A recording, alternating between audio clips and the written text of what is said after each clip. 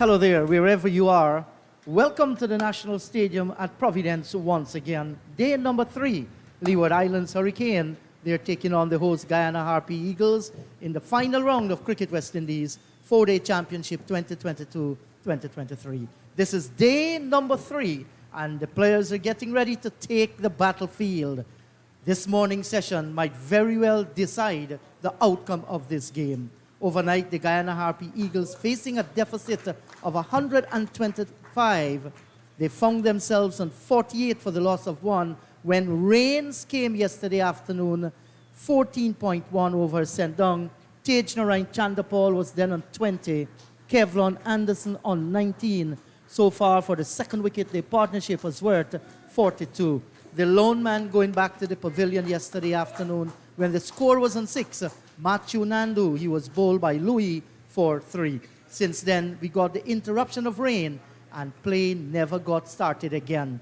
Today, we are starting at 9 hours 30. The expectation for the Guyana Harpy Eagles, with still 77 runs to wipe away from that deficit of 125, it is left now to them to see if they're going to make a match of it. As of the moment, I think that the Leeward Islands Hurricane with a fine advantage.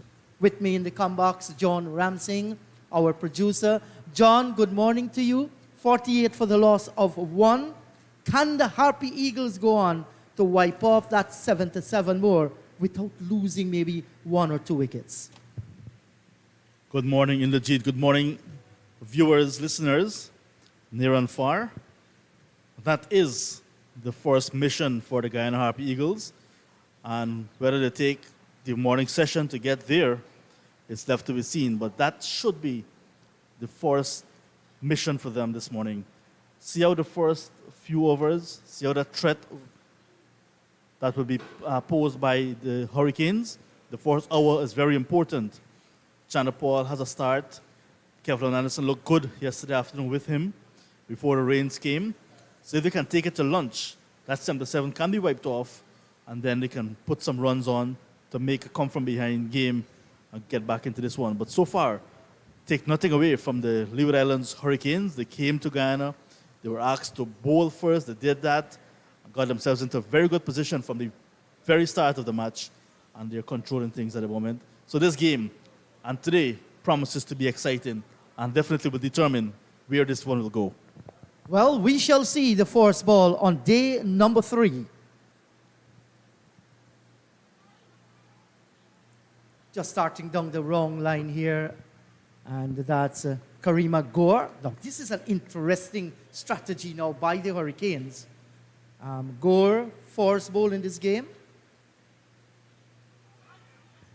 And here's the first run for the Harpy Eagles on day number 3. Your thoughts, John? We are having Karima Gore being introduced into the attack. This over started since yesterday before the rains came, and I think it is because the Leeward Islands Hurricanes were trying to get in as many overs as possible before rain because it was getting dark as well. So the seamers, maybe if they were brought into the attack at that time, umpires might have been tempted to go off for bad light, but the rains came while they were trying, the Leeward Islands were trying to get in some overs. So Karima Gore just bowled one delivery, then the covers came on, and they never came off until this morning. Yes, and the ball, while it's just about 15 overs old, they might very well be looking to Jeremiah Louis and Spencer to continue bowling their in-swing and out-swing deliveries. Good-looking drive by Tej Narain Chandapal, and gets a single. Well, didn't, but looks good as he played the drive. Good feeling from Kieran Powell in the covers. It was a full-blooded drive, and Powell was in position and got both hands to it. You didn't see him on the monitor, but he did very well. Seamers will be very important in this morning session. Oh, what a delivery, a pitch of a delivery to end the over that started last night. Karima Gore completing his first. None for 4, 49 for 1, the Harpy Eagles. Yes, and that over might even prompt his skipper Jamar Hamilton to keep him going. Was an excellent delivery, lots of bounce and a little bit of turn as well. We saw Cornwall bowling 3 overs before the rains again yesterday. And looks as if he's going to continue. So might be, that's that delivery again, a bit quicker. So the extra pace beating Chandapal. Cornwall, like I said yesterday, 3 overs, did not pick up any wicket. Started to bowl with the ball just about 10 overs old. And got into the attack very early because we were looking for wickets. Cornwall had 4 in the first innings, and this pitch, like I said, since day number 1, started to take a little bit of turn. It is dry, unlike what we saw in the previous 2 rounds right here at Providence. So it's a bit drier, so it will get a little bit of turn. Still have that grass in it, just holding it together from not crumbling, but it's assisting our spinners. That's why we see Raheem Cornwall getting the assistance he did in the first innings. And look at Anthony Adams got some turn, Pamal as well. And Sinclair, we saw him getting lots of turn, bowling his off breaks. So yes, we're watching the big man, Raheem Cornwall. And in his deck of cards, Jamar Hamilton, this guy is definitely going to be the trump.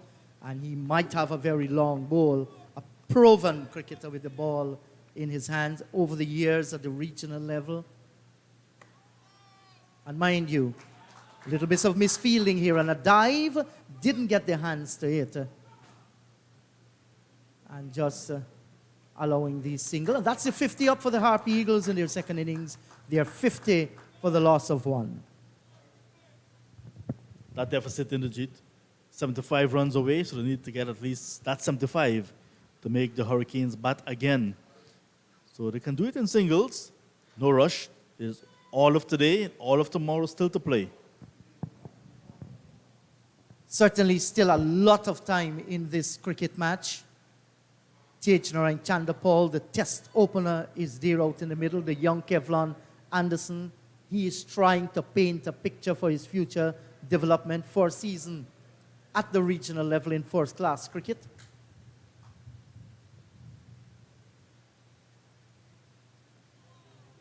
This one beautifully bowled, leaving the probing bat of the left-hander. Didn't pull the bat inside the line. I think he was genuinely outfoxed there by Cornwall.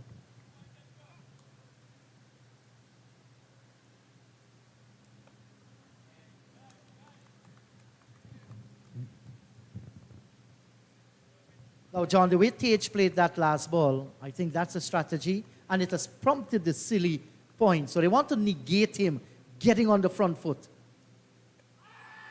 Take another patch, out, gone, like before. Tejnarain Chandapal, brilliant captaincy here by Jamar Hamilton and Cornwall. John, they asked for the silly point. That's the reason why Chandapal didn't stretch long forward. He was going nowhere, trapped in front, and that's a disaster for the Harpy Eagles. Tejnarain Chandapal, LBW Raheem Cornwall for 20. Not adding to his overnight score. That city point fielder in the eye line of Chandapal really outdone him there. Just like you said, he attempted to push earlier. Jamar Hamilton took the fielder from the onside to the offside, and then this time he opted to play from the crease. And it was a quicker one from Cornwall, directed straight to the stumps. Chandapal missed, and that probably is the easiest decision for Nigel Duguid in the match. Certainly it was easy one. He made the decision, and the rest now is history. So the Harpy Eagles will have to wheel and come again with Savory going out in the middle. He is one of the century makers for the Harpy Eagles in this year's competition. Was a little bit under the weather in their last match here against the Scorpions. He will want to have a good innings as well. He's left-hander too, so I guess they will persist with that silly point, and Hamilton should go on the all-out attack. Very good breakthrough indeed. Early wicket on day number 3. That is exactly what Hamilton, Cornwall, and the rest of the Hurricanes needed, and they got it. Second over of the day, and that is important for the Leeward Island Hurricanes. Continue to peg away, pick up wickets at regular intervals. That's what they want. They've always been the team to give the Harpy Eagles, and before this, the Jaguars, all sorts of trouble. And the Harpy Eagles just can't get this monkey off their back, so to speak. And John, when the monkey is on your back, the monkey dictates what happens. And this is exactly what the Hurricanes are doing here. Guyana over the years have produced so many outstanding batsmen against spin bowling. But I'm afraid here now, the Leeward Islands are using a dose of spin, especially through this man, Cornwall. Pushing and beaten outside the line of the off stump. That's the end of a successful over by Rakeem Cornwall. Guyana Harpy Eagles sinking into further trouble. They're 50 for the loss of 2.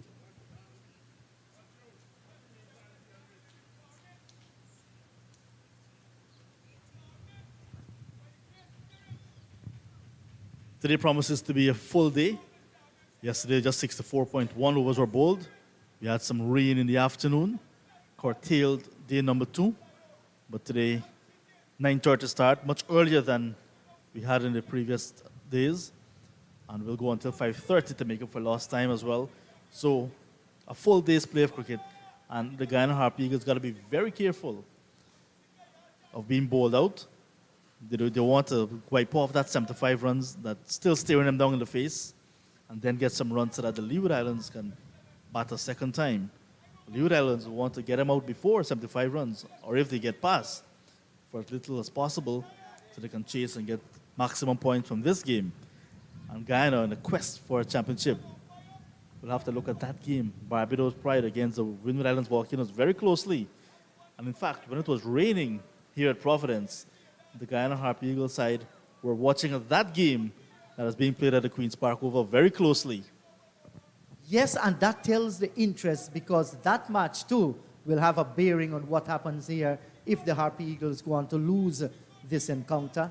I'm afraid, but I just believe there's a little bit of panic that has entered the Guyana Harpy Eagles batting lineup. That should never happen. We've seen earlier yesterday afternoon and early this morning, they were very hesitant whether getting on the front foot or playing on the back foot. They were beaten on numerous occasions outside the line of the off stump. Maybe this man that is facing Kevlon Anderson, he looked much more confident than we saw Nandu and Tejnor and Chandapal looked on the first delivery at Savory phase 2, pushing forward and beaten outside the line of the off stump. Play your natural game.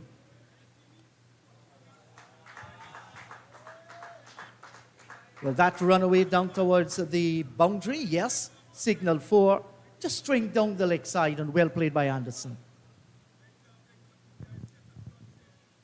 Anderson continues to look good. And that was just a bad delivery from Jeremiah Louis. He started with a full toss, the previous ball. So just not getting it right so far. And Hamilton looking to use pace from the northern end, which is something many teams have done right here at Providence. But bowled this time, just outside the line of the off stump, coming over the wicket. And look at that fielder in front of his face as well, and that very short extra cover position. So they're not going to be tempted to drive. So there he was, nervously, just dangling outside his off stump, almost getting the edge. Well bowled, Louis. And John, Hamilton is brave enough in putting in that short, wide mid-off. That man is in an excellent position. That's the reason why Anderson, like you rightly pointed out, wasn't pushing forward. Has to be careful here.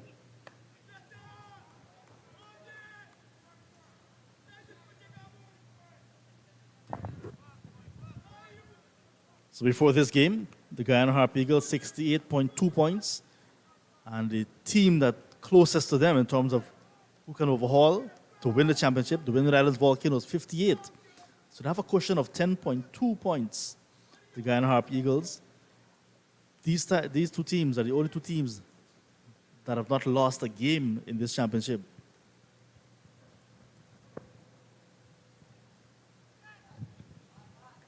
Whoa. It's over the slip cordon in the extra bounce from Jeremiah Louis. And not in total control, Anderson, but a thick outside edge, got it past the slip cordon. There's no field at third man, so he got 4. Now, that's wrong technique that Anderson is using to cut. If you're going to cut a cricket ball, you simply have to get over the ball to cut it. unless you want to slice it over the slip. That was never the intention. I think he was beaten there, lucky to stay alive. Not the kind of shot you want to see him play. Good judgment this time. He was getting under the ball. The only way he's going to get it is up in the air. He's lucky to survive. 58 for the loss of 2.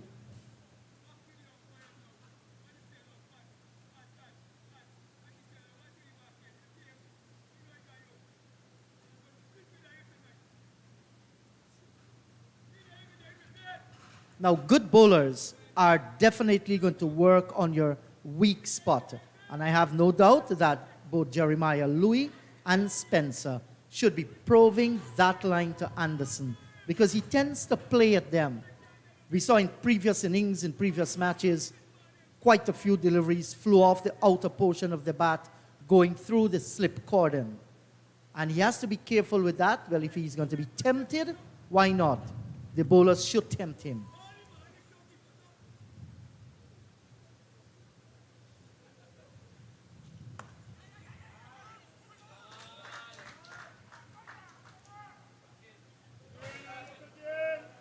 Yes, and Kemal Savory with a flowing offside drive, getting off the mark. Looks good, the technique then was good. Came out, reached the spinner under half volley and stroked it nicely. So that will give him a good feeling. He's on 1. Just wondering why they took off the silly point while Savory was in strike. They have runs that they can take a few gamble with.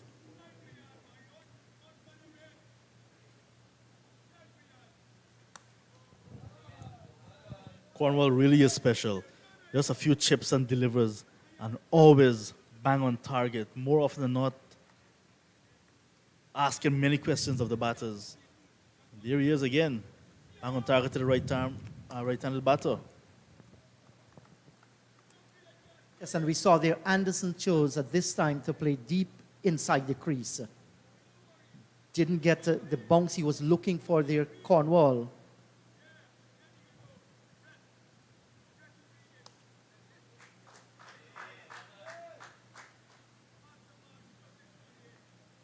Good looking shot once again, out through the onside field and picking up a single. Now this is what they have to do.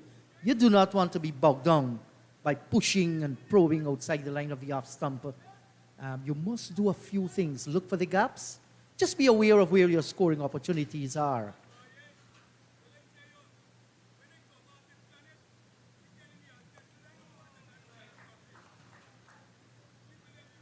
And this is excellent line bowling, good length as well by Rakeem Cornwall so far. 1 for 9 in this innings, 4 for 27 in the first innings. Got the cream of the crop. And now that man has been placed at silly point. That's how you do it. Came out and drive all along the ground. 18 overs gone, 60 for 2.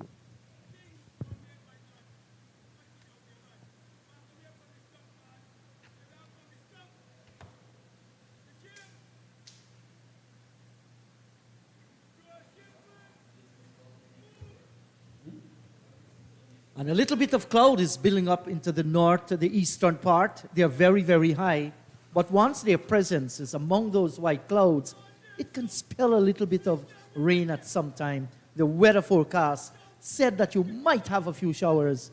They use the word may. During the course of the morning after that, we're going to have brilliant sunshine. John Ramsing is gone for his coffee break. And I've been joined once again by Clyde Butts. Good morning to you, Clydey. Good morning to you in the Jeep. Good morning to viewers wherever you are. Interesting morning already. Yes, Guyana losing the first wicket today. Tejan Chandapal going back did not add to his overnight score of 20. Yeah, interesting. It's even getting tougher on the Eagles.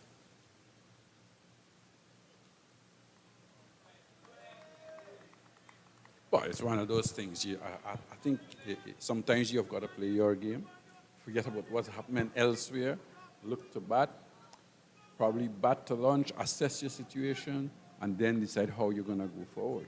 You don't want to be thinking, well, too far ahead at the moment. You're still behind. So you want to prime bat to launch without losing 4 wickets. Get start scoring, because you get rid of the deficit, and then try to move, then try to set your pace. But if you lose wickets, it becomes more and more difficult. This was the dismissal of Tejnarine Chandapal with the presence of the man at silly point. He didn't push forward. Wasn't he really going anywhere, almost standing straight in front of the stumps and missing the ball? But isn't that how he bats, though? Most times he gets across his crease, prods at the ball when it's there. I guess it's something he'll have to work at, because bowlers are going to work you out, and they're going to start thinking, well, he doesn't come forward a lot, so let's aim the ball middle and off stump, see how he handles it. And even when the fast bowlers bowl, he gets that same thing. He just goes across his crease more or less. So it's something that bowlers would start working, and you be patient. Every day may not happen, but yes, it will happen sometime. So Anderson has looked good this morning, with the exception of one shot. Went under a short lifting delivery to cut, got the edge, flew away from the slips, got a boundary for it. Other than that, he has played well. Anderson is the batsman who gives me the impression like he loves the ball to hit the bat. So once in a while, he will play at those balls that are wide outside the off stump, because he likes to play. He likes to feel the ball onto his bat. He's not a player that lets alone a lot of deliveries. He likes to feel that ball, and sometimes he's got to be careful, because he comes at it a little hard as well.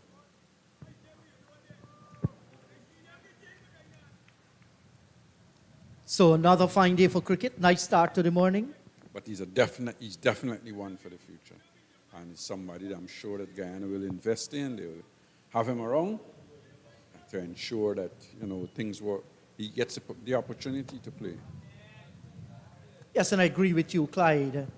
He needs the opportunities, and I am certain the youngster will certainly develop. He has everything to work with. I mean, at the moment you would say he and Nan are the two young batters that you have invested in, and you would stick with them for some time. Yes, of course, especially with Leon Johnson calling it a day. These are the youngsters that you're going to look up to. And there is an ever-improving Kevin Sinclair with the bat too. So that's added advantage with his off-spinners. So, first time this morning, we're seeing a no ball sent down. Jeremiah Louis. And Savory hasn't looked bad. Just before he scored that century against Trinidad and Tobago, got some good starts, but tend to be a little bit too aggressive early in his innings. And because of that, his shots selections, were not right there. That is something he too can work with.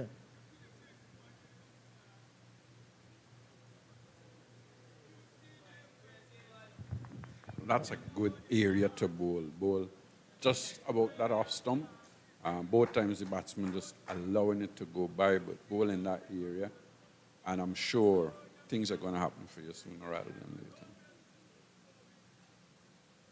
And Clyde, today too is a very, very special day for our audio engineer and technician on FL Sports. I'm yet to see him The man can't wake visit up. us for the morning. He will definitely be here. He's celebrating another birthday today. Happy birthday to you, Andrew Singh. We wish you all the best. We join with your entire family, your beautiful wife, your lovely son. We wish you all the best, guy. It's going to cost you some money today. Well, I think that's why he hasn't arrived.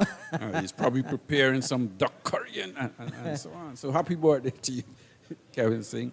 And I think there's other things in the pipeline too that he's celebrating. He don't want to say us yet, but Those are for special announcement. so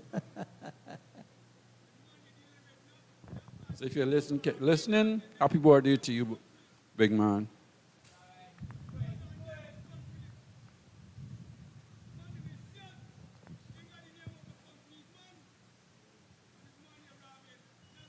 Cornwall 1 for 9. This is his 6th over. Has to be careful there. You want to ensure that you judge the little turn he's getting. Not too big turn. That was a good delivery, actually, because I was slightly quicker. And the batsman looking to go back was caught in no man's land, really. So he's just got to be very careful here. 'Cause he's I guess what's happening to him as well with that man at forward short leg, got out caught at bat pad in the first innings. He's not looking to come forward as much as we did see in that first innings.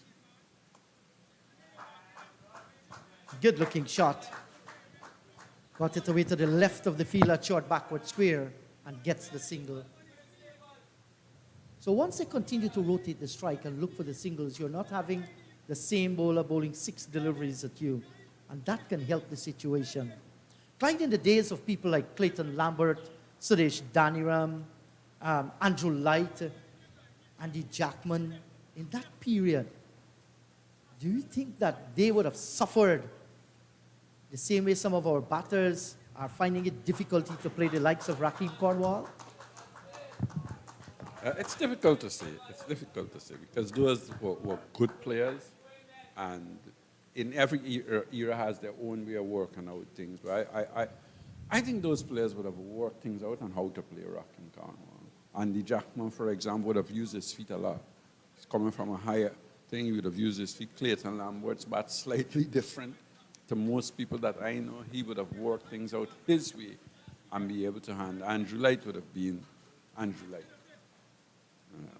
So I think those guys would have worked things out. Timur Mohammed and all of those guys, they would have worked ways out to play against him.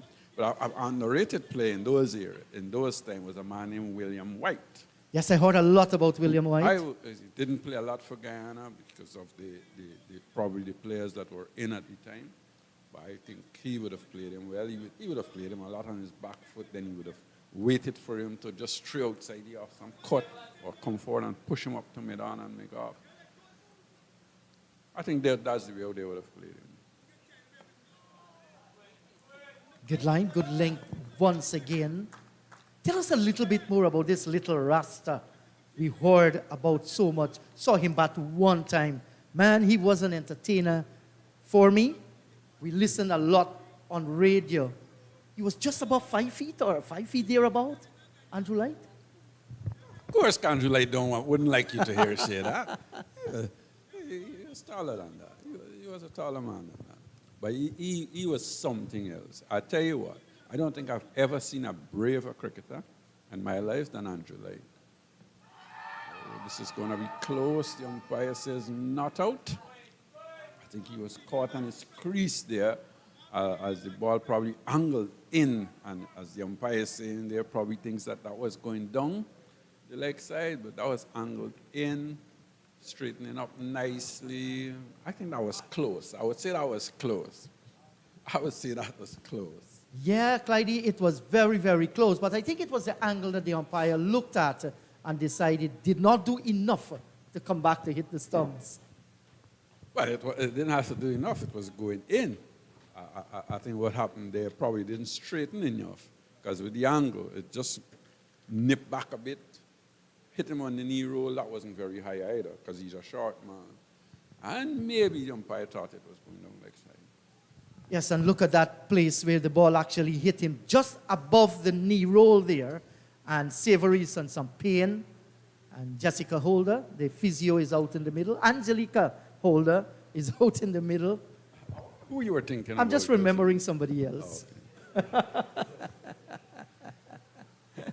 And there was a nice little discussion went on among the Leeward Islands Hurricanes player and the umpire to umpire Banwari, so that they've taken it in good spirit. And you can almost, the ouch there. That's going to hurt. Yeah, but back to Andrew Light. He was a special player as well. I thought he's one of the best players to fast bowling that I have seen. And when I say that, it didn't bother what ball was bowled before, whether it beat him or not.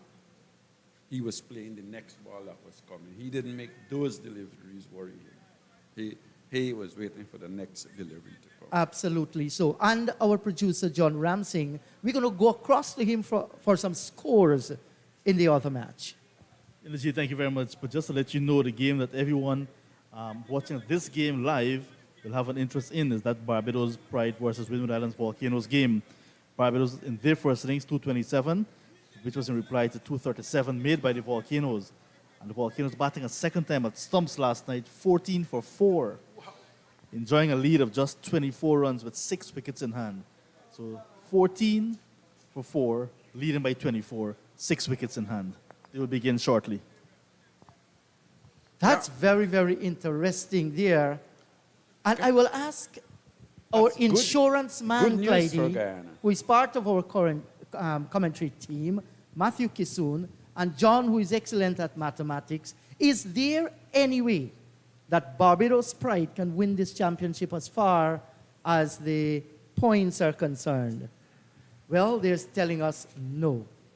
So it's left between two teams. And we know that the Volcanoes, they are fighters, and they're definitely going to fight their way through. Guyana at this stage, in this position, will be hoping that Barbados can get a victory there. And if they should, well, if they do not lose here, they might very well hold on to take this year's championship. Yeah, certainly will, if all goes well for them, and the way how you put it.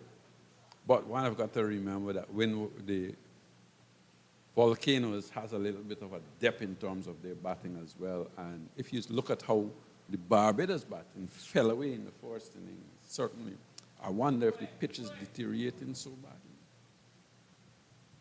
Well, we shall continue to monitor that situation as we call the game here at the National Stadium. I think the Eagles has to do what they have to do. Just play your game.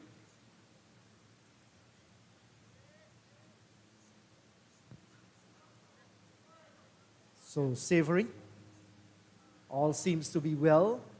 Just be a little bit painful there, but the magic spray does the magic.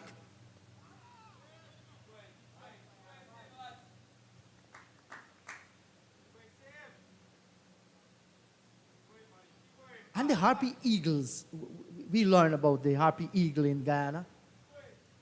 Ferocious bird, lovely to watch, carnivorous in nature, doesn't give up easily.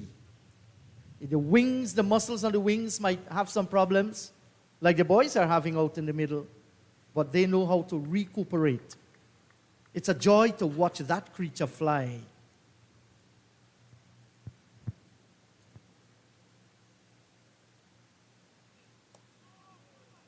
Good delivery here by Louis once again. And I have no doubt that at some time, aircraft engineers would have looked at the Eagle in flight and created some of the most vicious warplanes we are seeing today. I wonder why you went to warplanes and not just planes. You know these warish people, don't you? Well, you look at the names of the two teams. Hurricanes, they're known to blow away even the sturdiest of buildings. And Eagles, Predator. So they all started the war game here, Clyde. We just follow in. Here's a drive, but finds the fielder, left the bat nicely. I'll give you two little stories about Andrew Light. Yes, let us go. In those days, we used to get trials on a weekend, Friday, Saturday, Sunday, and every one of the fast bowlers used to ensure that on Sunday when the team is called out, the first name they used to look for to see is which side Andrew Light was on, and they never wanted to be against him. And what Andrew Light used to do, he used to live in Queenstown, Albertown, Queenstown area. We used to stay at Watercress. That's a great shot. That's a great shot. Ball that's pitched up just on the off stump. Didn't try and hit it too hard. Stroked it back straight with a very straight bat. Past the bowler. 4 runs. Magnificent shot to bring the over to an end. 64 for the loss of 2. Tell me more about Andrew Light. And he used to run down to the hotel, find out which room the fast bowlers were in, and knock on their door, and say, when umpire says, play at 10 o'clock, it's me and y'all. That he used to put fear in those guys. Yes, I He can used to put imagine that. fear in those guys. And I guess you and Matthew, who will join you in the commentary, will certainly keep us informed about those glorious days about Guyanese batters.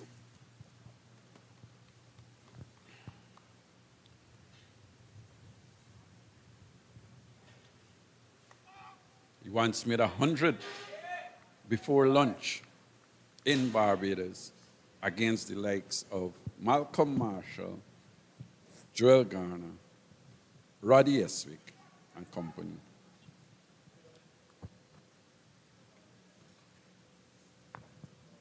Go ahead there, John. Information for us? Just a little bit, Clyde. I was doing some calculations, and this is by no means official. This is John Ramsing with some time on his hands doing some maths. You always have time on your hands. Do remember Guyanese are not good at maths, however, but I will try. Harpy Eagles started on 68.2 points before this round. That outsays umpire. And so far, they've collected 4 points from this encounter so far. None for batting, all for bowling. So they're now on to 72.4 points, right? And the Windward Islands Volcano started 58, and as it is now, and if they get one more point for fast bowling in the Barbados Pride second innings, they can go as far as 64.6. Barbados Pride, if they win that game, will take 12 points for the win and some bonus points will take them to 67. That's my calculation because the fast bowling points can be the determining factor. And this one, he is actually going to be out. Well, he was looking for that reverse sweep. A shot you didn't expect to see him play at this time against a man who's getting the ball to bounce as well. Must have hit the glove and just lobbed it into the air for the slip to run around and take that catch. So that's a little bit of a surprise shot, I would say, and I'm sure he'll be kicking himself as he goes into that dressing room. The young man getting ambitious and looking for that reverse. Cornwall, who bounces the ball a lot, bowled out slower, he was looking for that reverse, hit the glove, lobby it into the air, and he's out caught. He was in all sorts of trouble in the over already. 1 for 31, 4 boundaries in that innings, and now the Harpy Eagles slumping further, 68 for loss of 3. That's Clyde. So mathematically, like I'm saying, after those points would have been added to the total that they had before this round, the Harpy Eagles will be at 72.4. Barbados Pride will then jump to 67, and the Leeward Islands Hurricanes will, the Windward Islands Volcanoes will be at 64.6. So what I'm saying at the moment, the Harpy Eagles, oh yeah, look at Leon Johnson. They have a guard of honor for Leon Johnson as he makes his way to the center for his last innings at the first class level. Must be some emotions there, Clyde. And with his points stable here, could be adding to his emotions. Hello, Matthew, as well. Of course, I'm sure he wants to end this on a high. He would love to get some runs, and he would love to win the tournament for his country. So I'm sure he's on a high. Probably a little nervous out there as well. But I'm thinking that when he would have seen the score overnight with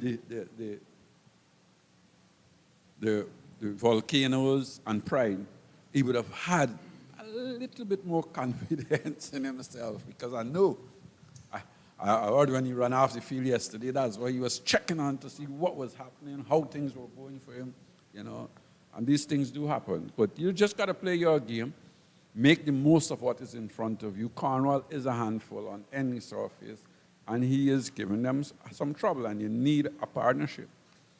You don't want to go out as well, even though you may win the tournament, by losing the game. Morning, everyone. Viewing this match right across Guyana and the Leeward Islands and whichever part of the world you're in. 68 for the loss of 3 at the end of the over. I was thinking here, what a servant Leon Johnson has been, and sometimes we don't give people enough credit. He has been one of our heroes. He's won 5 titles, 5 straight titles as well. And now he may well be finishing with another title, which would be a great one for him. I think Leon Johnson himself would be a little disappointed that he hasn't played more international cricket. I think if you're a cricketer, you will be. And I'm sure that's the one thing he will always have at the back of his mind. I did not play enough for the West Indies.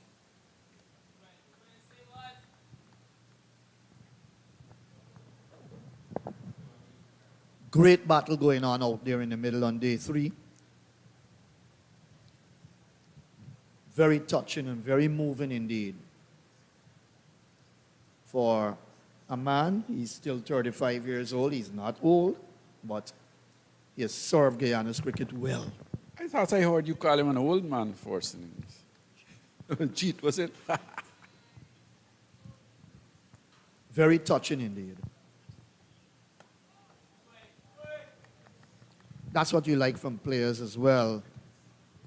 That respect shown, the appreciation.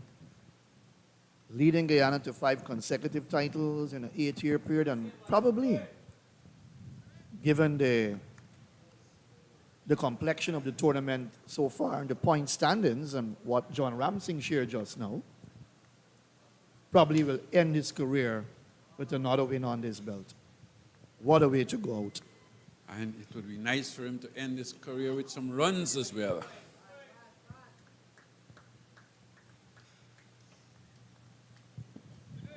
Got a big one in the last game, 150.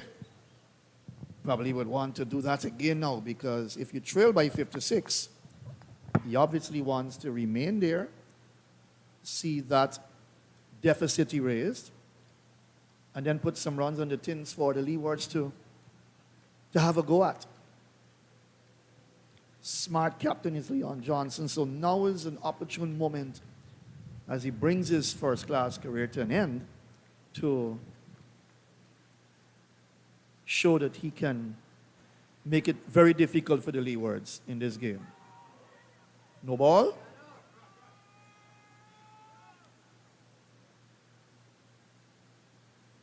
That'll be a run from the bat and 1 via extra. That may have been very close as well, had that not hit the bat. He was looking to go across his stump, looking to work it on the outside, and you can see the captain, the wicketkeeper, getting very worked up. Obviously disappointed that it was a no ball.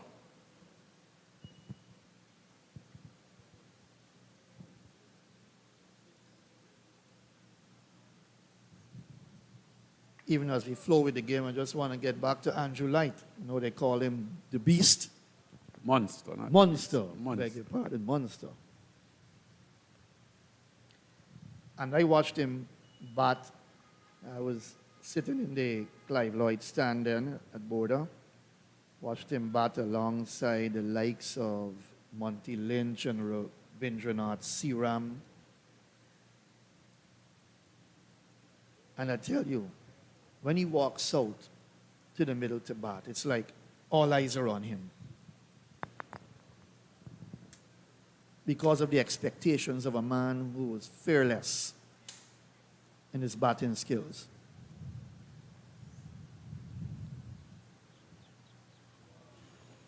Brilliant, brilliant bowling from Louis. That pitched on about the off stump. Move a little shade away from Savory.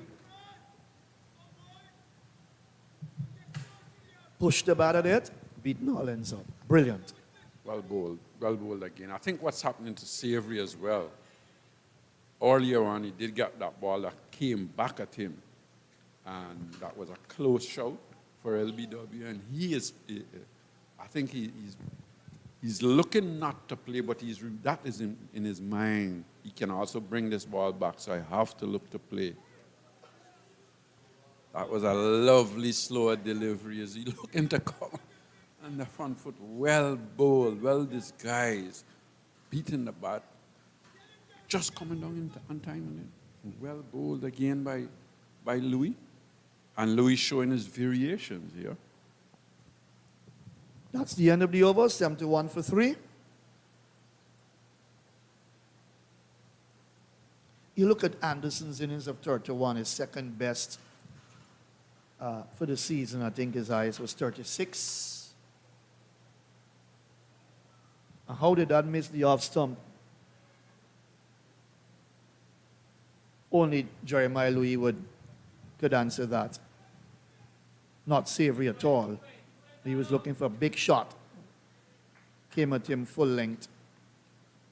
But Kevlin Anderson, you tend to believe that, and you look back, you see some of the players who've gone on to become great cricketers for the West Indies may not have got the best starts in terms of runs at first class level, but then they developed along the way. I like Kevlin Anderson. I think he's got good technique. Pulled away by Johnson into the mid-wicket area. Fielder coming around to his left, they'll pick up two. But I like the look of the young man. His highest would have been 36, then now he got 31. Inexperience, showing up there and playing a reverse sweep shot at a stage when you weren't looking bad at all, that bad at all. His 36 was a good innings, but 36. And then he got a 22. So he'll grow. I think the selectors have got their eyes on him because you have him batting at number 3 off the inner portion of the bat, along the ground, towards backward square. But to have him bat at number 3 in a young Guyana team excluding Johnson and the Pamal, it says a lot about how they're thinking about this young man. But he's gone for 31, playing that reverse sweep shot. Came off the glove and the catch taken by Hamilton.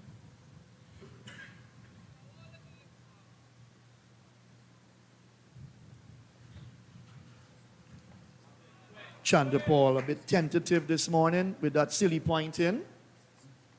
23 boundaries in his knock. Created that doubt in his mind to reach out and play forward. He didn't do so. Trapped in front. That's the end of the over. 74 for the loss of 3. Look at Cornwall's field that he has. Cornwall has a man at leg slip, very fine. What's that man there for? That's the purpose of that leg slip? I'm just wondering, because he's bowling right arm off spin to the left-handers. I'm wondering if he's thinking every so often he's going to try and bowl one straight or try and dart it down the leg side and let the batsman look to work it off the hips. But yet, a man is very fine as well. It's something that you don't see often, where somebody throwing a ball across the left-handers has a leg slip in play. Is that to put doubt in the batsman's mind about what he's going to do, when he's going to bowl that arm ball? We'll just have to wait and see, but certainly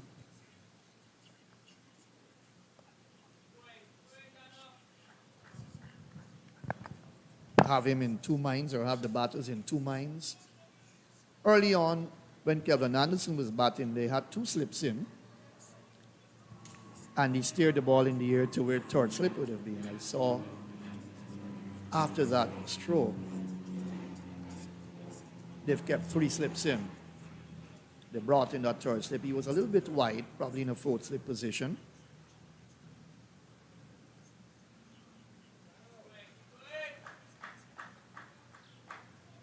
Not a no ball. So Louis is having his problems from the northern end. Quite a number of no balls bowled in this match.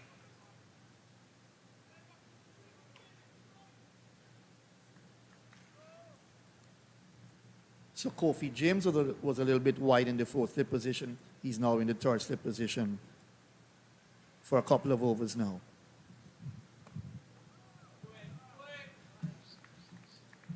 That's well bowled, slow delivery, full length. It's a great opportunity for the Guyana Harpy Eagles captain to end with a good innings. And a good innings for Leon Johnson would be in excess of 100 for sure.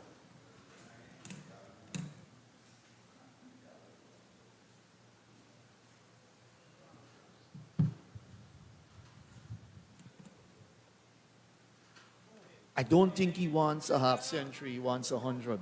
He's got a lot of time to do so. He's come out early after the fall of 2 quick wickets this morning in Chandrapal and Anderson.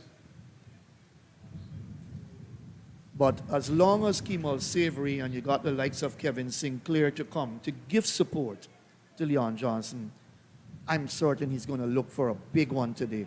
And if I'm thinking correct, from a Guyana Harpy Eagles standpoint, you want to give the Leewards in excess of 200 to chase. So they've got to get past 300 plus runs, 325 plus.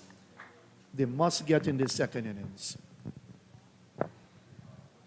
I think 375 and you give them 250, not bad at all. That can set the game up nicely, John. John Ramsing is back. What are your thoughts on that? Welcome, John. Good morning. The weather forecaster said a hot day today. That's what we learned. A hot day today, so it's going to be tough on the Harpy Eagles batting as well.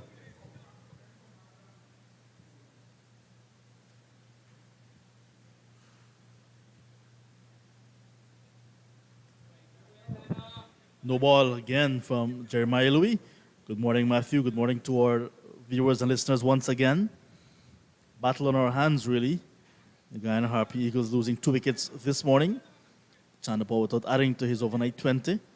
And Anderson, who started on 19, getting to 31 before he played a reverse sweep and got the glove to the wicketkeeper.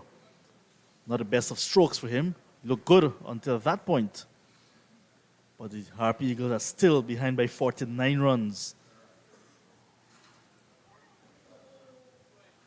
Well bowled from Louis.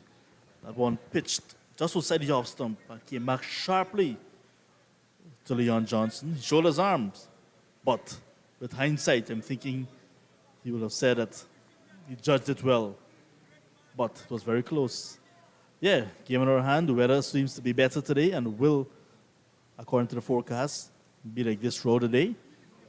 But it adds to the drama that is unfolding, Matthew Kisoon, because the game that I just mentioned, well, Inderjeet and Clyde Butts were on. Johnson flashes and it goes over the head of the slip cordon. 4 more. Can be said a shot in the dark, but 4 runs to him. That game, Barbados against the Volcanoes, very interestingly poised as well. And if the Pride go on to win that one, it means that they're stopping the advance of the Volcanoes, which will help the Guyana Harpy Eagles. Even if they go on to lose, they have taken enough points already to have a title. Over completed, 80 for loss of 3.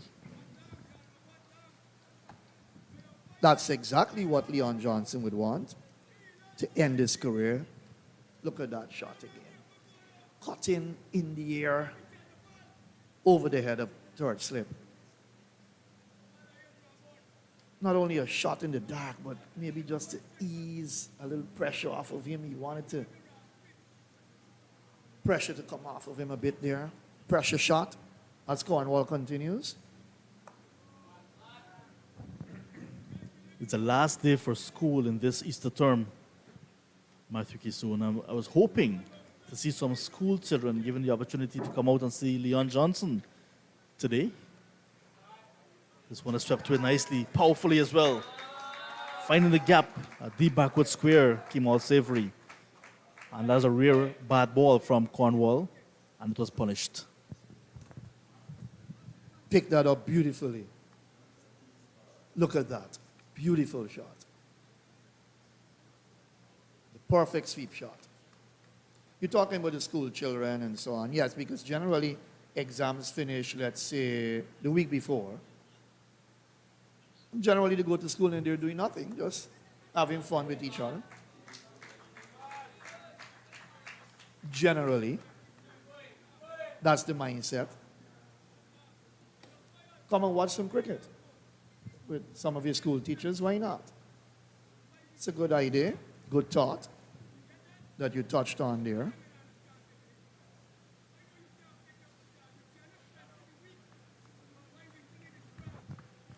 I remember my school days just waiting for that double session to end so that I can head down to Border. Not sure how I was going to get in, but just wanted to be part of the action. These days with the schools along the East Bank of the Demerara corridor, I'm sure they will also be happy to watch some first-class cricket. Outside edge, but well short of Powell at first slip. That's the end of Cornwall's ninth over. Harpy Eagles progressing to 85 for a loss of 3. 6 wickets for Cornwall in this match so far. He had 11 wicket haul 2 matches ago, I think, against Barbados, and a 10 wicket early on. So Cornwall always in the thick of things. He's been a thorn in the Harpy Eagles' flesh down through the years. His bowling has generally been spot on. He's an excellent off spinner, tall man, gets the bounce, the turn. Your ability to negotiate him well is important as a batter.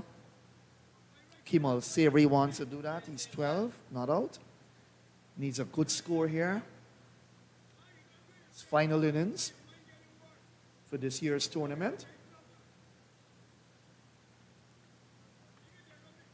And Leon Johnson, the captain, is there. So generally when your captain is out there and you know your captain is a good performer, it tends to lift your spirit as well. As Colin Archibald will have a bowl now, replacing Jeremiah Louis from the north end, the media center end. So still 40 runs behind. Wraps him on the pad. That's going down the leg side, the left hand medium fast bowler bowling over the wicket. Saw some chatter between Ryan Banwari, umpire Banwari, and Jeremiah Louis and Devon Thomas and so on, as we see 2 gentlemen in the green stand there. Look like one of them just shouting loudly as Norman would do. Norman was having a go at the Harpy Eagles this morning in terms of batting, their batting display.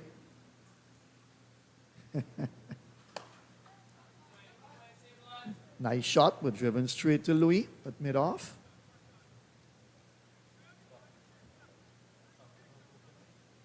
And after he bowled a couple of no balls, Jeremiah Louis, and when the over came to an end, I think, or before the over came to an end, they were having a discussion. Umpire Banwari along with Jeremiah Louis and so on. But, you know, generally Banwari tends to be in the game a bit. He's a friendly guy. Don't know if he will give little advice, but an umpire is not supposed to put any team in a position that can make them improve their game out there. So you've got to remain quiet. If they ask what they're doing, that's wrong, well then you tell them. He showed Jeremiah Louis where he was overstepping, and that's right. That's correct.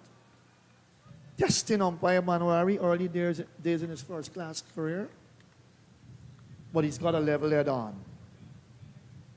He's a very bold and firm umpire. On the back foot, edged, opened the face more or less and edged it away. Down to white third man. Gets his 13th run.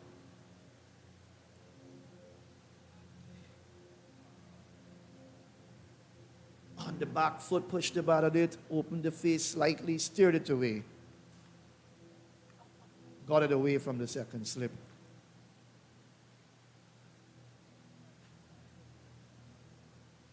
The captain is on strike. Needs to stay there.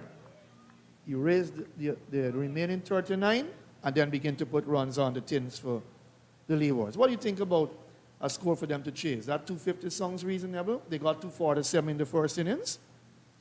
Why not make it dicey and tricky for them? 250 plus? That's a lot of batting that the Eagles will have to. They'll have to come up with today.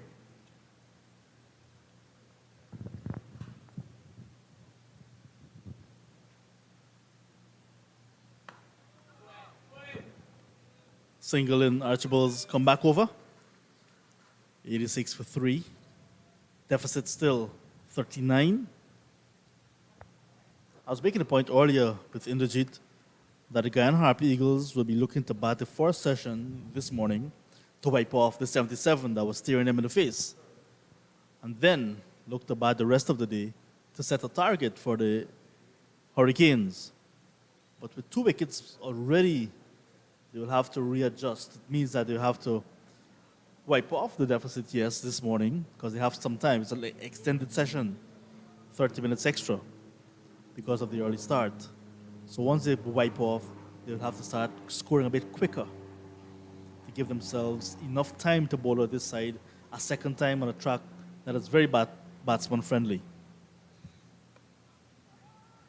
Cornwall starts a new over, indecision between Savory and Johnson, but in the end, they remain in their respective creases, dot ball. But a 250 plus will be dicey. The Hurricanes will want to go for it, and it can be tricky on the last day on this track at Providence.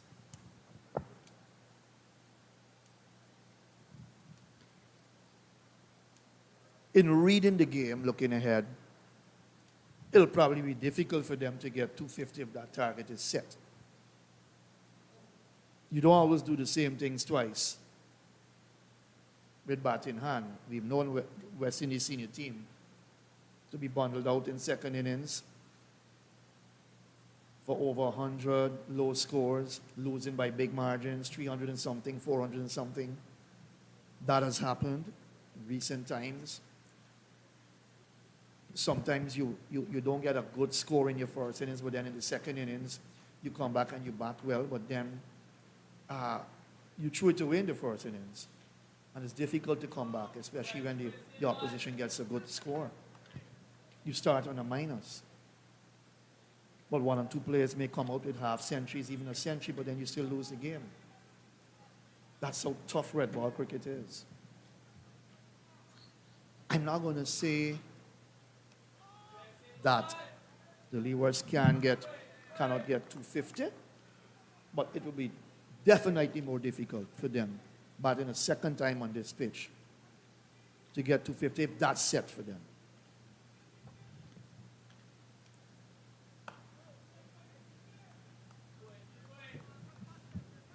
Not impossible, but depends where you're playing. Remember, they got 3-something to beat Guyana a few years back was it in St. Kitts? Beautiful delivery, bounced and turned. And you saw Kemal Savory, his reaction to that. Watch it. Forward and back, the reaction had to drop the bat quickly on that to ensure you didn't get a touch onto it.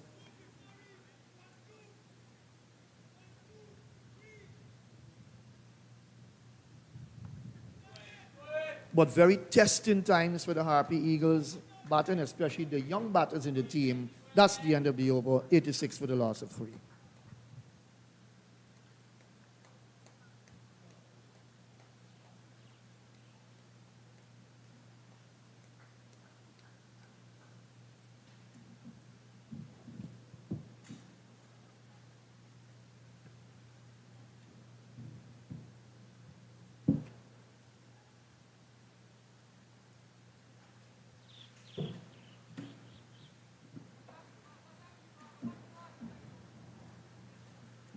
The first hour of play on day number 3. But not a full drinks break as yet. Just a couple of drinks for a few of the players on the field and the batters. The Guyana Harpy Eagles this morning 48 for 1 when they started on day 3. They've progressed now to 86 for 3. A deficit of 125 had to be wiped off. So still behind by some 39 runs as we welcome back Indrajit Prasad. Indrajit, we've seen a nice little partnership now building up between Captain Johnson and Kemal Savory. 18 so far. Johnson in his last match for the Guyana Harpy Eagles.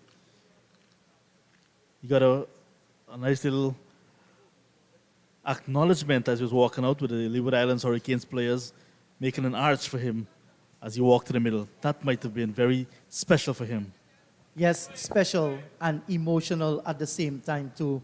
Walking out to the middle in your last innings for your country, a country that entrusted the captaincy on your shoulders. As he gets a single here. Will they challenge the arm? No, they're not going to go back for two.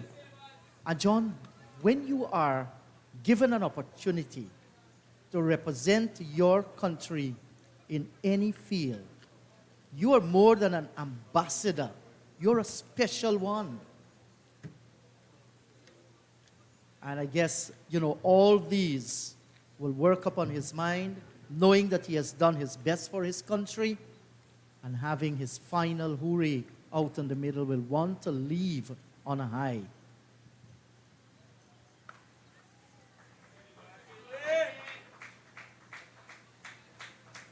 Good single once again. Good rotation of the strike. And yes, this partnership just beginning to grow in confidence. Both of them are left-handers. And look at this. This was the welcome to the middle in your final hooray, Leon Johnson. Well done by the captain and players of the Leewards Hurricane, and also Kemal Savory is out in the middle. That's a touching moment, John. I think that Leon might very well ask for a clip, and he's going to keep that for posterity, remind his grandchildren, because I guess his sons will be here watching at it, his wife, his mom, his dad, and other relatives. Just 8 in the first innings. Has 9 so far. We'll be looking to go out on a bang indeed, not only to lift the title, but also to get the personal score.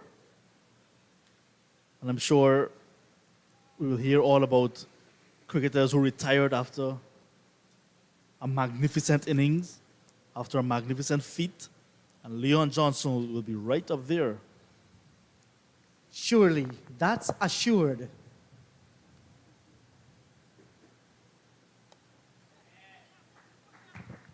Good bowling from Archibald. He is deceptive, Colin Archibald, with that left arm coming over the wicket to Savory. Looks as if he's just ambling in, but then he bowls with his shoulders against the ball to actually come off the surface nicely. Good pace. Got to be very watchful, Savory. Remember, this is the last game for this season, has 100 already under his belt. And the selectors remember your last innings when they get ready to pick the next team.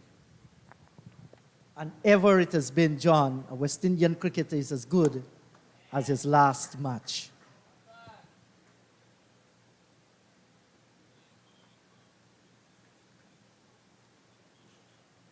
$90 for the loss of 3, 29 overs gone.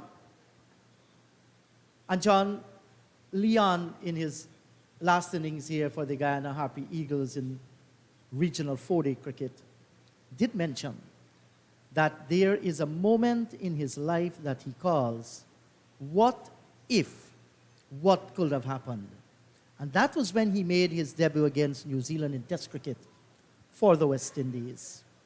He was batting on 66, trapped, LBW, and he was in two minds whether or not to ask for the replay.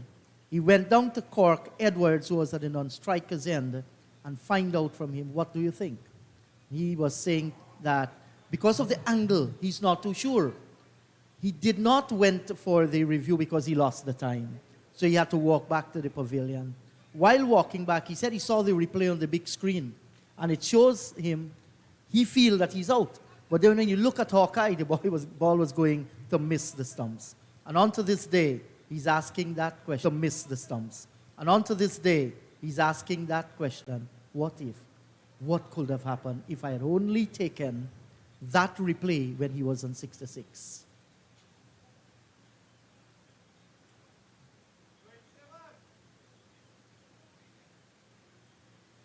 So Cornwall resumes battle with Savory.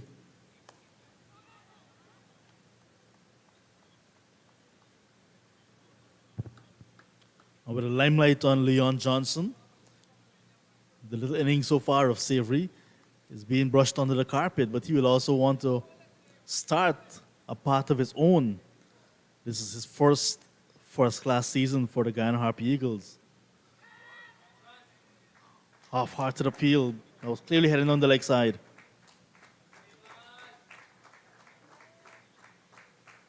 Savory, with all the potential he has, was just gifted a gift from VNet Communications, a brand new Willow for his feat in the last game against the TNT Red Force. And we can say well done to VNet Communications, John. This is what you want Cooperate Guyana to do. And they've been doing a whole set of things, especially for sports, recognizing talent, doing things to motivate them. Well done, VNet Communications. It seems everything they touch Turns to goal. I'm hoping for my touch. I know. Surely that's going to happen. Just ask Kimo Paul. The brand ambassador, yes, that's how it started. They spotted Kimo Paul very small when he was just at the under 15 level. Now he's part of the VNet Communications family in more ways than one. And then we see Kimo, Savory, Anthony Adams. And not only national teams, but some others as well, especially from the Essequibo County side. Yes, and we've seen over the years there have been some very kind businesses in Guyana that has come on board to help in some way or the other. Well, he left it alone and the ball cannon into the stumps. Leon Johnson, like an eclipse at high noon, is going to duplicate his long walk back to the dressing room. His final innings for his national team, the Guyana Harpy Eagles, has come to an end. And certainly here is Devon Thomas hugging him. He's going to get those hugs. Misjudged one badly, and I'm sure there are tears of joy that just dropped below the helmet that he mops. We can take a stand here in the commentary box for a true son of the soil has led the Guyana Harpy Eagles to 5 consecutive victories in Regional 4-Day Championship, on the verge of scoring his 6th victory, walks back to the pavilion. Well done, young man. Go well as you walk in the sunset, Leon Johnson. Remember, there are those who are now climbing the ladder. And look here. We are having the entire team coming down, touching their bats, John. Excellent. Wow. And the emotions very high for Leon Johnson, as we can expect. And everyone on both sides acknowledging the great man. And those tears, John, tells a story. It tells the story of a man that loves his country, who entrusted him with the captaincy. As he goes behind that door and enters the dressing room, I guess the tears will continue to pour, but he can lift his head high wherever he goes. Leon Johnson, congratulations to you. Your country salute you in every regard of the word. We respect you and we love you. The end of an era, but I'm certain that another one for Leon will commence. We want to say thanks to his family. They're up in that green stand there. Without them, Leon could not have achieved. There is his wife and his 3 children. And I guess those boys are twins as well. The girl and the boy. Yes, the little girl on one of the little technologies, so to the boy. But I think the mom has just supped up the moment. Well done, Leon Johnson et al. And that dressing room in the Jeet, let's call it first the Leon Johnson dressing room, or even the Leon Johnson Members Pavilion at Providence. He deserves it. Give me the paint, I'll buy the brush, and I'll do the job myself. 93 for the loss of 4. Imlak is out in the middle to join Kimmel Savory. And the Harpy Eagles peg back here. Leon Johnson just misjudged the delivery, left one alone, and it went on to the off stump. Not very often you will see that, but I guess it's something that Jono, as we call him, will remember for years to come. Somebody will ask him, what was your final innings like? And all he said, I left it alone.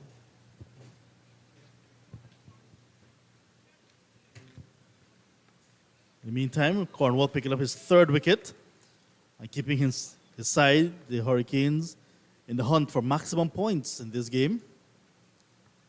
Imlak about to face his first delivery in the second innings. Nice bounce from Archibald again. I'm impressed with Archibald. And a partnership has to be started again. Yes, it has to be started again. Looking back at that scorecard, I think that Kevlon Anderson, who was well set on 31, looked to play a reverse sweep. I mean, he saw Athenaeus play the reverse sweep to perfection. They're different kind of players. Your team needed you to stay there. Not good thinking at all by Anderson playing that shot. And Johnson has departed, but we can continue to look back at his boyhood days.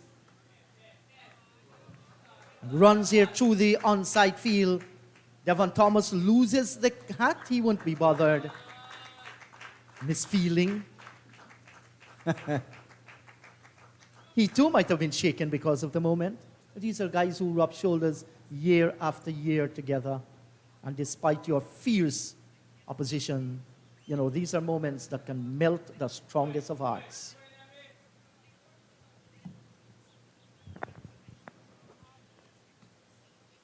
Enjoy your retirement, Leon. Cock up your feet. Have some time with the family. And enjoy every moment that comes after. Best of luck in your future endeavors, especially in business and in family life. And I think he will give back. So very soon we'll see Leon Johnson in a management capacity, whether it's going to be coach or some other form of administration, because he has that type of brain. You don't want to let that go. Not at all. And mind you, I doubt whether he has ruled himself out of list A cricket. He said regional 4-day games. So I'm not too certain what's going to happen. But yes, I have no doubt, he did say it, that he's definitely going to be around in some capacity. And it's always good when you reach at the top, always remember others are climbing the ladder coming up. So John has left me and Clyde has returned. Hello to you, Clyde. We have just seen Johnson taking his final walk from the middle to the dressing room. Well, I hope it's not his final walk in terms of cricket of itself. I would love to see him play some first class, some club cricket as well. I think he's still got a lot to offer in terms of being at GCC, helping out at GCC. But playing cricket with the youngsters, I think that goes a long way in helping. And maybe we'll even see him at an inter-county level. Might very well happen. And I'm not too certain whether he has ruled himself out playing in Super 50 cricket in the region. I did hear it's regional 4-day. I'm not certain, so I'm not going to give my mouth liberty. 99 for the loss of 4, 31 overs gone. And they're going to have a little drinks break. We're going to take a break too. Just watching there, Leon Johnson. Welcome to the dressing room from his guys. We'll take a break and be right back.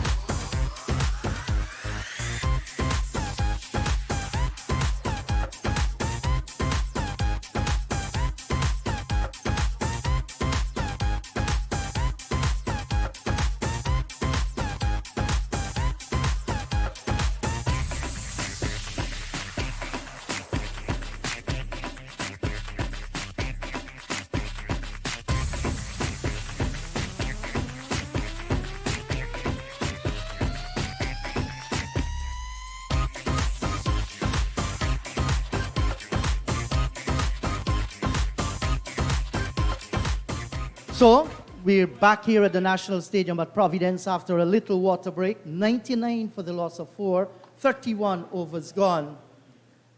And Imlak down the track. That was nicely flighted there by Imlak. Saw it, his eyes lit up and got it all along the ground. Well, I don't know what was that. Certainly, he came very early. Cornwall saw him, pulled it back, and he looked to me like if he was looking to hit over the top. Lucky for him, got an inside edge and it went all along the ground. Yes, that was beautifully bowled. So Cornwall continues to think here. And good battle. That's in the air, a dive. Has the catch been taken down at short cover?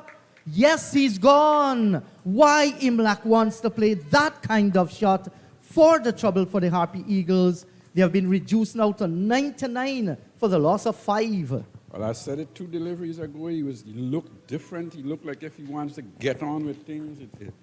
I didn't get the impression that he came out there to look to work the ball around. He looked like if, well, a word here, we have to get on with things. We have to start scoring. We have to score and score quickly. And that's not the Hemlock that we know. That's certainly not the Hemlock. Whether he felt pressured by Cornwall bowling very good at the moment, I think that's the time you have to fight. That's the time you have to fight.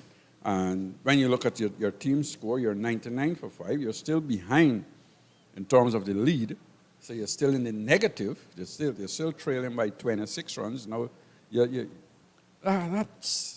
boggles the mind, really, somebody like Hemlock playing a shot like that, somebody that we know has the ability to bat, has the temperament, and does come out there in the middle and look to work the ball earlier on, get in, and then look to score.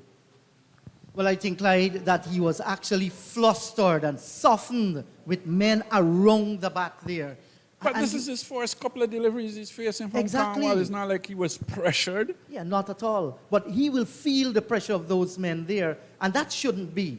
It's a shot, that's uncalled for. I mean, the first delivery phase, he was coming down the track looking to hit over long on. Got in inside half, the bat went out on the onside. Next delivery coming forward. Then the very next delivery, he was looking to punch it through cover, hit it in the air. Well, The panic button has been pressed. but that's the thing. How we have seen him in the last couple games. He looked like he could handle the pressure. So it's a little surprising to me. Yes, generally he's compact, he's very solid. Kevin Sinclair faces his first ball.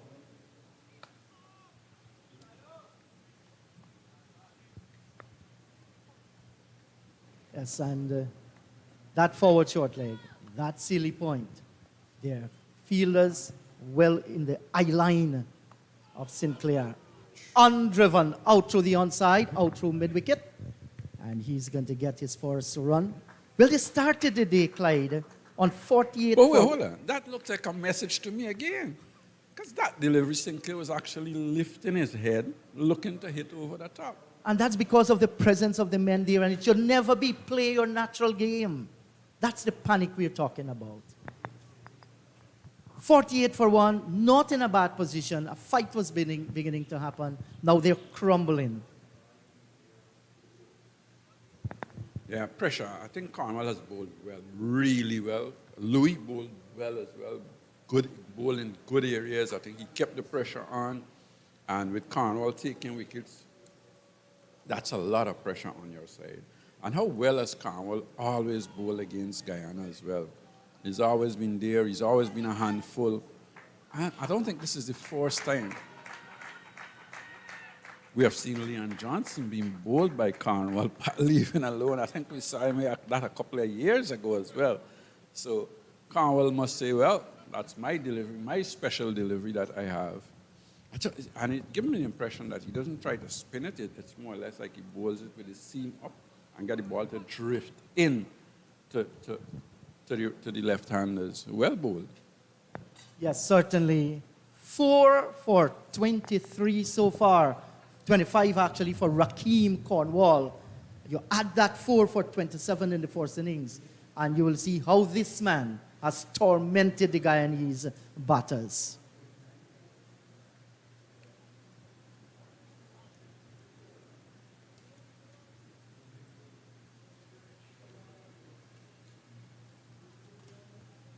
So locally here in Guyana, we're having some inter-county female matches being played. That started yesterday, organized by the Guyana Cricket Board. Demerara lose out to Berbice. The Berbicians went all over the Demerarians. Match interrupted the Demerara and Essequibo's second game. And that continues today at the GCC ground border with 2 other matches. And then we also have the Guyana Cricket Board under 19 Interclub Super 50 matches. That is going to start tomorrow. And then that will lead into the under 19 inter-county tournament, after which the national under 19 team will be selected and put into training for the West Indies under 19 tournament. That will be played in St. Vincent and the Grenadines starting July 2.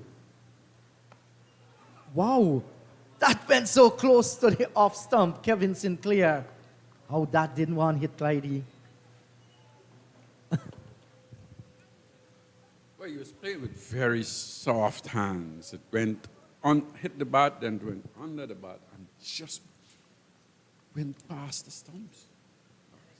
He's lucky. A bit casual as well, isn't he? Because you want to be playing. If you're going to play, you want those balls to be in front of you, to stay in front of you.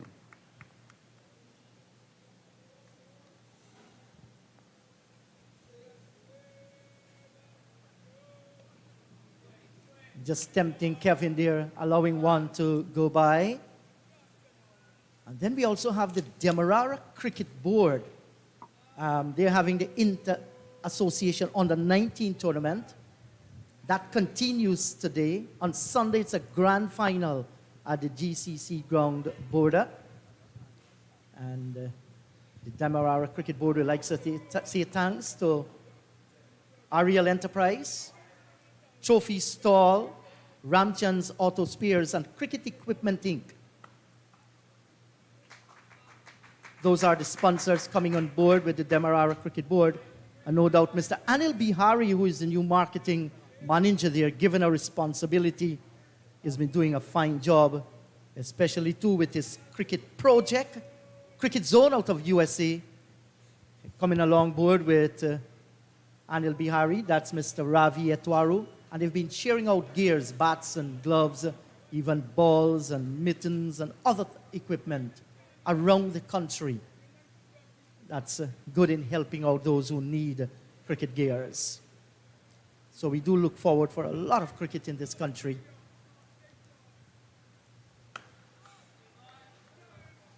And Archibald brings good variety, Clyde. Left arm is a variety in itself. He bowls in good area. I think all the bowlers have bowled in good areas in this pitch, on this pitch here.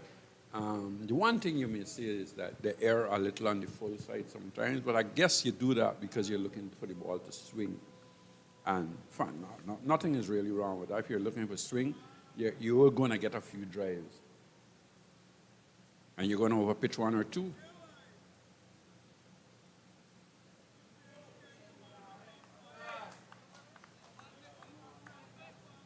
.33 overs gone, 103 for the loss of 5.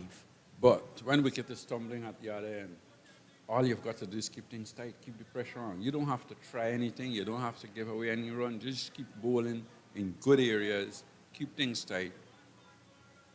And your partner is getting the wickets at the other end. That's what you call team game, working in pairs, keeping the pressure on the opposition. Yes, so you look back at this match and you will now testify to those partnerships that the Leeward Island Hurricanes built along their innings when they batted were in some difficulty.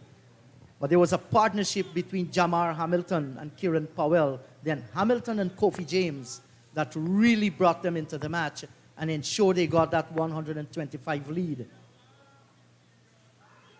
Beaten outside the line of the off stump, well bowled. Well bowled again, getting the ball to just hold its own.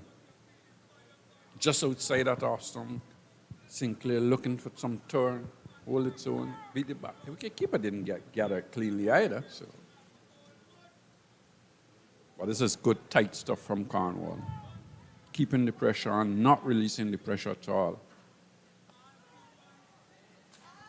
And even that one, just sliding off the bat, a diving tackle in the outfield, a little bit of laughter there as well as the return comes in. And the Hurricanes are enjoying the moment. Why not? Look at the smiles.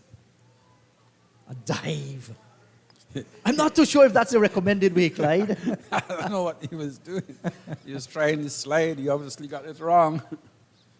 Looked like if he wanted to be in a pool. Yes. I remember Dave Mohammed having some slides when he played for the West Indies against South Africa. And it was described as the belly buster dive. Just put the body on the line.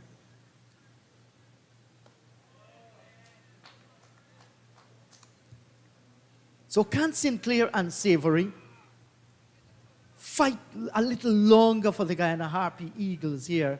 They're still 20 away from that 125. It's going over the top. Connect this time. Has it cleared the ropes? Yes, it has cleared the rope. Over mid-wicket. Wide long on area, actually.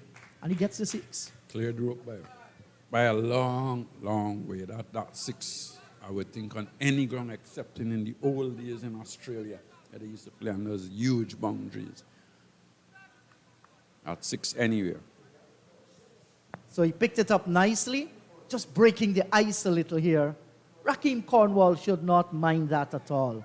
Float it, give him another chance. Well played by Sinclair. 34 overs gone. 111 for 5. More from you, Clyde, and you'll be joined by Matthew. Yeah, Sinclair obviously decides, I'm not going to stay here and just prod and plod. I'm going to look to score, look to keep rotation the strike, and every time Cornwall tries to give it a little bit more air, I'm going to look to hit him over the top to push back the field so that I can get easy singles out to long off and mid off. Welcome back, Matthew. Thank you, Clyde. Thank you to everyone watching this game. Real big battle on out there. They still need to raise 14 to make the Volcanoes bat again. Can I ask you a question, Clyde? How do you read Cornwall, a batter? How should they read the spinner? From out the hand or when the ball hits the pitch? I think an off spinner should be basically an easier person to read, because he basically bowls off spin and straight ball. Because I don't think Cornwall actually bowls the doosra. Maybe he was bowl a little slider or a little out swing at times with the seam up. But basically, you've got to look at the fingers. See what comes out, and he's going to try and overspin to get a straight ball. Basically, that's what you play for. More difficult with the wrist spinner, I guess. Yes, it is. Wrist spinner has a little bit more variety and variations.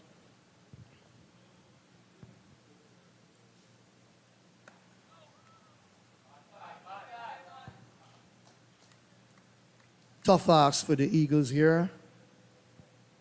They've lost half their battles already, including their captain. Not the first time Leon Johnson has been dismissed like that, but that was his final innings at this level. Would be very disappointed, maybe in the way he got out, but all credit to the big man, Raheem Cornwall. He's picked up all 4 wickets that have fallen this morning.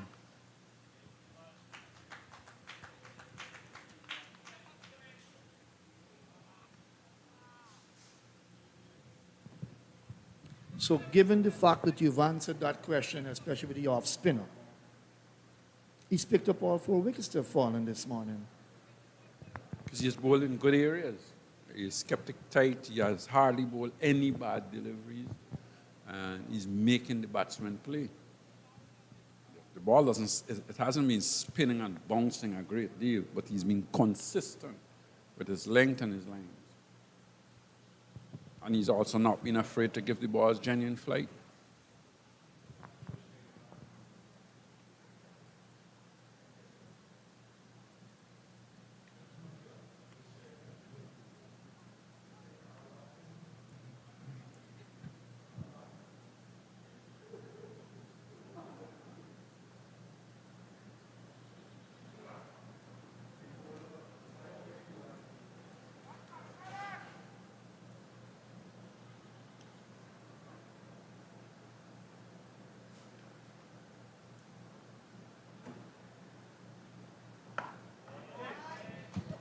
But generally speaking, are the batsmen using their feet well enough to the spinners, based on what you've seen?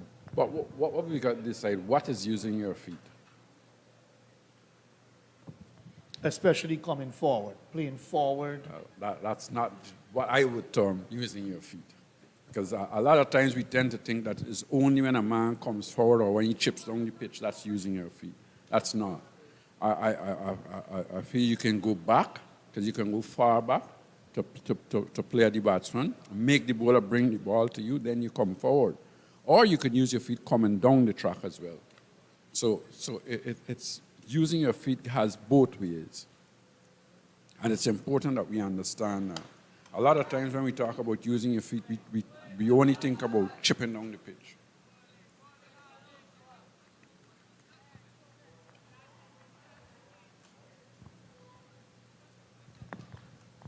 What have you seen of the young batters from the Harpy Eagles in their play against the spin? I think that's the thing here again. I think they prod forward too early. And once you prod forward too early, you're going to cause some problems. I think you have to wait, see what the delivery has done. Oh, this is a big Yahoo. Gets it past slip anyhow. He was looking to hit that somewhere over mid-on or long on. Got the edge and went past slip. And got 4 runs. Here again is another player that has done well this year in terms of his batting. But all of a sudden, he seems to be thinking, well, I've got to keep scoring. You've got to keep looking to score all the time. The game has still got a long time in it. And I still think you're capable. If you're a capable enough player, you can work the ball around. The ball has not been bouncing and turning, swinging a lot. The pitch has been still a good one. I'm a little surprised at the approach. But Sinclair probably decides, look, my best approach is to be positive. That's fine. When you get out, it looks bad. 116 for 5, 35 overs. Bowled in the Harpy Eagles' second innings. Good thoughts with respect to the way you play the spin bowlers. And Cornwall, as you rightly said, though, he's generally bowled in the right areas, hasn't given anything away much. You don't see Cornwall bowling too wide of the off stump or leg stump down the leg side. He makes the batter play, and that's important. So that lead has come down into single digits now, 9.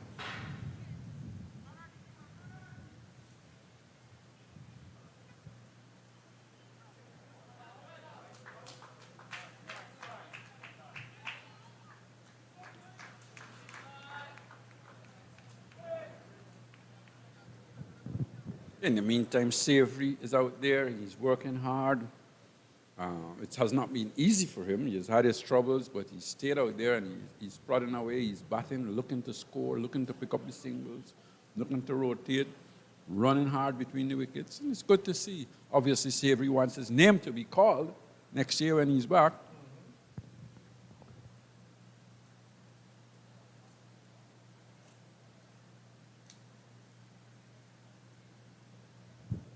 Cornwall is bringing back that man at leg slip, and it's obvious what he's doing. I think he's bowling a couple of deliveries where he's trying to get the ball to actually slide back into the left-handers. And with that leg slip, you may say it's not what an off spinner would normally be bowling with, but I guess with Cornwall and the way he's thinking, he's probably thinking, I'm going to straighten a few deliveries and I'm going to bowl them about leg stump.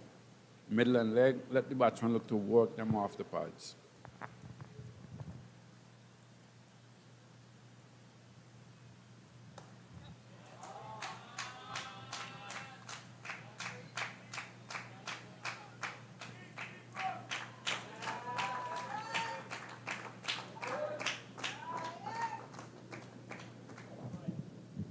Picked up what? 3 there?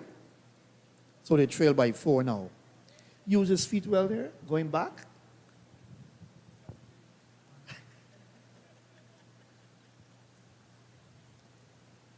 And I was going to ask you, because I know yesterday that word came up, unorthodox, if the leg slip fielder for Cornwall would have been an unorthodox fielding position.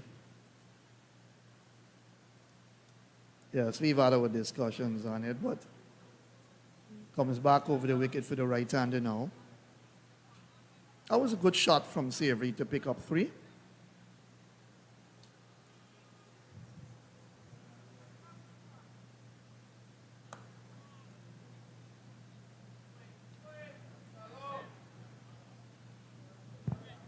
Long on has been pushed back, so the mid-on is right out now on the boundary at long on.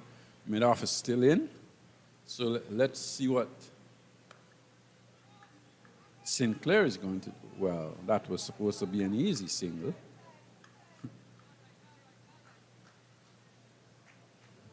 I think Savory was...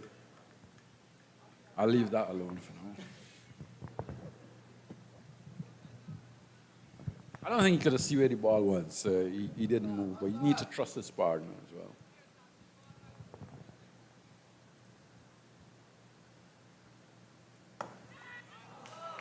Over Cornwall's head and down to the boundary for 4 at long off. Good shot from Kevin Sinclair to end the over 121 for the loss of 5.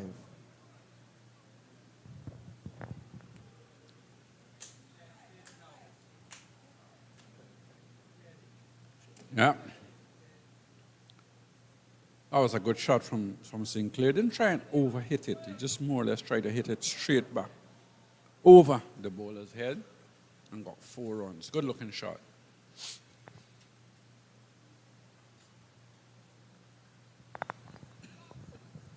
$125 for 5 at the end of that over.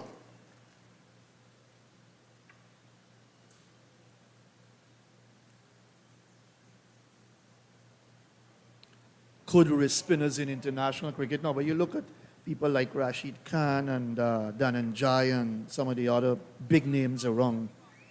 Not very easy to play those spinners, wrist spinners at all. I'll just ask you one more question in spin category or the spin topic discussion.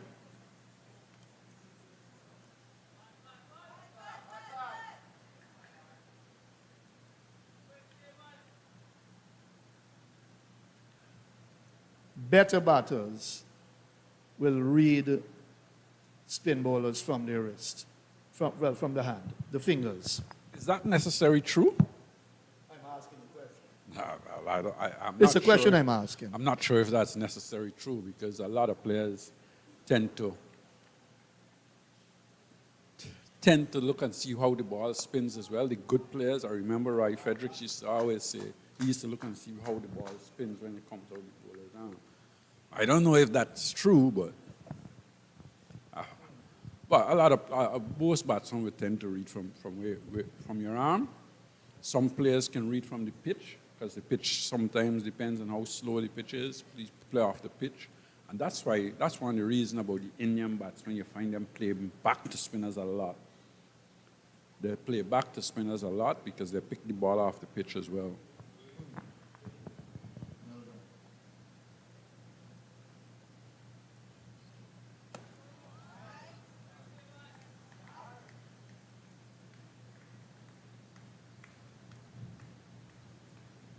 Funny enough, spinners in regional cricket pick up a lot of wickets. But Why would you think it's only at regional cricket? Don't you think it happens other places as well?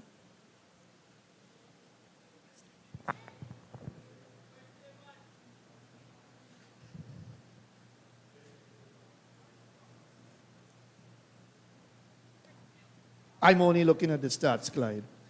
When you look at the Pomals and the Bishops, Have you looked at the etc. stats of the rest of the world? That's the question I was asking you. You said spinners at regional cricket. Don't it happen at other parts of the world too? Yes, but I'm just zeroing in on regional cricket, and that has been a pattern for a while. The Nikita Millers and But others. if you look at the last couple of years, the seamers have come to the fore as well. Yes, Because in Guyana seamers have taken a lot of wicket over the past 3-4 years. that's true. So true.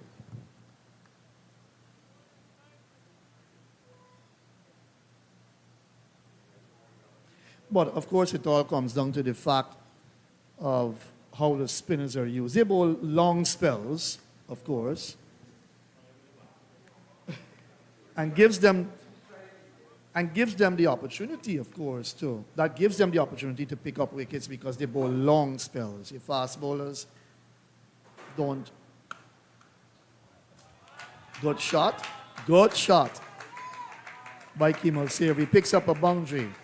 That was nicely played through the offside. Just short, Archibald. And that partnership building, 31 from 33.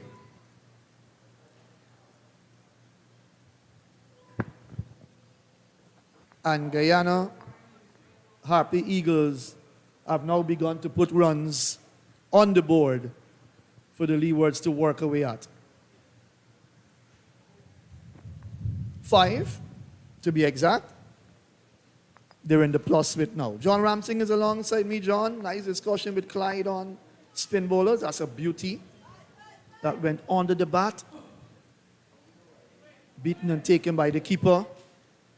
Good discussion, but you've joined us now. The over comes in 130 for 5. Good day, John. Good day once again, Matthew. Savory now the innings top scorer for the Guyana Harpy Eagles. And they're in the plus. That was a full delivery from Spencer, the last one. And they were Savory backing himself to go for maybe the straight drive. Missed it. And it also missed the off stump. But a nice partnership again building. 31. They need a partnership now, the Guyana Harpy Eagles. Sinclair is there on 18, played some beautiful shots, confident drives, lofted, and managed to get some boundaries. And Savory now 34, looking good. A touch player he is. So the Guyana Harpy Eagles leading by 5, with 5 wickets down in the second innings. They're 5 for 5, technically. And incidentally, 5 is my number. I love the number 5. Maybe they need to keep the wickets column at 5, only for fallen for a long time. Cornwall is on the verge of a 5-wicket haul. And he's looking for another 10-wicket haul at first class level. He's got, what, 7? Looking for 8, 10-wicket haul. We were speaking earlier about if the Guyana Harpy Eagles can set a target of 250 plus, as Cornwall looking to continue.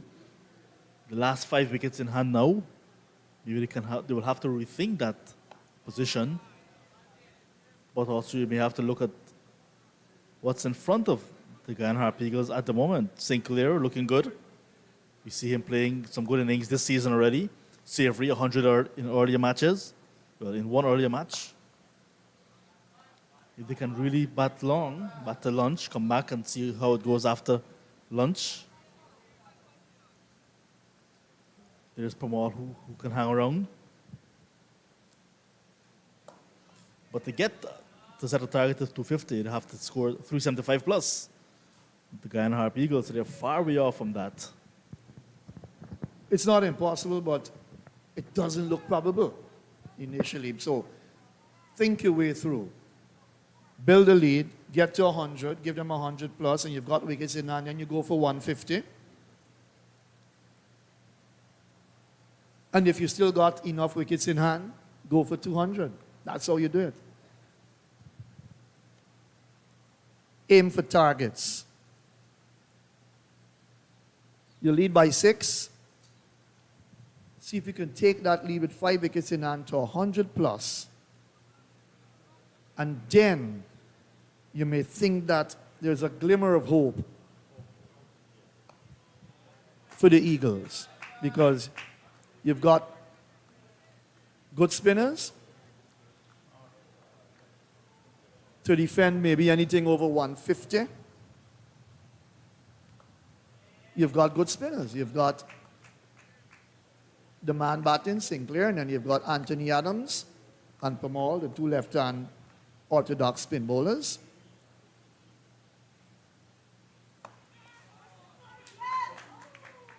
Drop. Hit in the air. Got the single, the over comes to an end. Chance gone a begging 132 for 5. Look at that. Looking for an inside-out shot. The man at cover got both hands to it. I make it. Yes, he got a hand to that, but couldn't hold on. Dropped behind him, and they got the run. A chance gone a begging. That could have been 6 wickets down, and a crucial wicket in Savory. 132 for 5. Devon Thomas, usually with safe hands. He's in the outfield, normally with the gloves as well. Well, sometimes with the gloves. Flooring that chance. Savory battles on. 35 years. It's important towards the back end of a tournament like this for individual players to get some good scores. We've seen Cornwall picking up wickets.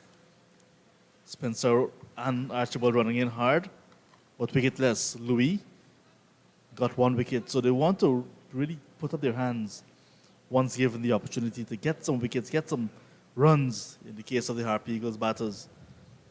Perfect time for Savory and Sinclair. Maybe cramps stepping in on Savory. That right leg. Yeah, definitely cramps.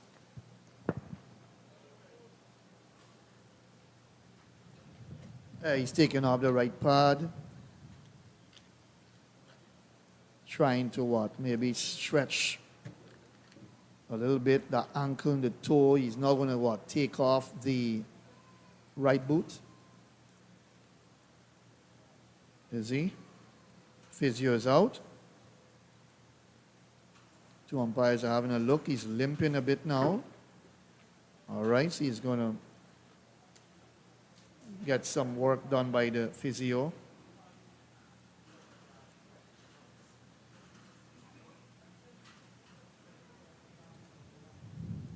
The Leewards captain has come up, having a look. Seems to be in some pain.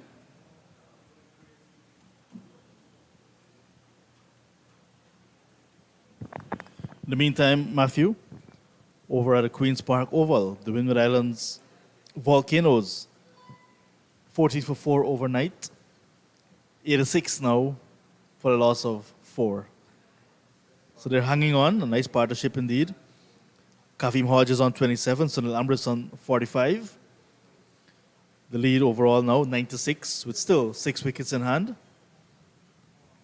So game on again in that encounter. They're fighting hard. They want to win this tournament. But given how you've gone through the points and the possibilities,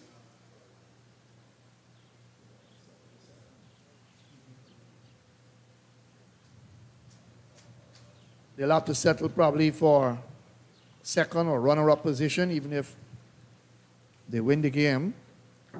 Given what we have given to you in terms of the possibilities that exist with points for the win and then bonus points. Still got to keep an eye on that game very carefully, because the Eagles also have got to work away hard in the batting department with just a 7-run lead now, 132 for 5. You're not missing any cricket, of course. And in the other match down at the Brian Lara Cricket Academy, TNT Red Force, 302 in their lone innings so far. Jamaica Scorpions blown away in the first innings for 125. Asked to follow on, 244 now for a loss of 5 wickets, 244 for 5. So it means that TNT Red Force would have to bat a second time, because Jamaica Scorpions are leading now by some 6 to 9 runs with 5 wickets in hand. Abhijay Mansingh is on 27, and wicketkeeper batsman Aldin Thomas on 37. Log got 66, Blackwood 68. So they're batting much better in their second innings, the Jamaica Scorpions. And as well, the batters in that Jamaica Scorpions side batting so that the selectors can remember their last innings or their last game. We're seeing Savory now being escorted off the field. So he's going to be ending his innings here, retiring hurt on 35. So from my vantage point, looks like cramps. But maybe, yeah, you can tell it, and he's saying that it's like a ball, showing Akshay Prasad, the reserve player. So sometimes in Guyana we call it the muscle bound. So that is exactly what's happening to him there. So here's Samir Pamal, the vice captain of the Guyana Harpy Eagles side, is making his way into the middle. So the partnership of 33 between Savory and Sinclair. You can say it's put on pause. Yes. A new partnership will now have to be developed with Pamal and Sinclair, who's looking good at 19. But I'm sure once treatment and rest is given, he'll be able to resume maybe after lunch, if need be. Yeah, it's always a little sad sight when you've got to leave because of such things happening to you, such situations, but it's all a part of the game. But it could be very crucial because with Pamal out now, if he gets out very quickly, well, you'd want to believe it's going to be very, very difficult for the Harpy Eagles to compete in this match, given the lead that exists. They probably would have wanted to be in the position that the Windies are in, where their lead is, 69, and they still got 5 wickets in the bag. Oh, the lead for Harpy Eagles here is 7, and they've got 5 wickets in the bag with a player who has just left the field because of cramps. Can come back to bat, but one would hope that he can get the urgent sort of help and treatment in the pavilion, in the players' pavilion, and be able to come back out to bat.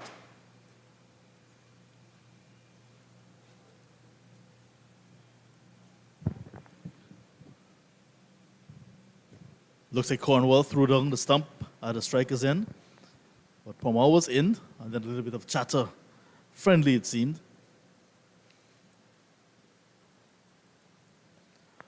Spencer struggling here.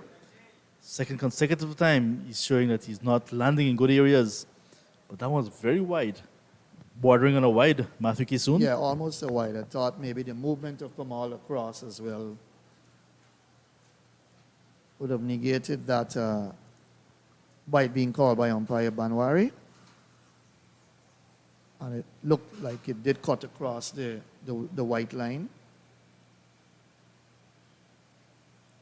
That's the return crease.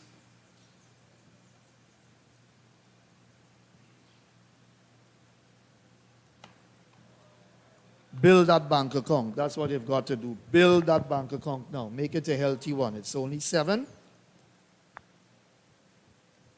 On that same note, that bank account that the Hurricanes built when they batted in their first innings to get 125 runs, crucial lead. You can see how important that is now, because 7 ahead, 5 wickets in hand. Reality, as you can say, is 7 for 5 in the Guyana Harpy Eagles. It cost the Eagles a lot to pay off that mortgage of 125. Cost them a lot. 5 wickets. 5 prize scubs as well. Chandrapal, Nandu, Anderson, Leon Johnson, and Imlak. So we see Shannon Crawford walking on the edge of the boundary. Of course, lunch will be taken at 12. That's wide down the leg side with the extended time, of course, play starting 9:30 this morning. That's the end of the over, 132 for 5. And how well Cornwall has bowled in this match again. He's continued from where he left off. He's had a very good tournament so far. What else can you expect from someone like him? And what else does Cornwall have to do to probably get back in the forefront of West Indies cricket? Big question, huh?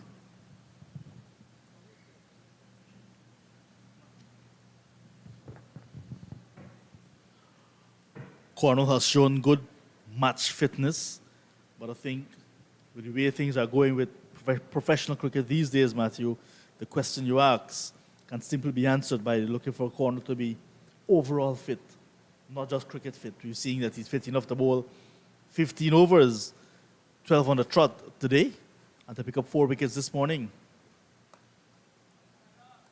But Cricket West Indies are looking for some other type of fitness. Probably not fit enough to run between the wickets at regular intervals. And fit enough to chase down balls in the outfield.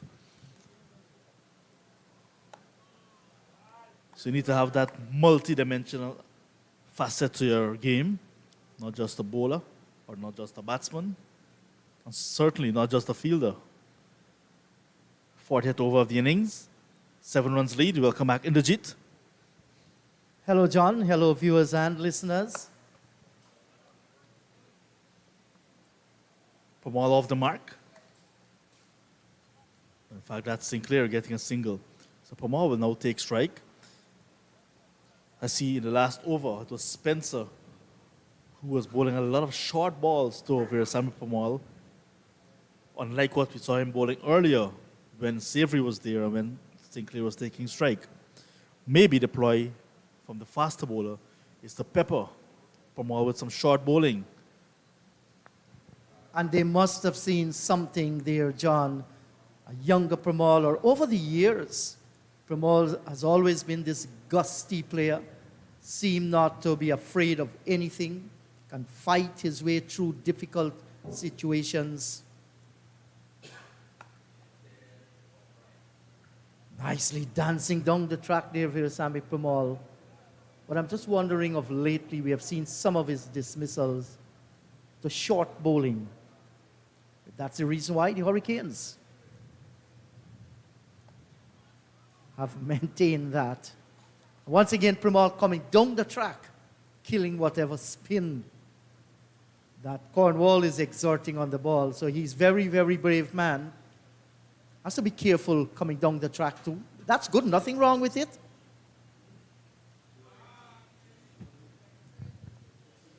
Looking to hike this one away down maybe through backward square. Missed it. But it passed the keeper as well and went for 2 byes. But you see Cornwall realizing that the bat is leaving his crease. Send that one down the leg side a bit quicker. Beat the batter, beat the wicket keeper. Was looking for that leg side stumping. Very well bowled again from Cornwall. The lead now 10, 135 for 5. And the players will take some refreshments in the Jeet. The ground staff will also take the opportunity to remark the crease. In fact, no drinks, just some work being done at the northern end. I did say it's a dry pitch, so it's getting loose as the bowler land in that area. We saw Spencer complaining in the last over, and now some work is being done there. Yes, and for the quite longest while, we have seen that the ground staff use the motor blower. Now, that piece of equipment has some power with the air that is pushing the dust off the pitch. You can see there as Habib, the chief curator here, lots of dust coming off the topsoil there. And the rubber hammer was used a little bit before this. So I guess it's going to be okay. Yes, and we have some little messages coming in from the United States of America. Wes Passad just sent me a message. He's enjoying the commentary.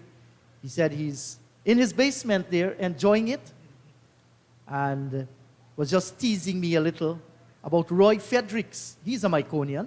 He said that Fredericks was born in Myconi, but migrated to Blairmont when he was age 12. They played cricket together.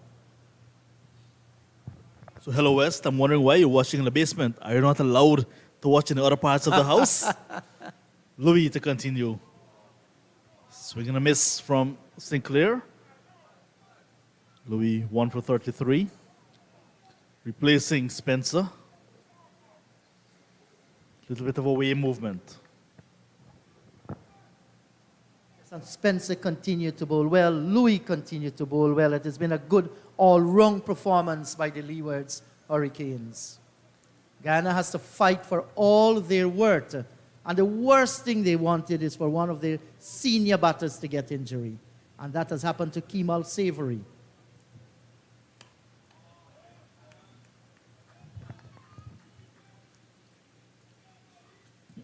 Kareem Agor is at cover on the boundary.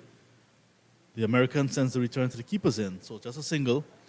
So as this tournament wraps up, or get ready to wrap up Inderjeet, locally, cricket will continue. Lots of cricket action. Women under 19, women senior. They have the under 19 inter-association final on Sunday at the world famous GCC ground Bora. The under 15 side, the national under 15 side, will be heading to Antigua to partake in a regional under 15 tournament early April. So lots of cricket, a heavy dose. Yes, indeed, and why not? Because the weather seemed to have changed nicely, suiting cricket. And here is where we want to say hello to Mr. Anil Bihari. For the first time ever, that inter-association under 19 final, organized by the Demerara Cricket Board, will be streamed live. And he has been a live wire to ensure that he has the necessary things put together. So congrats to you, Anil Bihari, and the Demerara Cricket Board. And I know that the Guyana Cricket Board has played a part as well, taking the cricket to the world. Yep, via the World Wide Web. Just last night, I was speaking at the Everest Cricket Club with some guys, and they were remarking that it's difficult for them to get to the National Stadium to watch live, but they can follow on their mobile devices. You mentioned West watching from his basement. A gentleman spoke to me last night. He says he enjoys the game from his hammock in his bottom house. What better place to view the game in a hammock, at your bottom house, the cool of the place, and you're watching some of your local boys performing. Absolute splendid atmosphere.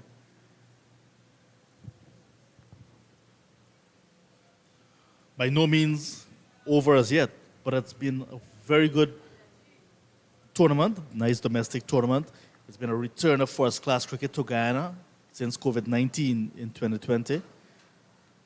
And I'm sure with the success and with the successful hosting of matches at Providence,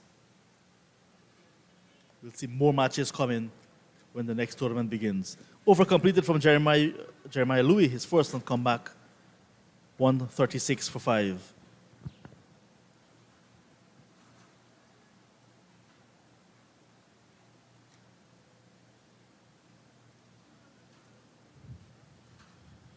Yes, John, you're right about that. And Cricket West Indies is going through some testing times at the moment.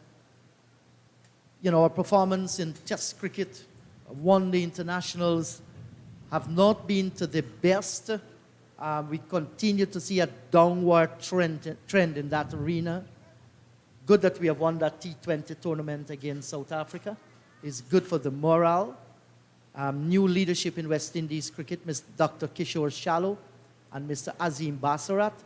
And yes, it's good to see men in white. We're talking 4-day cricket, and we can hope with, maybe sponsors coming on board that next year championship can be a double round. We can get back to that 10-round competition.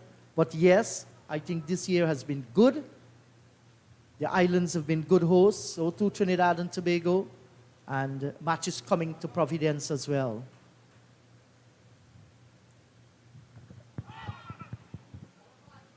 The T20 World Cup next year is going to be in the Caribbean and the USA. Venues have not yet been announced, but traditionally, Guyana has been a very good host of ICC events. Providence getting a nod since 2007 with the 50 Overs World Cup.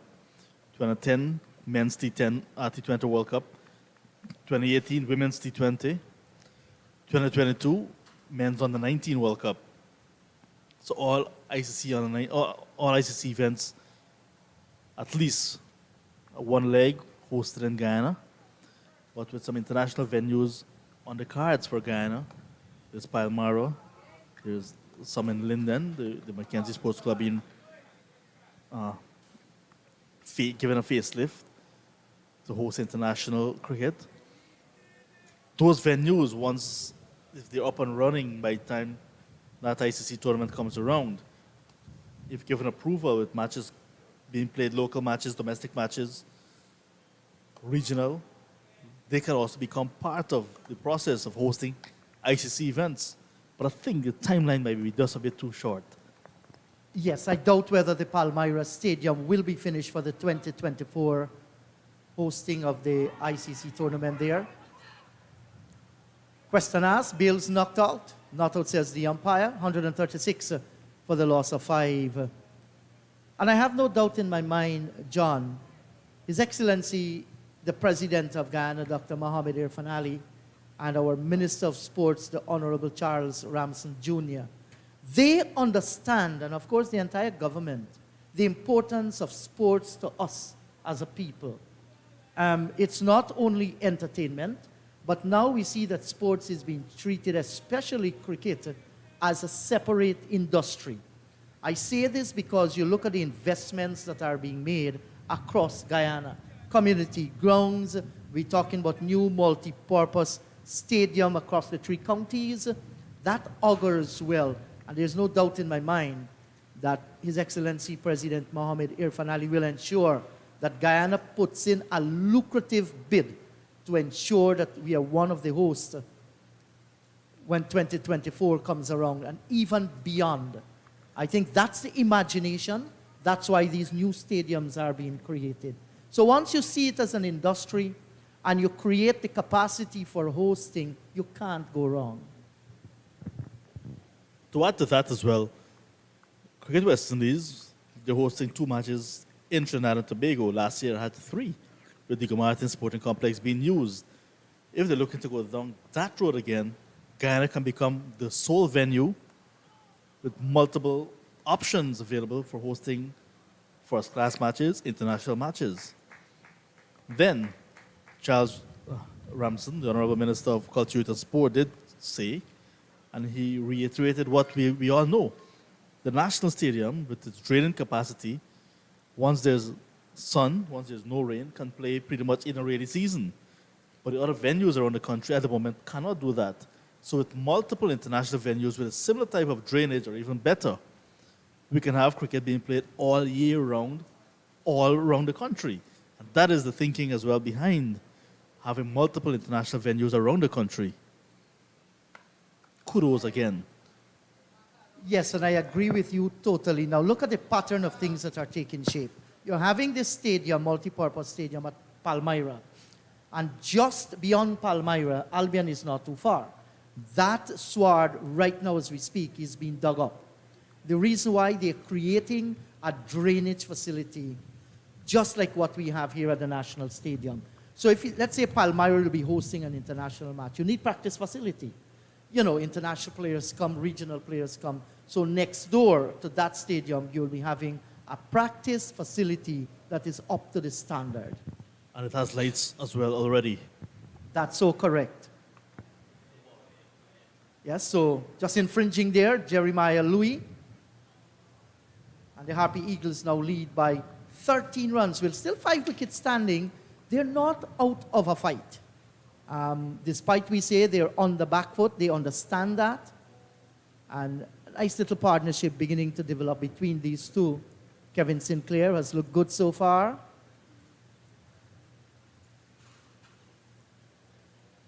And it's important that we have these facilities that we can use at any time of the year.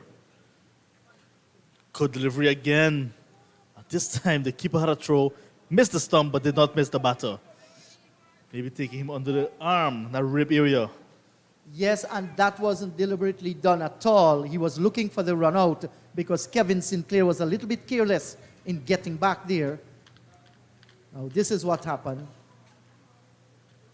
Yeah, it's a pity it got into that upper rib cage, and he's immediately calling on the physio. Will another one be walking off here injured? Hopefully for Harpy Eagles, all is well with Kevin. And the ice pack is going to be applied. And he's hot. with a cool ice pack going there. You can imagine that sensation upon that touch in the skin. Yeah, so cricket is no longer in Guyana a season. So you cannot wait for the dry season to play cricket. Because yesterday we had some rain and it's only March. Traditionally it's May, June, but rain may come in early. So therefore you need facilities like the National Stadium, fast drying, open, and ready to play cricket once there's no rain. All round, so that important tournaments can get out of the way, because while it may be rainy season in Guyana, Cricket West Indies will have their calendar planned, and other venues around the Caribbean will have good weather and ready to host. And we find that the national team from Guyana may not be adequately prepared going to those tournaments and can start on the back foot.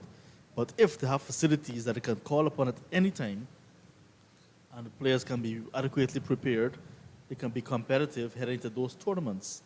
I remember usually at the start of the year, because of that December, January rain, the Guyana sides usually underprepared going into 4-day tournaments. But if the other stadiums come on board, that can be a thing of the past. Absolutely correct about that, John Ramsing. And a little birdie has whispered to me too, with the coming of all those facilities that you talk about, this is edged, beating the slips and down towards third man. And he gets to the boundary. So with the coming of all these facilities, I understand, and like I said, I want to be careful here. A little birdie has whispered in my ear, there's going to become a special brand of T20 cricket and one-day cricket in Guyana with the coming on stream of all these multi-purpose facilities. 142 for 5, the last delivery coming up in this over by Jeremiah Louis, 1 for 40 so far. He's about to complete his 11th.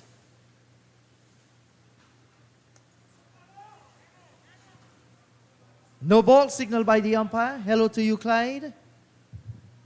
We've just seen Kevin coming down the track once again, and Louis spraying it wide outside the line of the off stump. Well, you know, you look at the game and you're still thinking that this could still be a good game of cricket. But then sometimes when you look at see the shots the batsmen are playing, you're wondering, are we looking to just look to score quickly so that we could declare this afternoon?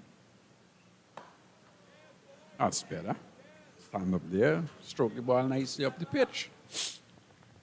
43 overs gone, 143 for the loss of 5. And the Guyana Harpy Eagles now lead by 18, still 5 wickets standing. I still think this could be a good game, a lead of 150 or thereabouts. And this could really be a good game because, yes, wickets are stumbled, but I still think it's a good pitch. I think maybe the batsmanship has not been that good in this game. Has not been that good. I'm not going to knock the bowlers. I think they've bowled well. But I've got to say that I'm concerned about the batters, how they've approached things.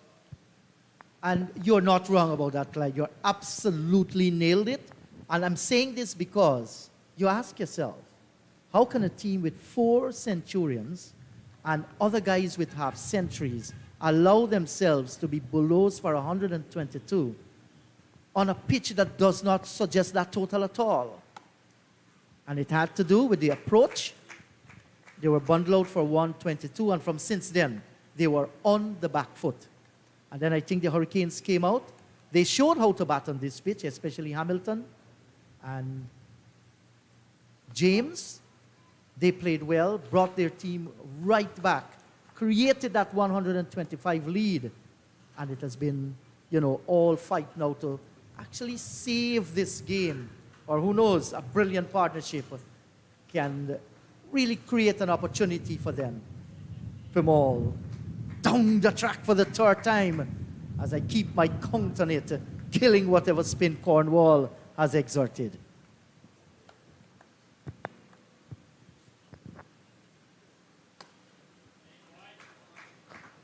And this time he gets it through the onside field, protection on the boundary. But Pramal not afraid to use his feet. And Cornwall has been there and keep plugging away, not afraid to give the ball any sort of air either. And he has had a very long spell. What, 15 overs straight and still going strong. But we know he can bowl for long spells. And as I would say, if I'm in the field, I would prefer to be bowling rather than to be fielding all the time. Yes, and I think Cornwall has actually heard you. Just 1, 2, 3, 4, 5 little chips and doesn't deliver.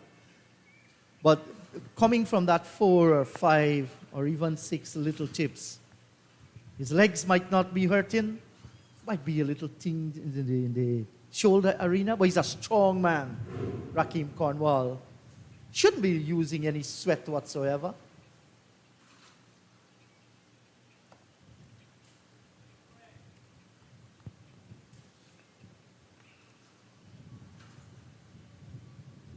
So he takes his cap, he walks away, 145 for the loss of 5. And I was going to say to you about the batting as well. I don't think the Leeward Islands batted well either. I think there was some shots some shot selection, and the way they threw their wickets away that they could have avoided as well. And certainly they should have looked to score over 300 runs on this pitch. I'm just wondering to know, where is the Leeward Islands Hurricane flag? The Guyana flag is dancing to the trade winds and looks so beautiful. So you mean the Guyana flag is here in the trade winds out there? But the wind's coming in from the North Atlantic. The winds? One day. I'm just teasing. One day that Grassmond, might very well have the name Dave Martin printed on it. In the air and beating the slip. No ball signal by the umpire, Clyde. Yeah. Again, pitching the ball up outside off some, looking for the drive, got the edge, and slip, dive into his right, to be able to stop it partially. It was a no ball as well, so would not have been out. Yeah, so Kevin just examining the bat, and he's having the umpire,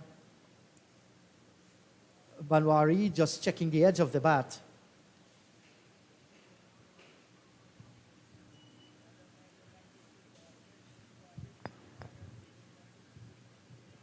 Sammy Pramal can bat. Will he stay there with Kevin Sinclair so far?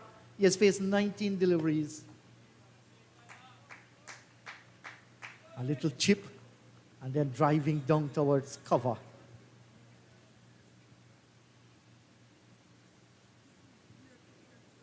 Mind you, the bowling has been steady. The bowling hasn't been great, but it has been steady. It's been consistent from both sides.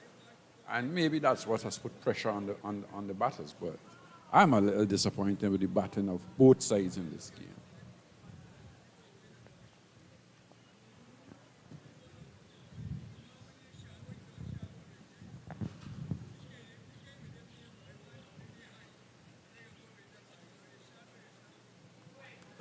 Pramal coming down the track to the medium fast.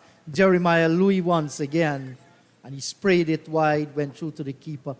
Just wondering to know if the keeper might be tempted, Jamar Hamilton, to come up a little bit closer to the stumps. Because we saw Kevin Sinclair coming down. Maybe if the ball from the keeper had hit the wicket first, could have been in some trouble. Or they don't mind Pramal coming down the track to the faster bowler.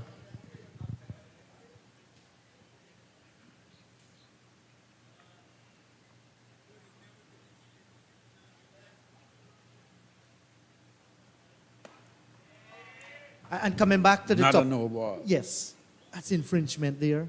Coming back to the point you made concerning the batting of the Leewards Hurricanes.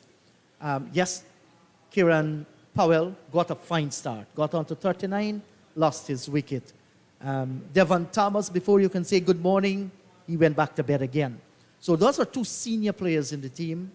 Hamilton played well. He got to a half century.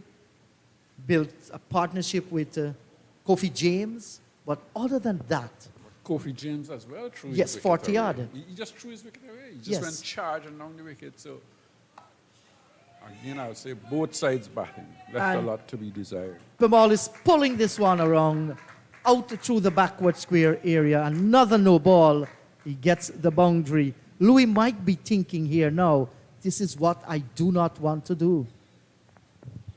Well, nothing wrong with bowling Pamal a short ball because he's going to try and go after it, and he's been coming down the track to him. So nothing wrong with that. But I Just don't the no think ball. He had the feel for it, and then that no ball again.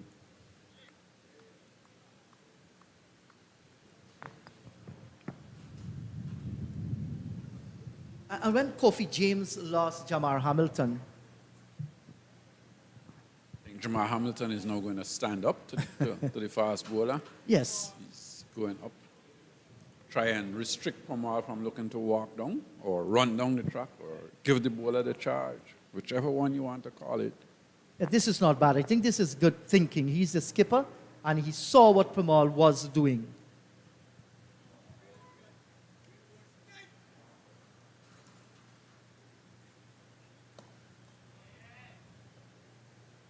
Maybe he can actually help Premal a little too. He might not be running down the track to the medium-fast bowlers. Stay there, bat every ball on its merit. Continue to get your eyes set. And we know he has scored runs at this level for Sammy Premal. No rabbit with the bat. Some very good innings over the years. Has a double century in Borby's cricket.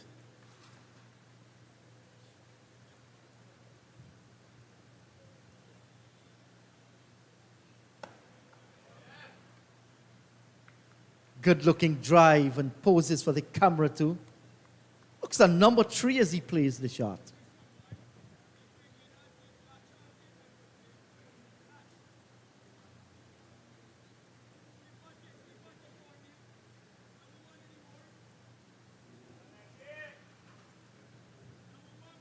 What a fine day for cricket here at the National Stadium. Great battle going on out in the middle. Harpy Eagles trying to get themselves back in the reckoning. That's beaten outside the line of the off stump. Well bowled, Jeremiah Louis.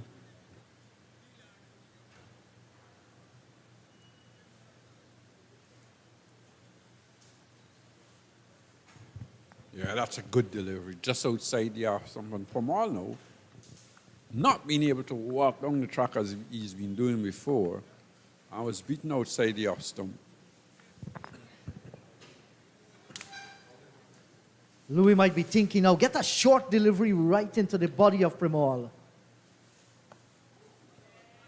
Well, he didn't. He chose line and length. 45 overs gone. 153 for the loss of 5.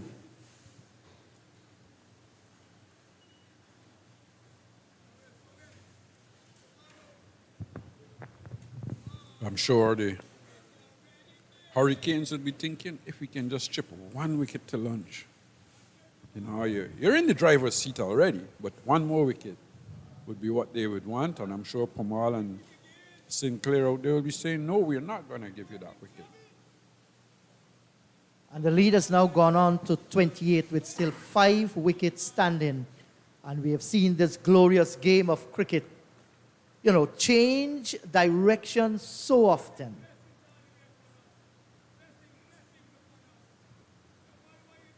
So James has been brought into the attack. Right arm off spin. And let's see what Kofi James can present here. Not a bad idea. Perhaps the last over before lunch. Good looking shot by Kevin Sinclair. Down towards wide, long on. He gets the single. And here is where I think the Hurricanes want it, with Premal at the wicket. Something I've always wondered, though. With the last over, shouldn't your best bowler be bowling and put more pressure on the batting side rather than to release that pressure a little? Well, maybe if you're looking to buy a wicket here, down the track, in the air, will the catch be taken? It's going to fall safe. Yeah, didn't reach its target. Premal coming down the track once again. He's thinking about an early lunch.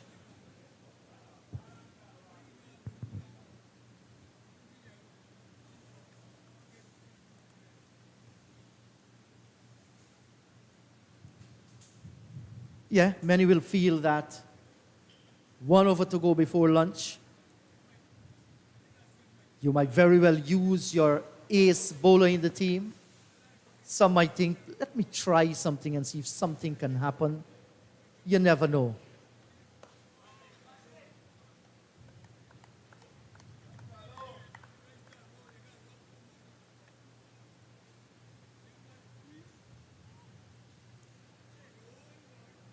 Well, for a very long session, this one.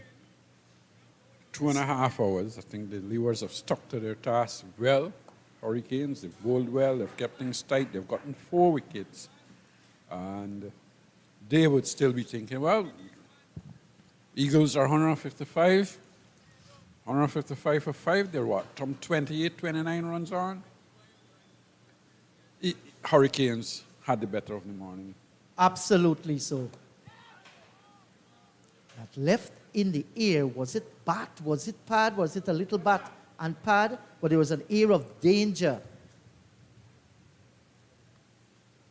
Definitely, I think a little bit of bat and pad in that one. Here's an on drive by Virasamy Pamal. It's going to be cut off. A little fumble in the field, and they will go back and complete 2. Will the umpires now take the bails off? They might very well do that. Look at the way Hamilton is walking off. No. Yes, they Yes, that's right. That's lunch. 158 for the loss of 5. And Clydie starting the day on 48 for the loss of 1. The expectation was preservation of wicket, and you eat away at that lead of 125. Yeah, I think they would have wanted to bat to lunch and then, without losing 5 wickets, probably lose 3 wickets, and then come after lunch and decide to how you were going to go about your game, how you're going to go about your business. But you've lost 5. You're still in some trouble, just 30 runs on. So you've got to come out after lunch and still look to bat and bat for a long time.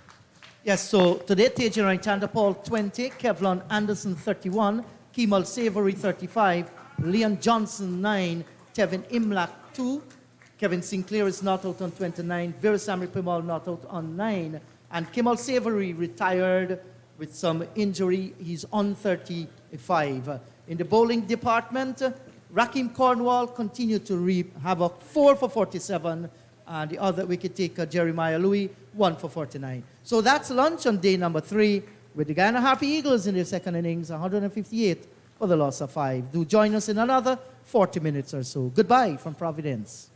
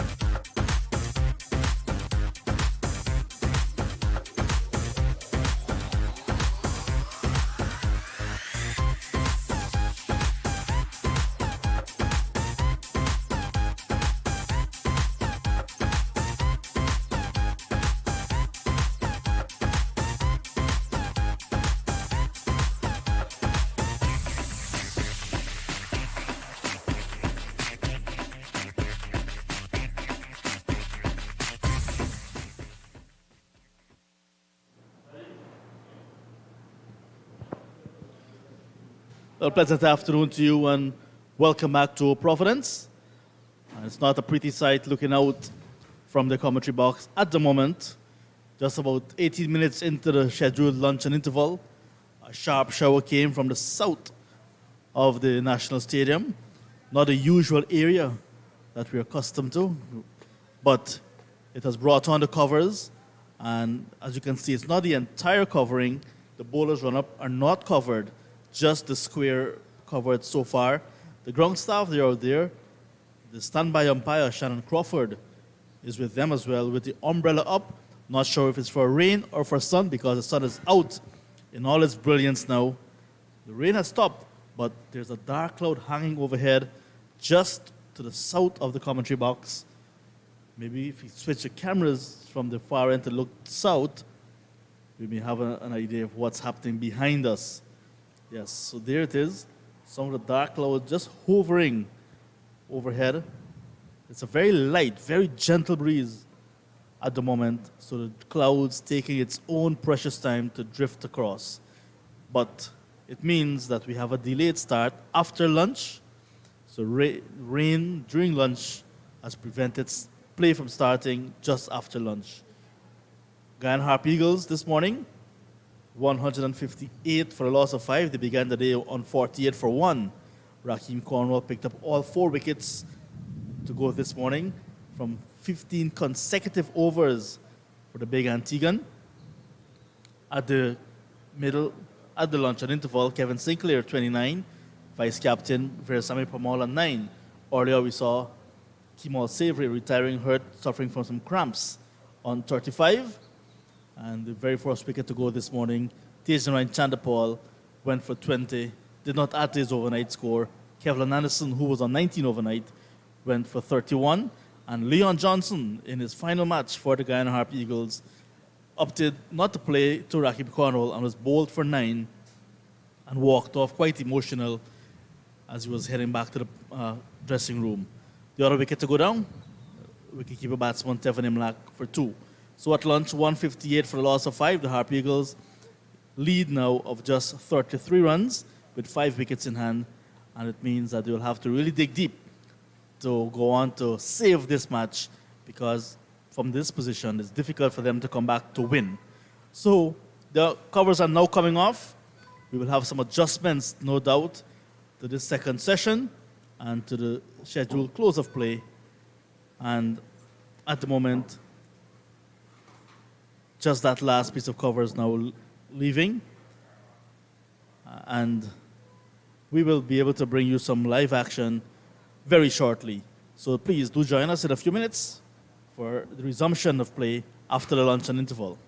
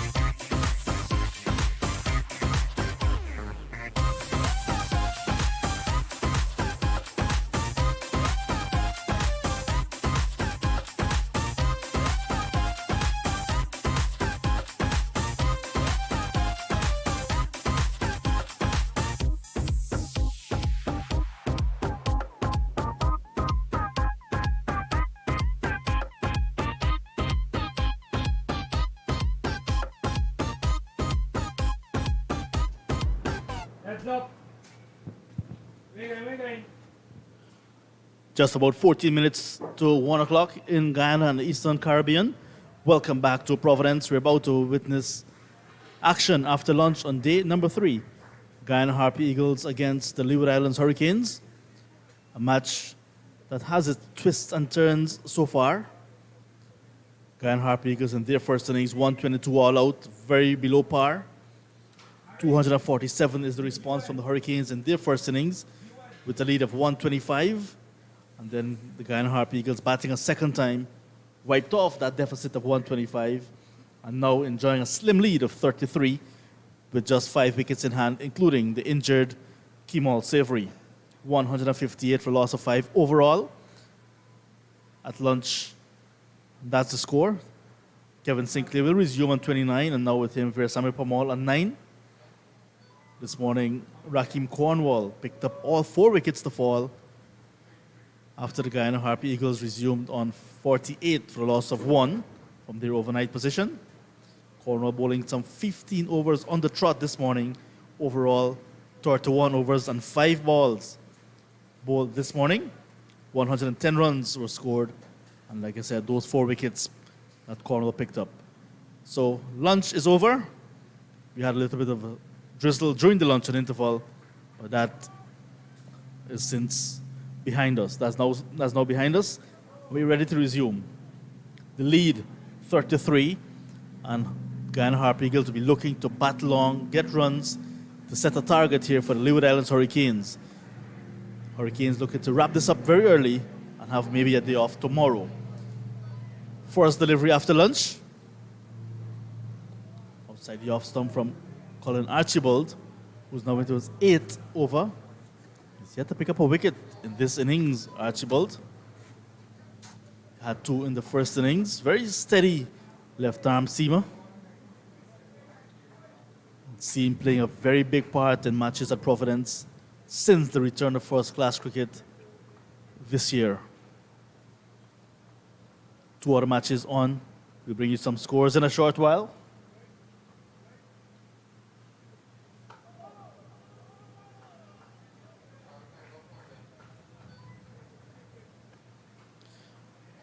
Good afternoon once again to Matthew Kisoon. Hello, Matthew. Hi, John. Good afternoon. And good afternoon to everyone at Sunlit Providence now. After that little shower during the luncheon interval. Not much time lost, for sure. Yeah, just 6 minutes. So we can extend play by 6 minutes to 6 minutes after 5 this afternoon. Full, quick, and beats the outside edge of Sinclair, not taken cleanly by Jamal Hamilton, the keeper.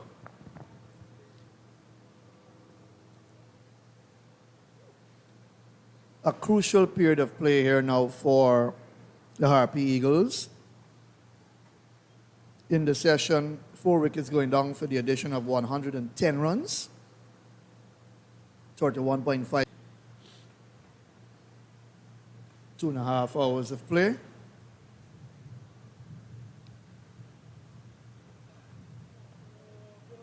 Good delivery by Archibald. He's been spot on so far in the very first over after lunch.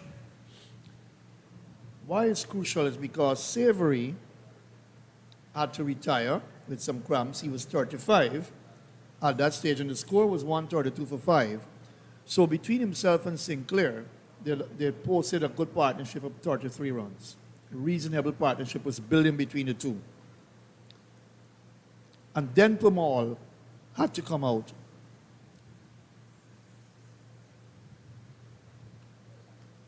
Inside edge, what you call the French cut. He hasn't looked that comfortable so far to Colin Archibald, and they come back for 2 runs. But Sinclair will need to stay there. So building a partnership now with Pamal. So they would have come together with the score at 132. So they've added now 28 from 57 balls. For the same for the 6th wicket, of course, because Savory is retired. But one would hope he'll be able to come back out and bat, of course. Let's hope it's not that serious that it will keep him away from coming out to resume his innings.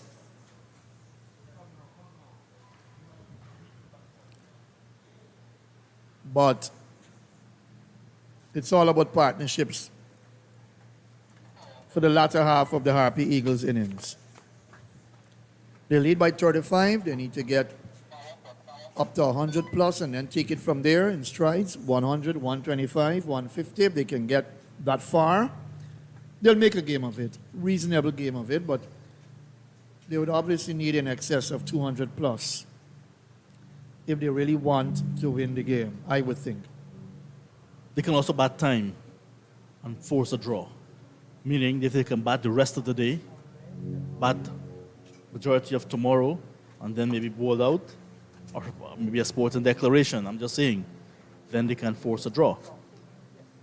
May not have the amount of runs to have a declaration to press for a win. But if they bat long enough and do not give the Hurricanes enough time to get whatever runs they set, then we can have a drawn game. But as it is right now, it's either the Leeward Islands, Hurricanes win this game, or, like I said, force a draw coming from behind the Guyana Harpy Eagles. Leeward Islands Hurricanes, victory seems more probable at the moment. Definitely. First up would be a Hurricanes victory. Second, you would want probably, from a Guyana standpoint, is a draw. Or a win for the Eagles if they can come out and perform miracle with ball in hand. This red ball cricket is so unpredictable. Such a great game. Hamilton had some assistance to his left hand, it seemed. He's back with the gloves on. We're ready to resume with Archibald finishing off this over. Edge taken. Beautiful catch. Kofi James at third slip pouches it easily. He made it look so easy. It was stiff. Sinclair roughed up in this over, not comfortable at all. And the final delivery of Archibald's first over after lunch, he gets the wicket. The important scalp of Kevin Sinclair. Caught a third slip by Kofi James, an excellent catch. And it's now 160 for a loss of 6, 35 the lead. That's the wicket they needed after lunch. They needed to strike to stay in the game. They've been in the game all match. The Hurricanes, and they've struck right away after lunch. Sinclair gone for 31, 160 for 6. Good catch taken by James, a third slip, and a good wicket to get. And Archibald, obviously the intent was clear. They would have discussed it in the dressing room during lunch. But to come out and to bowl dead on target, Colin Archibald right away has paid dividends for the Hurricanes. So Savory will come out back to resume his innings. Remember, he's 35 not out.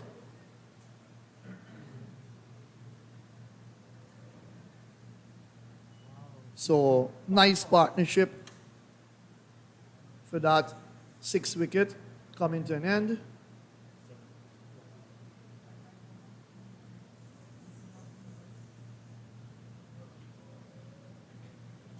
And that 6th wicket partnership, which would have involved 3 batters, produced 61 runs. Am I correct? 61 runs. But between Pomal and Sinclair would have been 30 or thereabout. Just about. 28, huh? 28. I told you maths is not my strong area. 33 plus 28 Yeah, would make it what, 61 altogether? altogether. Sometimes you wonder how they score it in the scorebook, huh? Very interesting in terms of partnerships. Cornwall continues. He's had a long spell this morning. And he continues after lunch as well. I don't think you can take this ball away from him at the moment. 4 wickets before lunch. Had a good rest. Had some meals as well for lunch, and he's ready to resume on the verge of another 5-wicket haul for the big Antiguan. But Sinclair did not look comfortable at all after lunch. Hit 1-6 in his innings. Came out very positive again. Good delivery, excellently bowled from Raheem Cornwall. Continues to have a good match with the ball.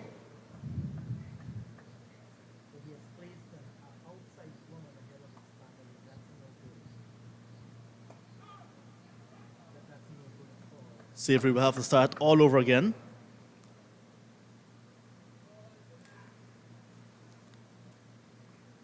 Went in with some cramps. Now he's resuming.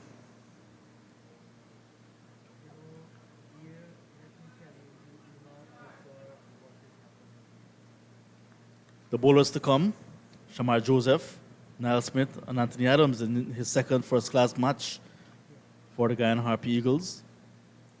Slower delivery, very well bowled again. Cool conditions now, Matthew Kisoon. Yeah, some clouds about, so things have cooled down nicely out there in the middle. Another good partnership is needed here. Pamal is on 10. That's the end of the over. 161 for the loss of 6.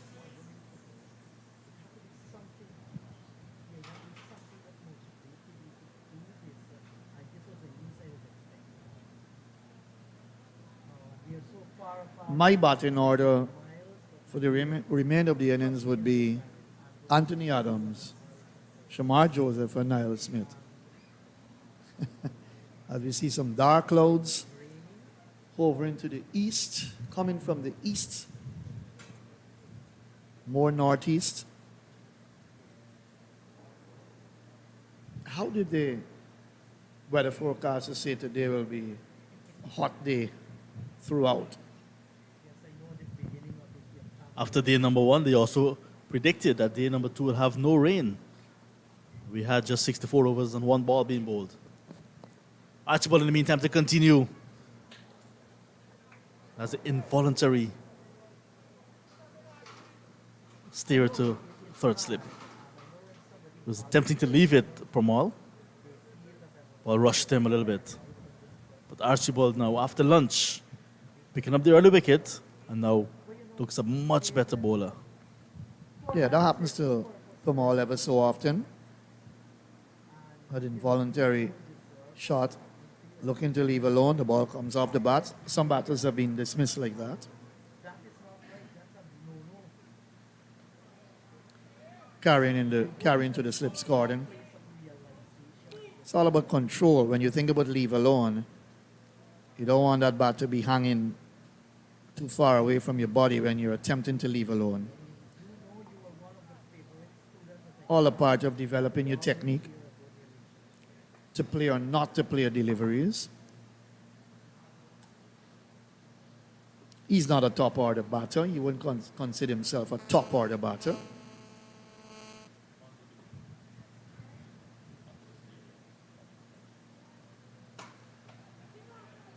A back foot punch through cover.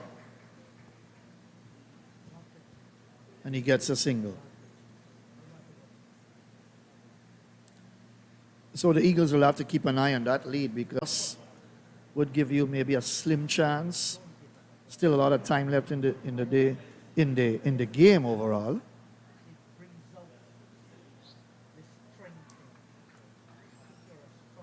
More than half of a day left for day 3, and then you've got day 4.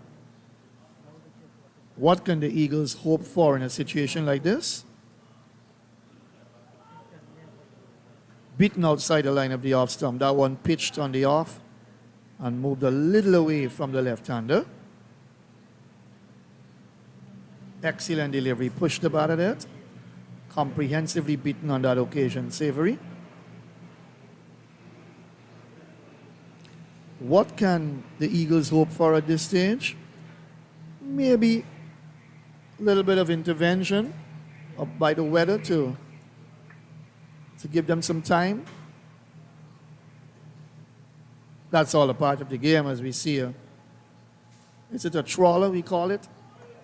Again, beaten outside the off some, and that kept a bit lower as it went through to Hamilton.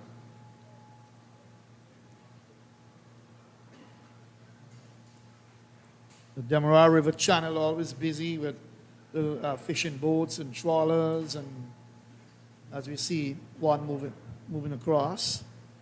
Look at that current there, though, Matthew. Very strong. And some excavation happening as well on the bank. Some rain in the distance as well. I'm very thankful for that rain. My kitchen garden is getting a little bit of moisture. Chopped away, but a dot ball to end the over. 49 gone in the Harpy Eagles' second innings, 162 for a loss of 6.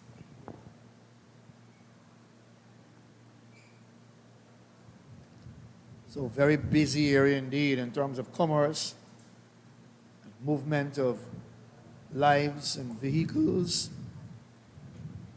Then you've got the harbor bridge going across the harbor bridge. A lot of traffic. And the traffic tend to build up very heavy in the morning hours. Everyone trying to get to work. And then, of course, in the afternoons. Coming home now from the Georgetown area. When we leave the stadium to go down, it's a one lane going down, 3 lanes coming up.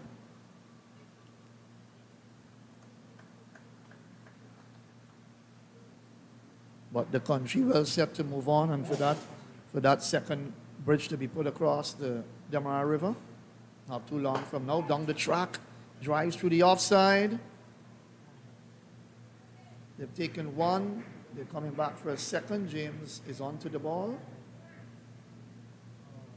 They take 2. Down the track, use of the feet, dancing down the track is Kamal.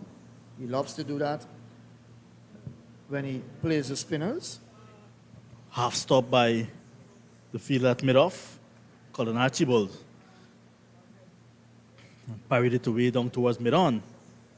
The fielder had to assist James. Oman likes to play through the extra cover region, likes that cover drive. So he'll back himself once it's a half volley served up by Cornwall or anybody. In this case, Cornwall was on the receiving end.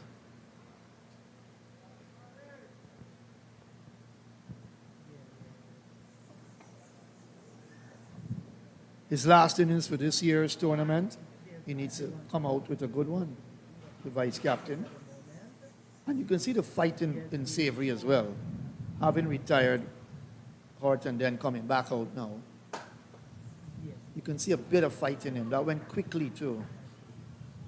Jeremiah Louis. From all on driving. 59 fours and 1-6 in the match so far.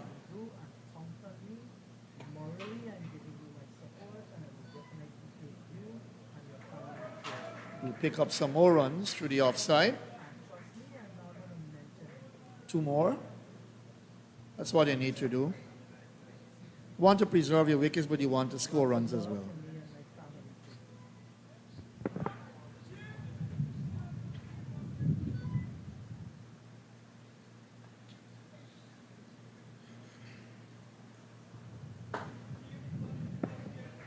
Dancing down the track. Archibald is pushed right back on the boundary now. That's the end of the over. 167 now for 6. The lead into the fourth is 4-1.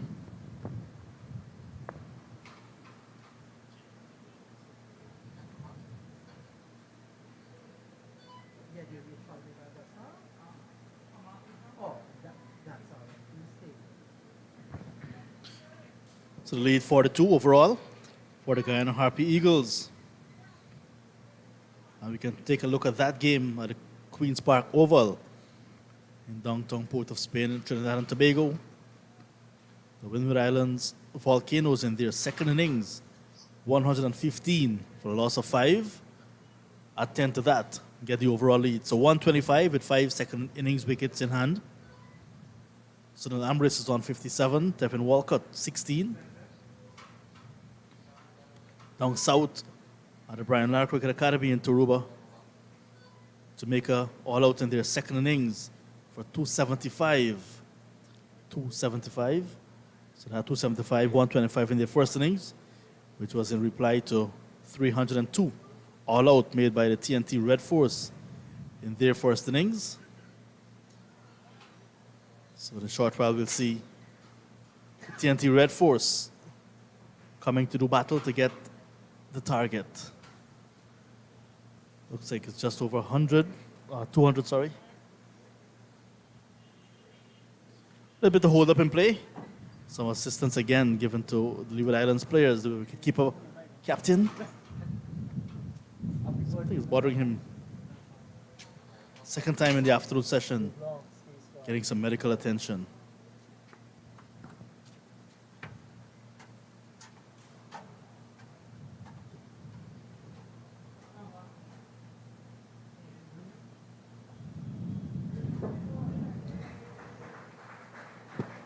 We'll get 4 for that.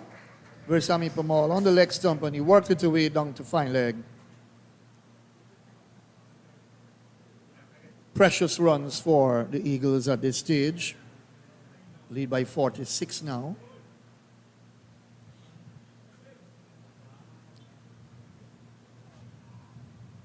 Get it inside the stumps, works it off the hip. Nice stroke. No one there for that shot. He's into the 20s now.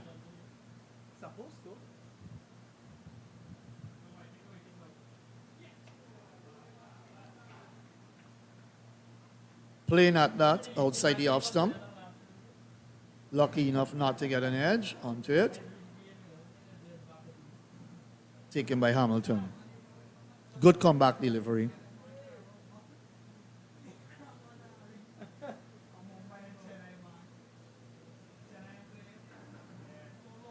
Cornwall looking for another 10-wicket haul. He's picked up 8 in the match so far. Louis got 1. Archibald just picked up 1. That of Sinclair. On the back foot, kept a bit low outside the off stump. Gets it off the outside edge.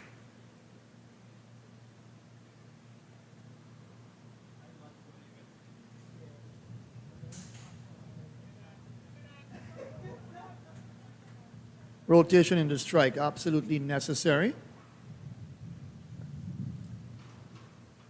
Both batters need to stay in the game and need to play positive out there. Nothing rash needed at this stage. It must take a very good delivery to get you out.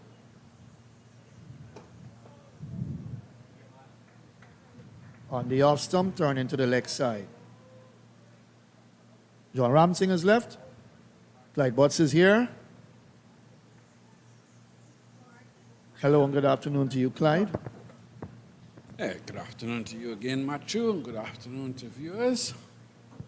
Certainly, 172 for 6.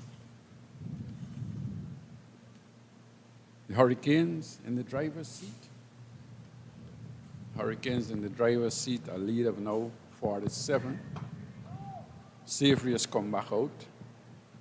A lot would depend on him. When you've struggled and you've retired hurt, it's cramps or whatever, it's not easy now to go back out there and to pick up from where you left off. You would love him to do that. But I think he would always be thinking, if I get these cramps again, the place is hot, so one hopes that he's hydrated well, and he's got his treatment, so.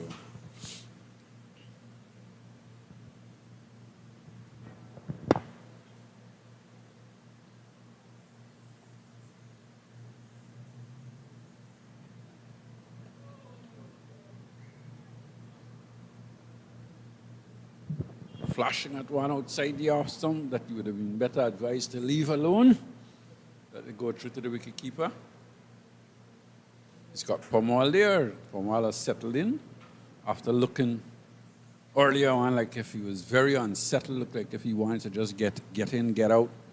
But you settle down nicely now, realizing the situation and maybe thinking, well, if I want to get some wickets second, I have to put some runs on the board.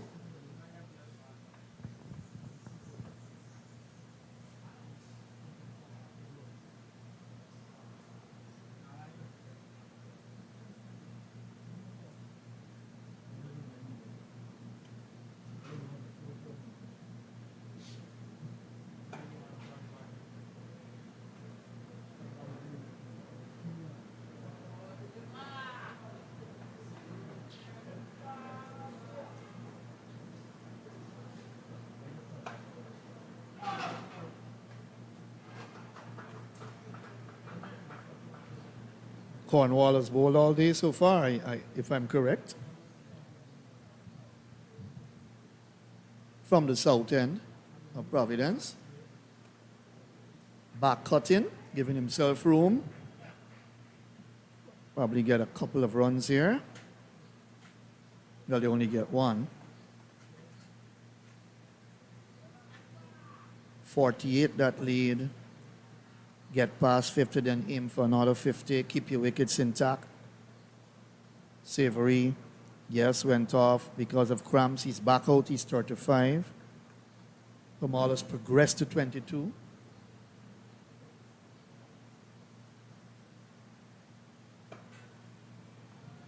They just need to stay there and rotate the strike, pick up the ones, the twos, the boundaries when it's there for the taking.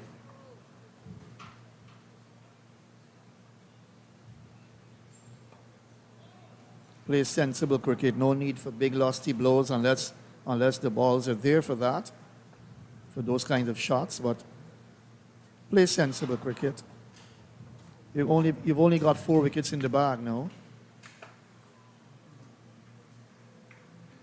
Good over and well played by Savory. 173 for the loss of 6. 52 overs bowled in the second innings of the Harpy Eagles. More from Clyde, and then it will be Inderjeet.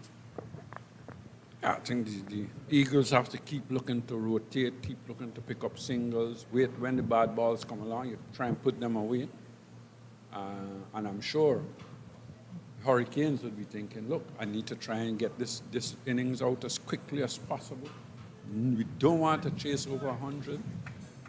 Just want to chase as little as possible, rightly or wrongly so. But you've got to work hard to get the wickets. Yes, I do agree with you. And Kevin Sinclair looked well set. He lost his wicket. Premal, he's on 22, has batted for quite some time.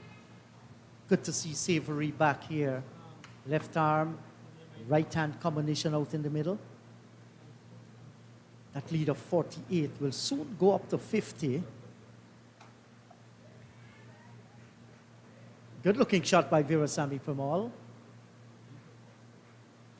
And the two of them must continue to talk to each other. That will help in keeping their concentration level. So it has not been all easy for the Hurricanes in this second innings. They have bowled pretty well. They maintain a stranglehold. There's just that feeling with 4 wickets remaining and the Harpy Eagles can get that lead maybe above 100, we might very well have or continue to have the excitement we had since day number 1. Good delivery here by Colin Archibald. Touching down, good line, good length. And as you look at that 174 for 6, if you have just tuned in, you have to subtract 125. That's a big difference, a massive, massive difference. And that's why you have to make that first inning count. You won the toss, you decided to bat and get bowled out for 122. You've only got yourself to blame for the position that you're in at the moment.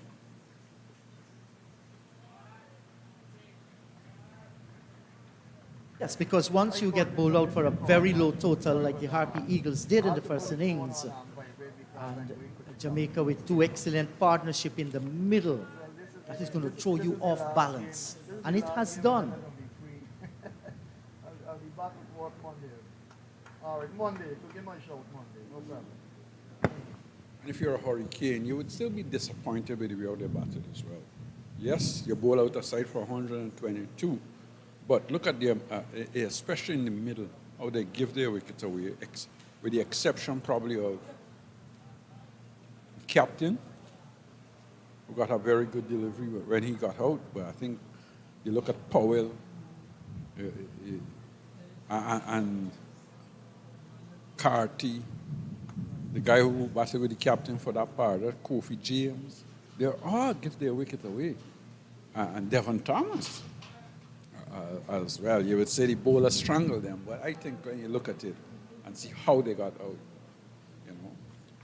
you cannot afford to get yourself into a good position and then lose it like that. I think the pitch is not a 122 pitch, and I may even go on to say it's not a 250 pitch. It's a pitch where you look to get 300 plus on. Yes, and I said it earlier, we must take the pitch out of the equation. It did not contribute to the pool scoring. And you're right. We always say Powell 39, Casey Carty 23, Kofi James, who all of a sudden after losing Jamar Hamilton, he went into a different situation. Began to flirt at deliveries outside the off stump, looking for big shots. He lost his wicket. Was a good knock until then when he scored that 42.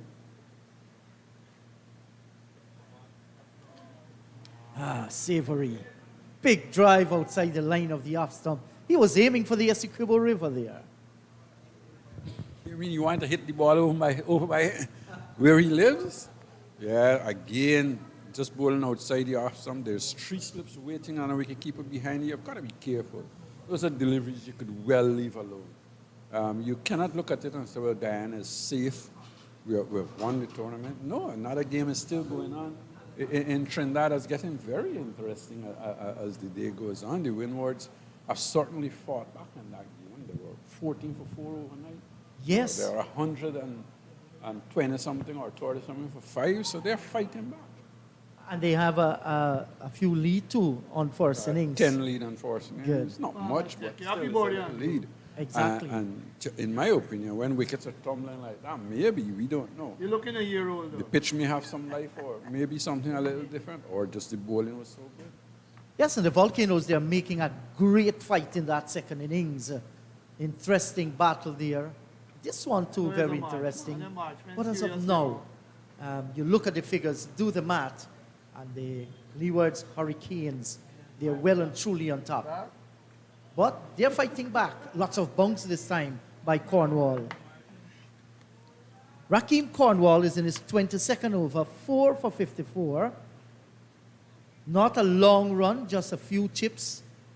So Hamilton has persisted with his ace off spinner.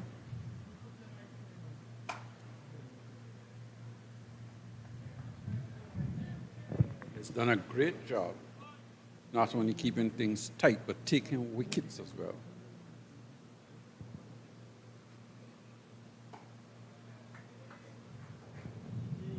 That was well bowled by Cornwall. He wants to bring the forward short leg in play.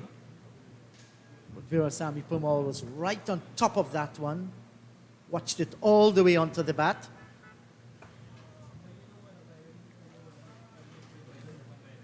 Just giving himself a little bit of room in this over, looking to punch through the offside. I think you've got to be very careful with that shot with the ball turning back into you. This time he gets it right, and he's banged that through extra cover for 4 runs. Good looking shot. He's just got to be very careful with that shot because you're playing against the spin, ball turning into you. This time it was a little short. I had that little width and it bounced nicely, and he was able to time it and stroked it nicely through extra cover 4 runs. Yes, and you called it so correctly there, Clyde, because that was the shot he was looking for. Well, he got it in the meat of the bat, got the fielding position right too, slicing it past that man. Very brave, coming down the track to kill the spin. 54 gone, 178 for the loss of 6.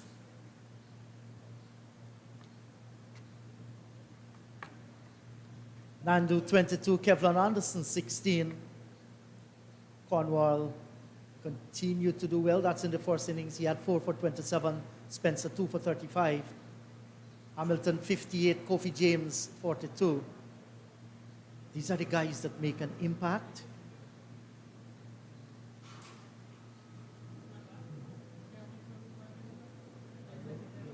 So Savory has been patient, 1 or 2 shots, ill-advised, but he has survived that.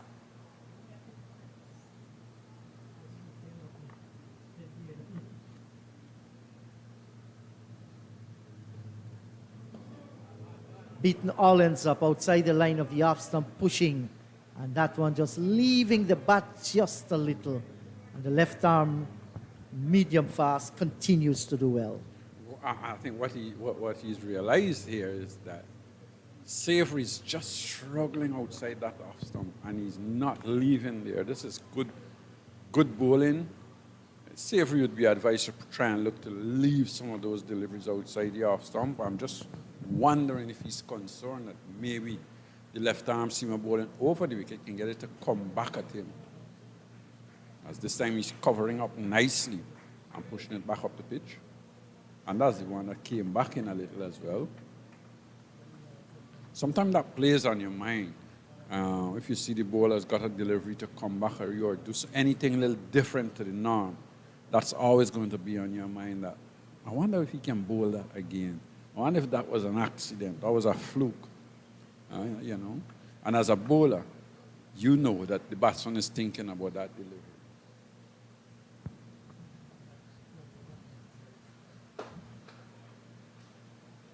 And Clyde, let me ask you this. I mean, why I'm asking you, you were out there at the highest level. As a batsman. As a batsman? I'm asking you this. I get you. As a batsman out in the middle there, what's the thinking like? How do you try to get a knowledge of where your off stump is so that you can leave those balls alone? Is it that you create in your mind an imaginary line down the pitch?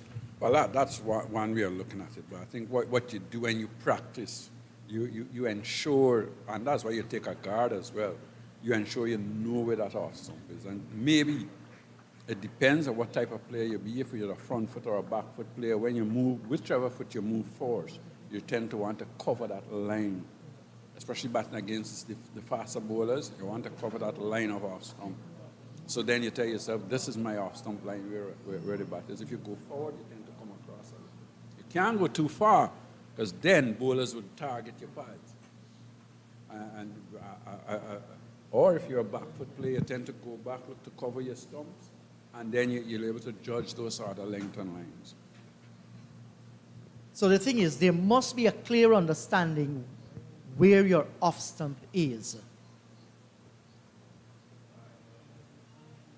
And that has plagued quite a few batters along the way, struggling to come across to cover the line of the off stump. Very often they play outside the line of the delivery or sometimes inside the line of the delivery. We've heard people talk about that blind spot for some batters. They just don't know where it is. I don't know if that area is the blind spot. To me, the blind spot is more like when it's close at you, when it's straight at you. But the thing with batting is it depends on where your foot is going to go. Whether you go back and across, or you just go on the front, slightly on the front foot. You got some good front foot players who knew how to play on the front foot, who could have played there. There's some great ones, Vivian Richards, Greg Chappell, Ricky Pointing, and those guys. Basically front foot players. And then you got those back foot guys who would shuffle across, like the Garden Greenwich and so on, and know where that off stump is. But it just depends on what you're comfortable with and how you can adjust. Yes, 178 now for the loss of 6, 55 overs gone. And even the great Christopher Henry Gale slaughtered so many bowlers around the world, scoring runs freely. He had some problems there, especially to balls that left him outside the line of the off stump. On numerous occasions, he got caught in the slip cordon, not judging exactly what the ball is going to do or the line of the delivery. I remember there was Christopher Henry Gale and the likes of Chaminda Vass. He had serious troubles picking Vass, moving away outside the line of the off stump.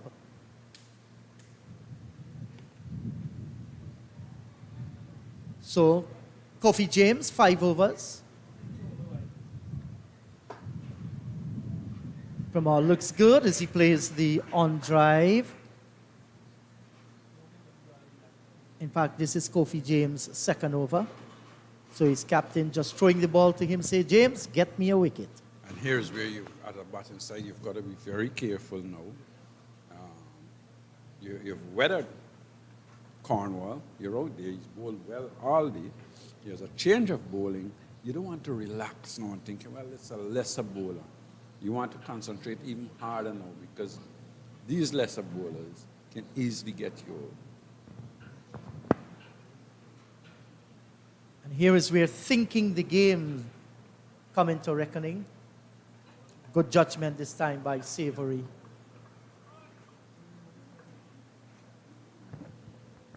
I guess the captain here giving Cornwall a little bit of a rest. He's going to say, give his fingers a little bit of a rest, then he can come back later on.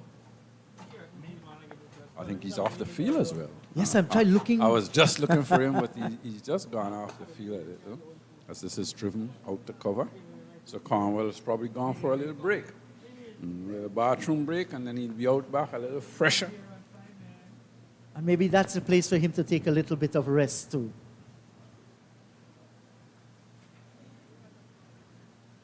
Yes, and the birthday man has just come into the commentary box, Clyde. Andrew Singh from Enterprise Gardens on the east coast of Demerara, celebrating a birthday today. I understand he's a Burbishon by birth. You know, we guys from the east, as you say, we're the wise ones. I first met him at a place, I think it's number 27 Village, a very special place called Sparrows. That was a bad-looking shot again from Savory. Just following the delivery wide outside the off stump. Kofi James is trying to carry him a little wider. 179 for the loss of 6. Savory continued to battle away 35. Cornwall having a little break, and that's good for him. Long bowl, 22 overs, 4 maidens, 58 runs, 4 wickets. So whenever he comes back, if needs be, he will come back rejuvenated, a little bit stronger, fresher, of course, more energy. And in Creolese, they say, Clyde, 1 dotty builds dam. And that is so true. You know, a single here, a single there, a 2 here, and you begin to feel that lead now is building. 56, and having something to fight with. That's going to be foremost in their thinking.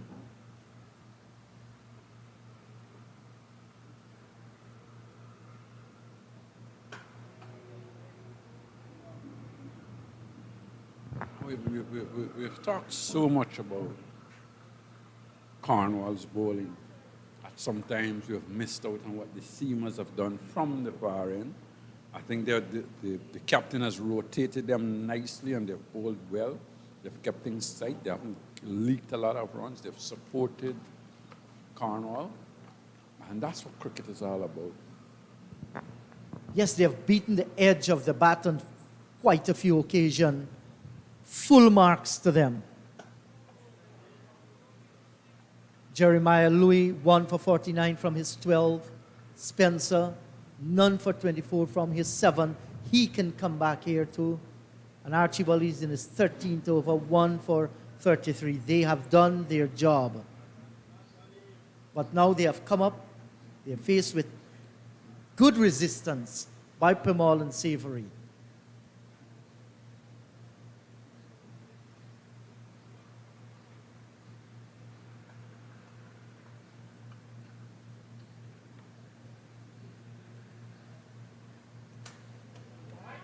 Pramal, lots of flamboyancy in that shot.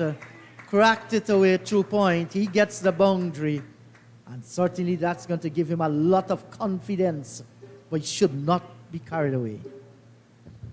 Well, if you're a bowler, you don't mind a shot like that. Because I was outside the off stump. He was playing us, it, hitting it nicely in the end. But certainly, if you're a bowler, you're thinking, well, the batsman is a little lucky there. That could have easily gotten an edge and carried to slip.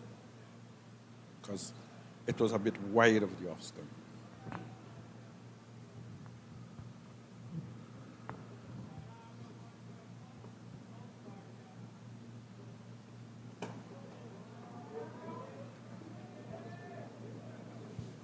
Virasamy Pramal, the man from Albion in quarantine. Maybe visited that Albion ground more than he visited his backyard. There is where he grew up as a cricketer. And we talk about the spin twins for years, himself and Bishu. And after the Bishu left the scene, Gudakesh Moti.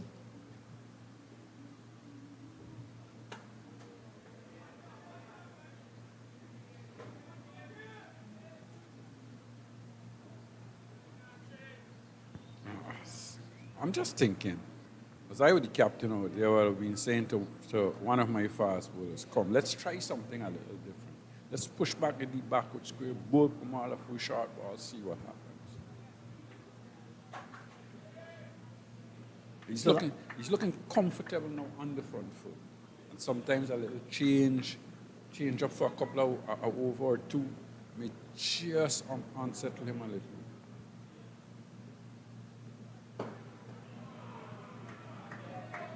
That left the bat nicely, good timing, but didn't have the placement.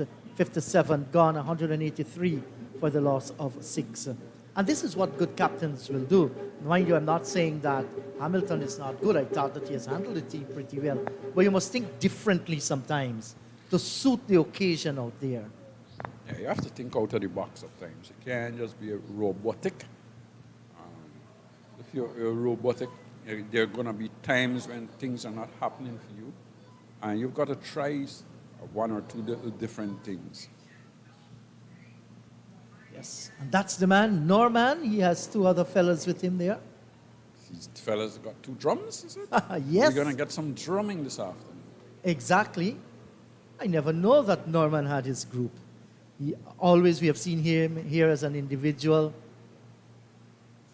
pelting slangs out in the middle, teasing the opposition.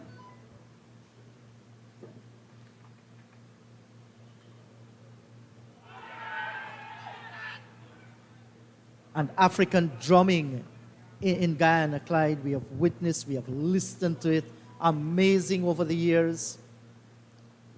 Yes, it has been. It's always nice to hear those drummers around the place.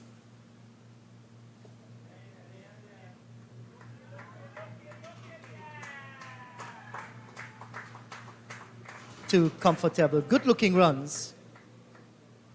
And I do have some friends in Ithaca, Belladrum and Hopetown, where African drumming is alive. Those guys take pride in dressing their drums several occasions. I'm fortunate to be the MC at their drumming. Enjoyed it tremendously. What about their dancing? Yes, absolutely so. And in Ithaca, there's still the oldest Kwekwe dance troupe in the country. That's nice to hear. That's nice to hear. Yes, and they always participate whenever the Regional Democratic Council of Region 5 holds their flag-raising ceremony. You know, it's amazing, so lovely. Kwekwe is an amazing thing. I grew up with that Kwekwe spirit and so on. And it's always amazing to me when you go to Kwekwe and hear the songs that have been sung. Some can be a bit on the other side. Yes, some tantalizing, cheesy. Some are nice. But it's always interesting to hear the songs and the dancing at Kwekwe. It's done especially during wedding times, right? Yes, that's the day before the actual wedding.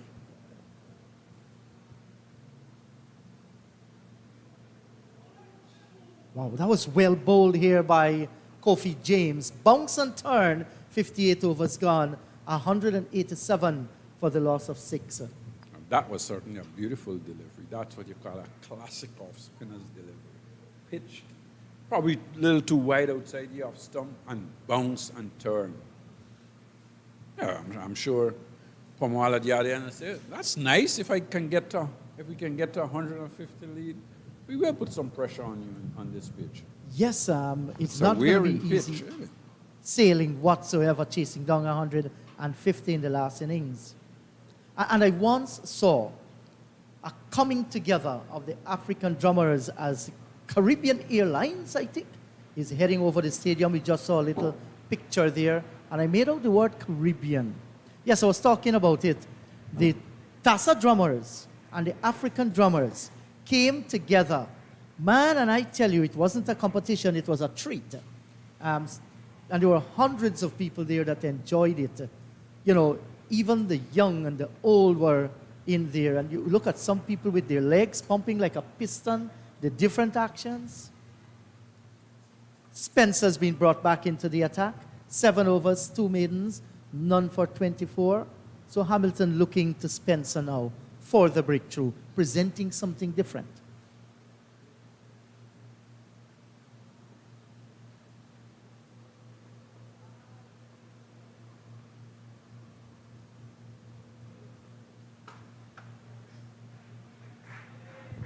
So what about this when the drummers are playing and those dancers in the village?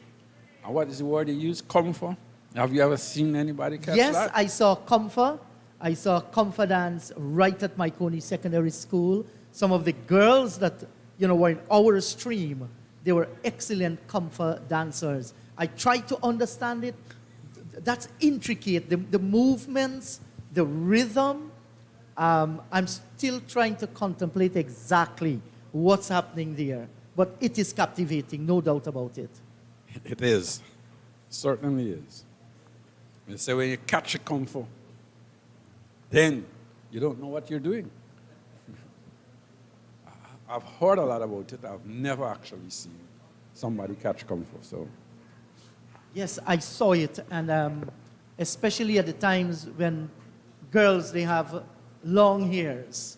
They tend to look so dramatic when that happens. Amazing. And, Ghana is such a rich country, the cultural mosaic of the people. We live together, we enjoy each other's culture, we mix as a people, we hug each other, we kiss each other. Yet I'm still baffled that there are still some who decide to think otherwise and promote their own agenda.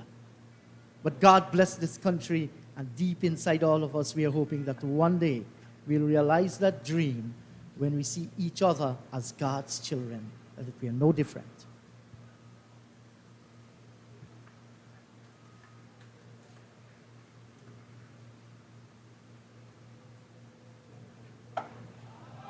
And look at Pemal there. It's in the air, but it's safe. Has it gotten enough to carry? No. 4 runs. Well played. But that's what I was thinking. Bowl a few short deliveries, but you got to put the feel in place. You have to put that feel in place first. But you hit that well. That was short. It's a bit of a slow pitch. And if you're going to bowl it like that, you have to make it bounce high. But he judged the bounce there brilliantly. Virasamy Pemal went on the back foot and judged the bounce nicely. Good looking shot.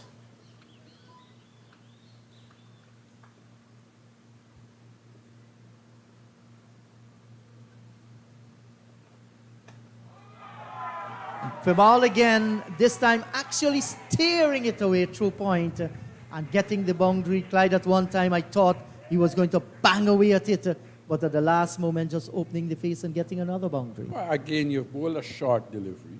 The next delivery, you've gone wide and full of off stump. how is the captain going to set fields for that? You've got to start thinking what you're doing and how you're going to do it. Whether we're going to bowl a few short ones or whether we're going to stick to our task and bowl outside off stump and a little wider, set the field, ring the field, put the men in position or not. So they just have to decide what they're doing here now, because I think the Eagles are certainly sensing something here where they can score with Pomal doing the score and Savory just staying out there and supporting him as much as possible. Well, maybe they've just gone in Eagles' eyes operation, 197 for the loss of 6. Yes, and as we speak here, the boys with their water and drinks are going out in the middle time for some refreshment. We too will take just a little break and we'll be right back.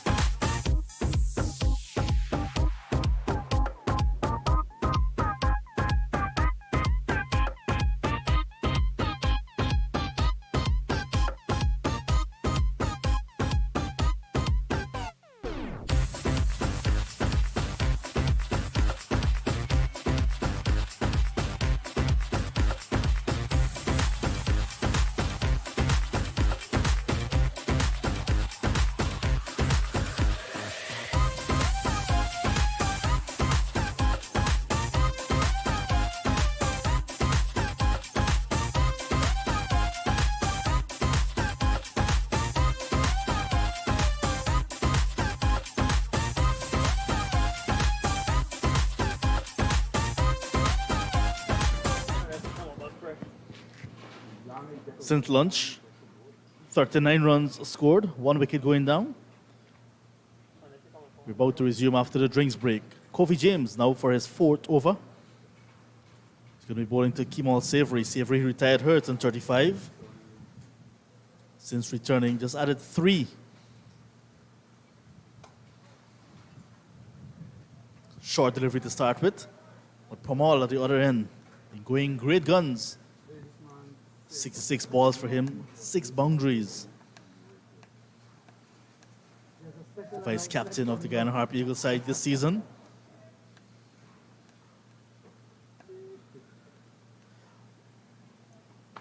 Machuki soon, just before we got on, we were being a bit entertained by some nice folk information being given between Inderjeet and Clyde Butts, the Kwekwe and all the folklore here in Guyana.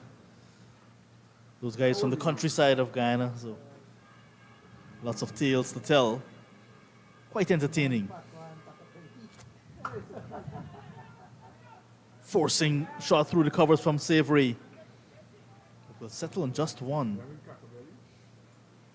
Beat 3 fielders, but just a single. Welcome back, Matthew. Hi, John. Good afternoon to you and to everyone across Guyana and the Eastern Caribbean region, in the Leeward Islands, especially in Antigua, St. Kitts and Nevis, in Anguilla.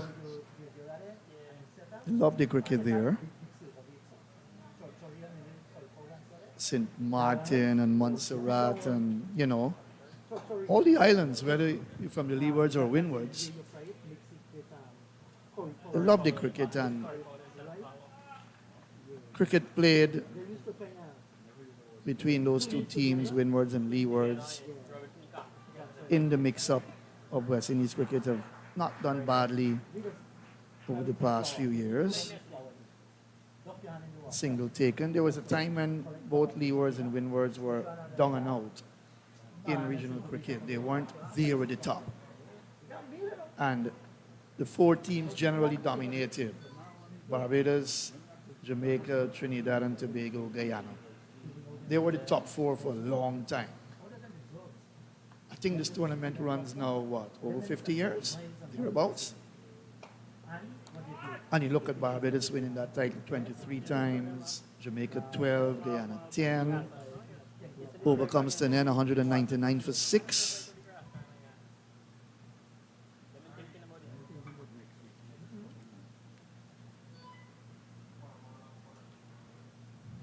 Trinidad and Tobago 4 times. Some of the teams would have shared the title as well once, whether with Guyana or the Leewards.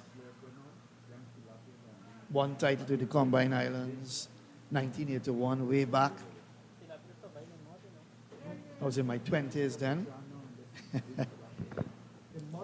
I wasn't born then. Look at that. And the Windwards have come close this year to winning that title. They've never won it. But you've got to say hats off to them for playing very good cricket over the past few years and producing good cricketers as well.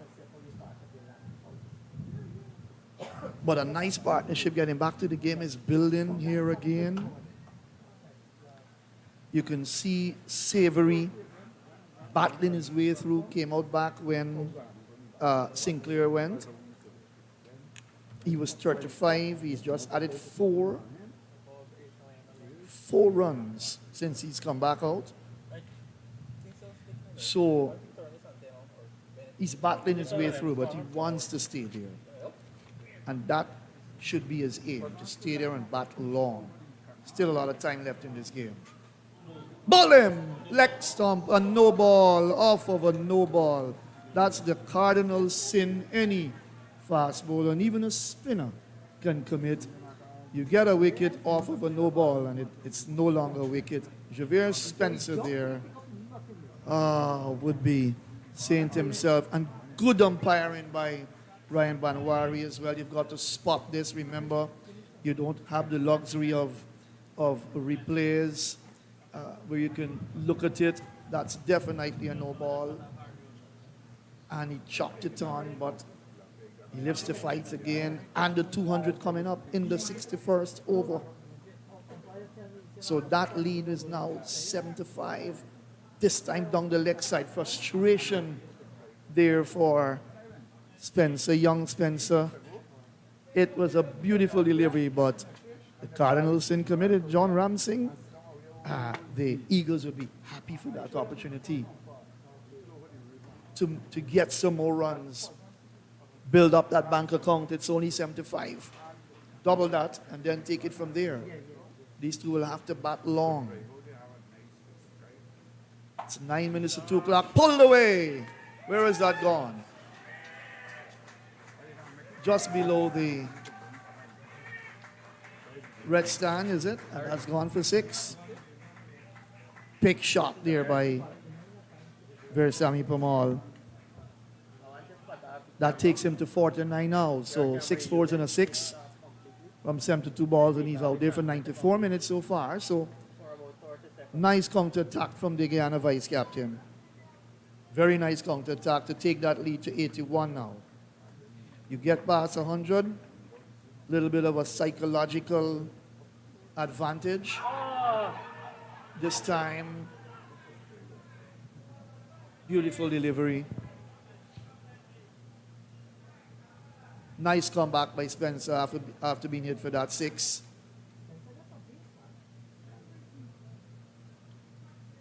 Brilliant. But pitched outside leg. John Ramsing, nevertheless, a beautiful delivery. Cramped them all for room. It was a bit quicker and it kept a bit low. This over is having it all so far. Vice Captain Pamal, the top scorer of the innings already. He's on 49. This time will be 50. Pulling it well towards mid-wicket. And Jeremiah Luby prevents the boundary, but will not prevent Pamal from coming back and completing the second run to get to another half century. Well played to Versami Pamal. 74 balls, 1 6 and 6 fours from the vice captain of the Guyana Harpy Eagles. Really putting his side in a position where they can come from behind and make a game of this one. 208 now for the loss of 6. Pamal on 51. Nice knock. Good knock from the Guyana vice captain. Very good knock indeed. He's at his moments. Couple of aerial shots, etc. But he's had his moments as he overcomes an end. 208 for 6. So well played to Versami Pamal. 51, 75 balls, 96 minutes, 6 fours and 1 6. And an excellent innings to give the Eagles a glimmer of hope in this game. But still a lot of time left. 4 wickets in hand. That lead is only 83. The fifth half century at the first class level for the 33-year-old. Coming at a timely time, really. For the Guyana Harpy Eagles, they were struggling in their second innings, and now with that lead, like you said, 83. Not yet out of the woods by any stretch of the imagination. But at this stage, maybe they're pushing this game into a 4th day.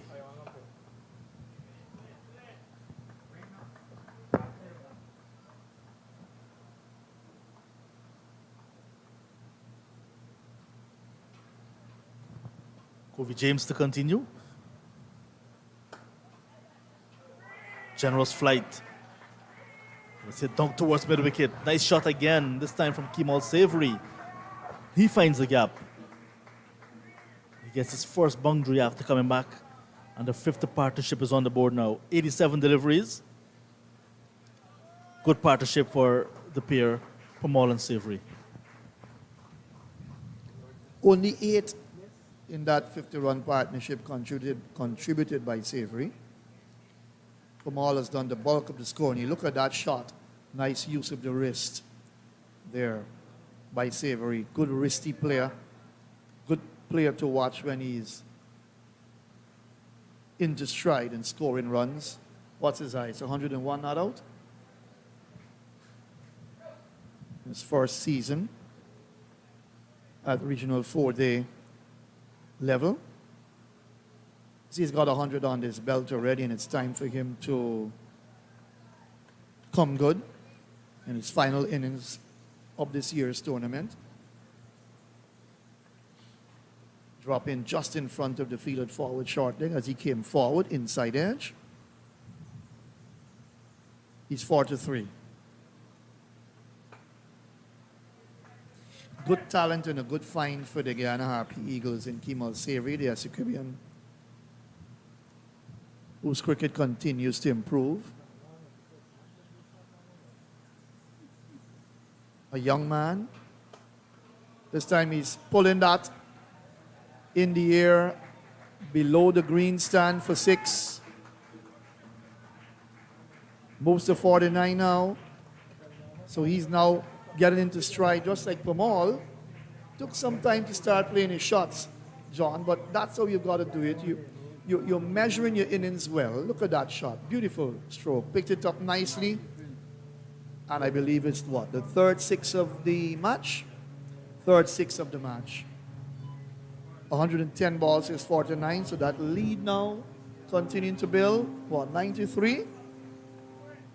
Get past 100 and then continue to build growing confidence, both batters, and put some pressure back on the Hurricanes. That's what you've got to do.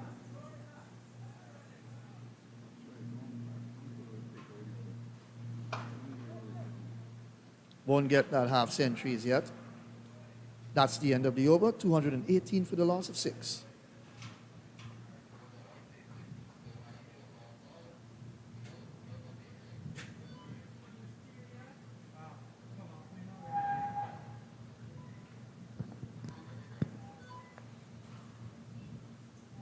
If you look at Savory's score this season, 25 on debut in the first innings against Barbados Pride, nothing in the second innings.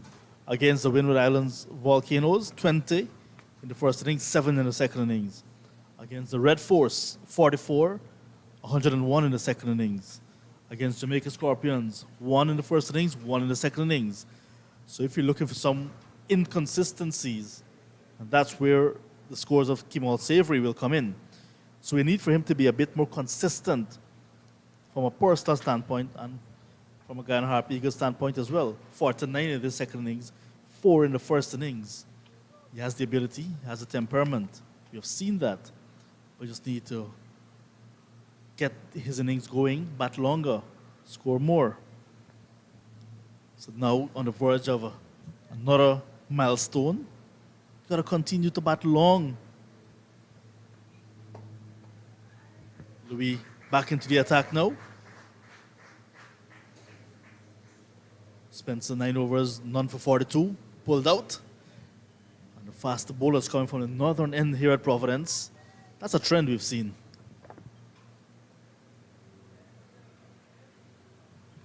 I remember saying to Clyde earlier this morning that some of the great players for the West Indies did not start very well in their first-class careers. They weren't consistent with runs, churning out the runs at that level. But then later on, they began to pick up consistency.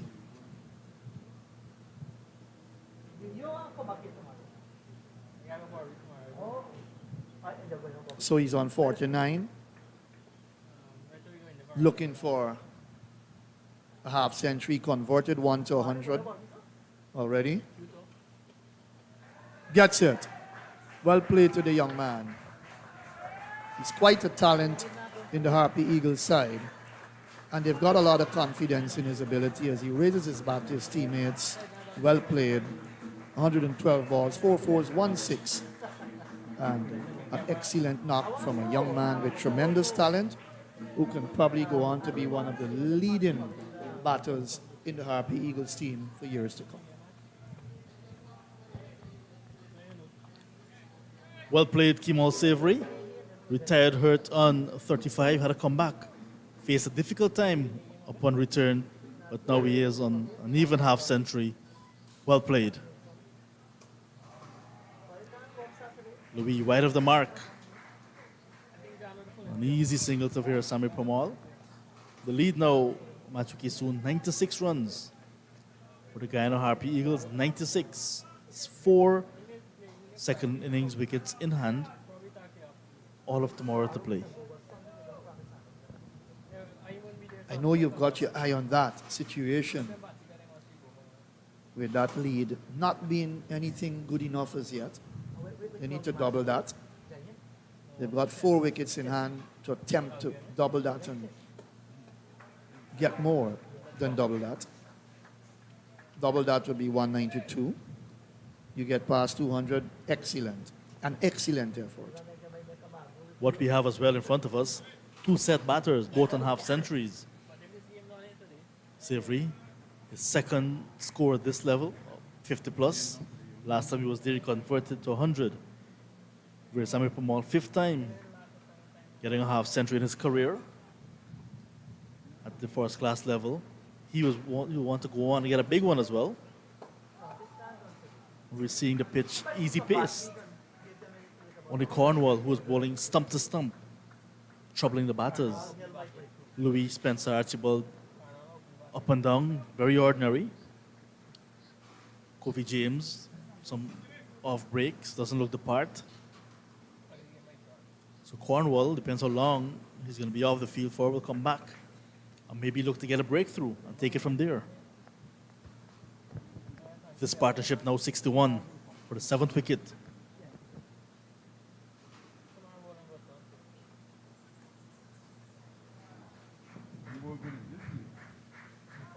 That's the end of the over, 221 for 6.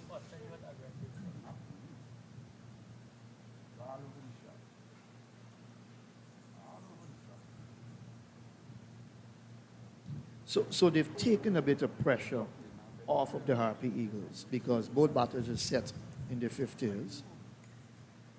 You had them in a lot of trouble this morning at 99 for 5. And they hadn't erased that lead as yet, that deficit of 125. And now, 96 the lead, and just 1 wicket would have fallen in that time.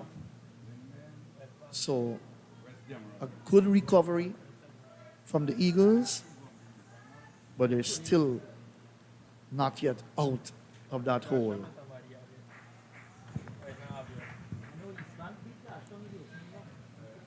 James this season, 6 wickets, best of 3 for 39 at the Sir Vivian Richards Stadium against TNT Red Force. The Leeward Islands Hurricanes played their opening rounds, round 1 and 2, at home in Antigua. Both encounters ending in draw. Did not quite capitalize on home advantage to get maximum points. But to be fair, the matches were rain interrupted. So James, 6 wickets so far in the season, but just here at Providence, not looking threatening at all.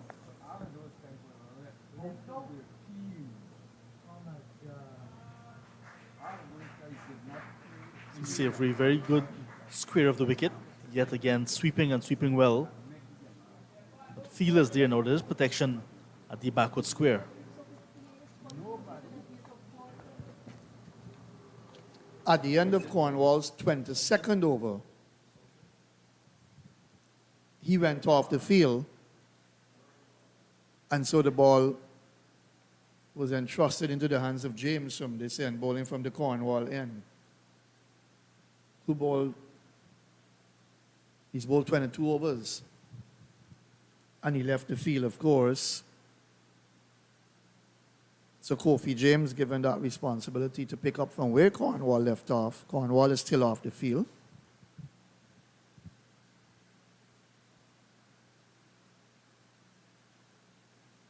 But an opportunity for Pamal to end this year's tournament with a big score. 550s so far in his career. He can turn this one into 100 if he's ambitious enough. That's the end of the over, 223 for 6.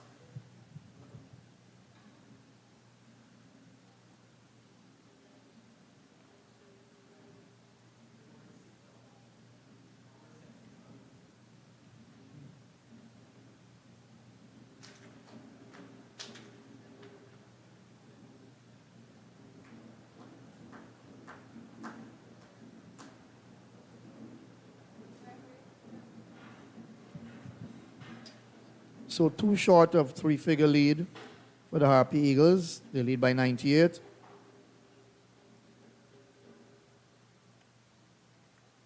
Pamal with some lovely boundaries through the offside, and he glanced a couple down the leg side. Savory is 51. Good knock from the young man, 116 balls he's faced so far. Look at his dots, 90 dot balls. So here is a young man that is concentrating. As Louis continues, bowls wide of the off stump. I like to see that in red ball cricket. Batting ability. You don't necessarily have to have 51 in 51 balls. But look at that, 117 balls, so the intent is clear, especially from him as a more accomplished batter than Pamal. Not to take anything away from Pamal, but he is a more accomplished batter. The skill and his technique says it all. He's the main man there now for the Eagles. Kept low, wraps him on the pad, squares him up, and then the ball bounces into the offside. Leg byes. Permal using all of his experience to chalk up another half century, second of the season. He had 53 against the Volcanoes in Grenada. That ball, the last delivery from Louis to Savory, pitched outside the leg stump. So even the bowler did not go up in appeal. And the Windward Islands just lost another wicket, 161 for 6 against the Barbados Pride. 161 for 6 means they have an overall lead of 171. 4 wickets in hand. Good fight back after starting the day on 14 for 4. If they get that past 200 plus, that lead, that'll be quite a match. That'll be a very interesting game.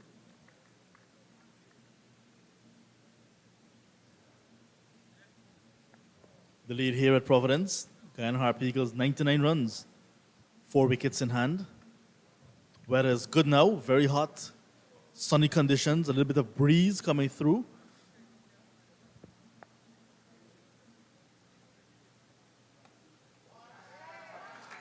Now the lead with that single, 3 figures, Matthew, 100 runs lead, still 4 wickets in hand.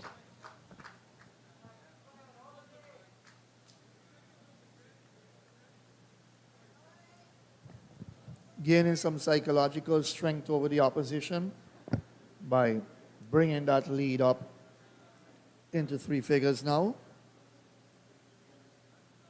And Permal negotiated that last delivery well. It kept a bit low outside the off stump. Jammed on it nicely and got it into the offside. Take that lead now into 3 figures.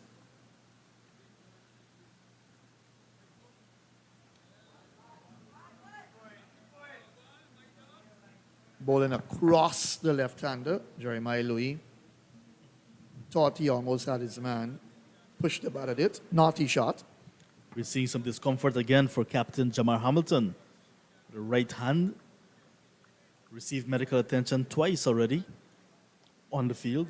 Might have been the case beyond in the dressing room. Look at the dressing room of the Guyana Harpy Eagles. Quite relaxed. Enjoying this match. I won't say very relaxed, but a little bit relaxed now with that lead at the 100 mark. Some smiling faces. You can tell that they're not necessarily panicking as yet. Comes to an end. 225 now for the loss of 6.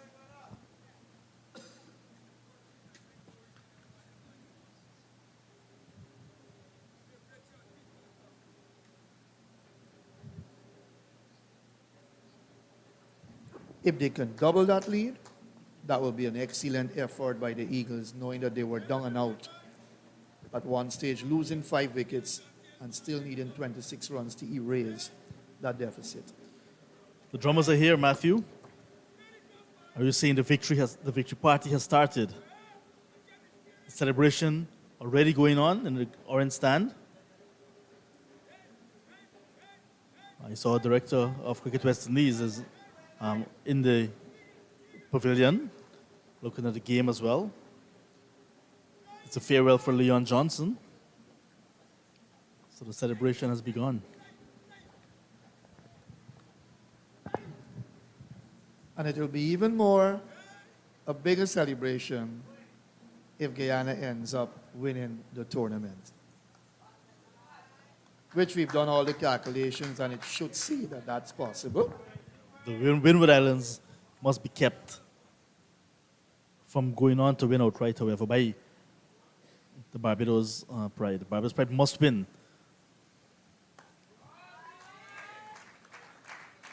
Dances down the track and drives down to long off. Over to Aruba. Just to let you know, TNT Red Force, they're just 59 runs away from victory. They're set 99 runs to win, 40 without loss. So they're in control of that game against the Jamaica Scorpions at the Brian Lara Cricket Academy down south in Trinidad and Tobago. Playing for some pride, basically. Jamaica's been at the bottom of the tournament this year. They haven't impressed with the bat in hand at all, but their bowlers have done well. The batting hasn't done justice to good bowling efforts from Jamaica at all. But generally in West Indies cricket, that drawing board is a very big drawing board. They've got to go back to it. That's a very busy drawing board in West Indies cricket. Go back to the basics, see what has gone wrong with our batting department. Good bowling by James here. Bowling on the stumps and forcing Savory to play at every delivery so far. What has gone wrong with your batting? Well, it's almost the end of the tournament. And not a good season for Jamaica at all. The over comes to an end, 226 for 6.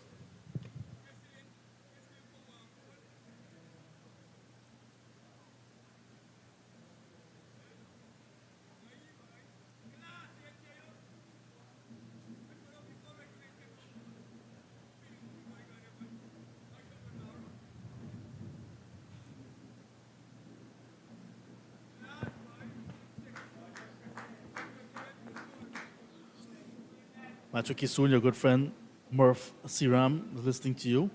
Jason Passad, former workmate of yours, who now lives in Tobago, listening to you. So the coverage reaching persons in the diaspora, despite not having a packed house at Providence, I can tell you this, more than 15,000 persons are online following the action. What were their comments? Just saying that they're locked in. Good afternoon. Sounding good. Usual stuff. And waving the golden hour ahead. Yeah, Morph is a nice guy. Jason as well. We've got some congratulations that came in from a good friend of mine as well, Lance, who I think is in New York. And another good friend of mine who worked with me in the early years at the company I worked, that I'm still working for, Portab, Mohan. Nice guy, we call him Jeff. Hello to you, Jeff. Said that he's enjoying. Look at the biggest supporter of the Guyana Harpy Eagles, Norman the Juice Man,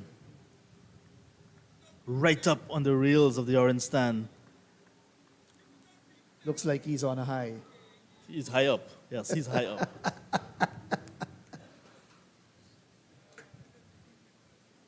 The drummers are entertaining him and keeping him busy on the outside. Dr. Orilal, good friend of mine, Dr. Christopher Orilal, locked in from Pennsylvania as well. Good mate of mine. So the coverage is reaching far, despite persons not here at Providence. Just Norman and a few others. The beauty of technology, what it has done for the game. You don't have many spectators coming to watch a game literally now, but especially this level of cricket. But all over the world, they pay a lot of interest in this type of cricket, this level of cricket.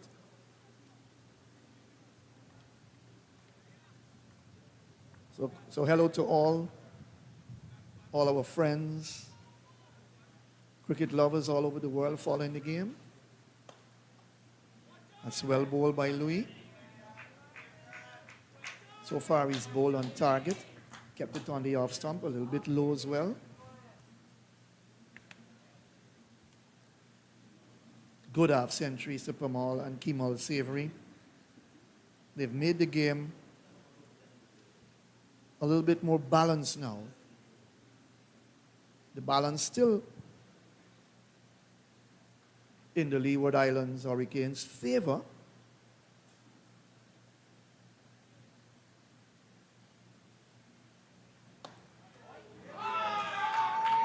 Drive. Did he get the right hand to that? Some finger to that in his follow through, Louis. And it came down to the boundary for 4.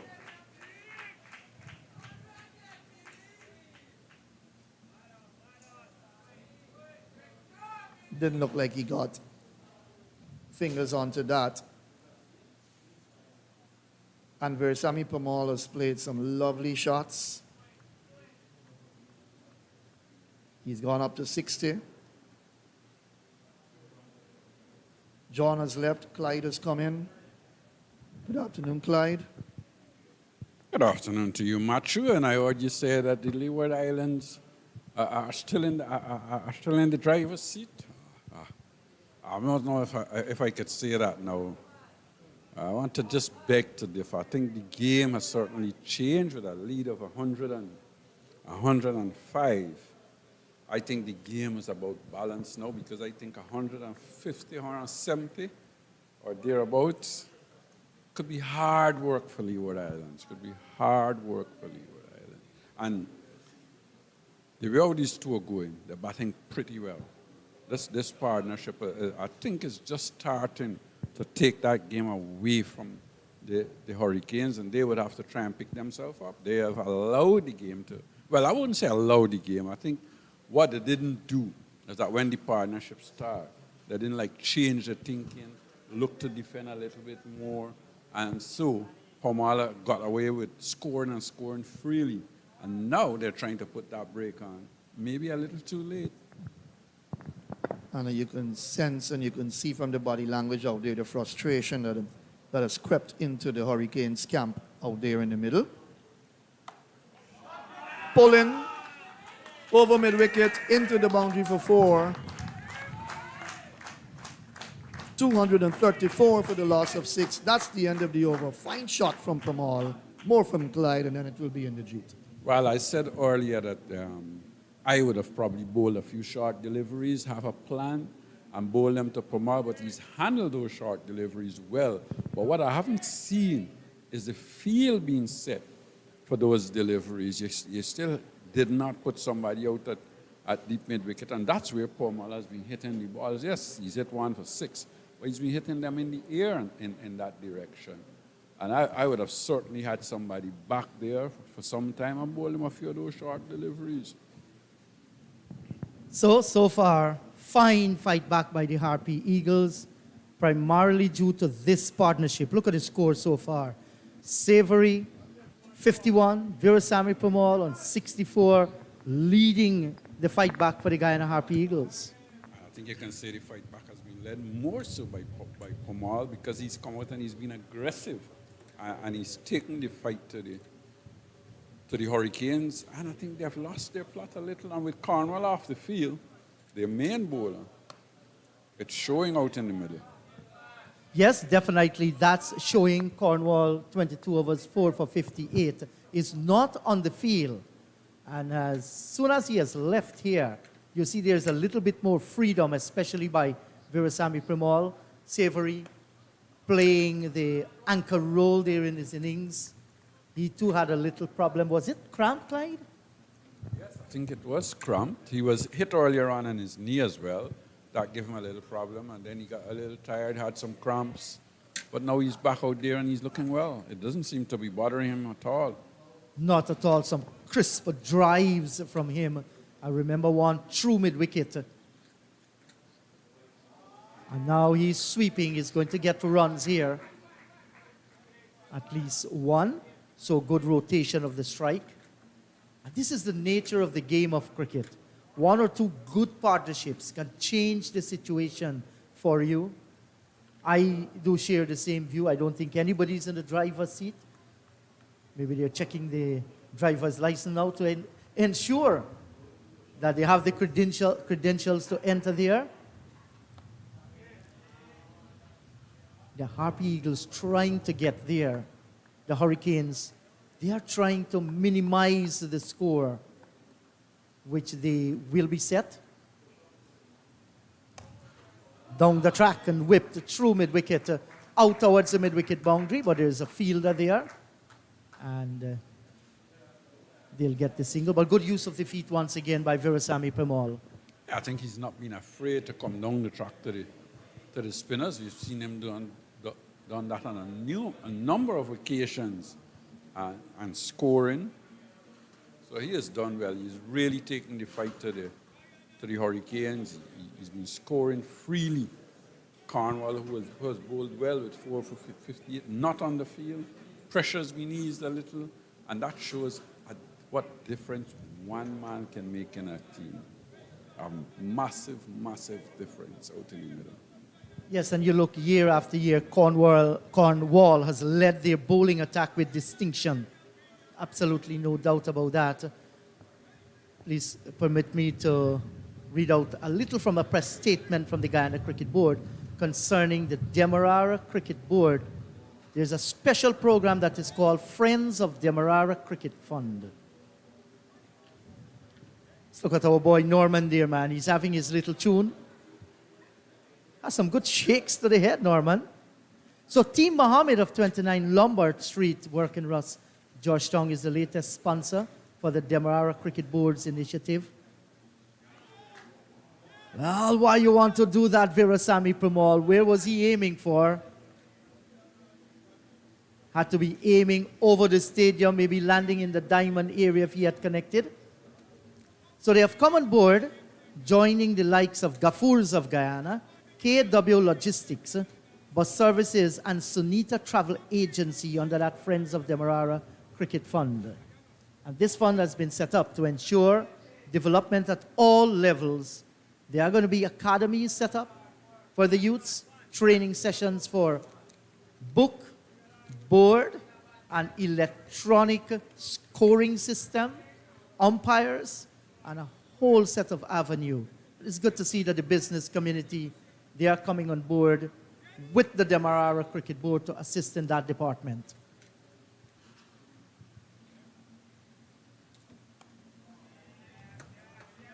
Virasamy Premal, much more sensible, jumping in behind and defending. And those are the moments with previous delivery, Clyde. We saw Premal just losing his cool a little, going for an almighty swing, a delivery short and rising. He's played well so far.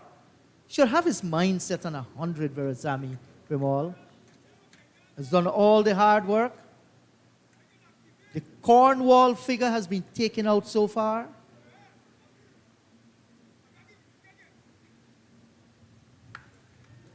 Short, he's pulling this one in the air, and the catch is going to be taken now, and Premal goes. I'm afraid that's not smart cricket. He's gone for 65, and the Hurricanes, they have gotten their breakthrough. He did well, no doubt about that. The question is it good enough?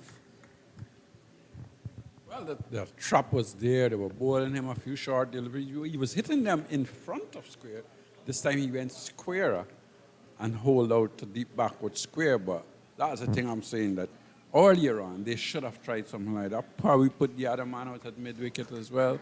Bowl him that short of a lane. And they've got their man. They have their man. But you look at the lead now, it's 111. And that would be a little worrying for them as well. If Eagles can score a few more runs going down the line, get another 50 or thereabouts, I think game is on. Yes, 3 wickets standing, and you look at that lead, 111. If these 3 wickets can put together 40, 50 runs, it can make the match real competitive, where both sides will believe, Harpy Eagles will say we can bowl them out, and the Hurricanes, their thought at that time will be scoring those runs, which definitely will negate any thought of a drawn game.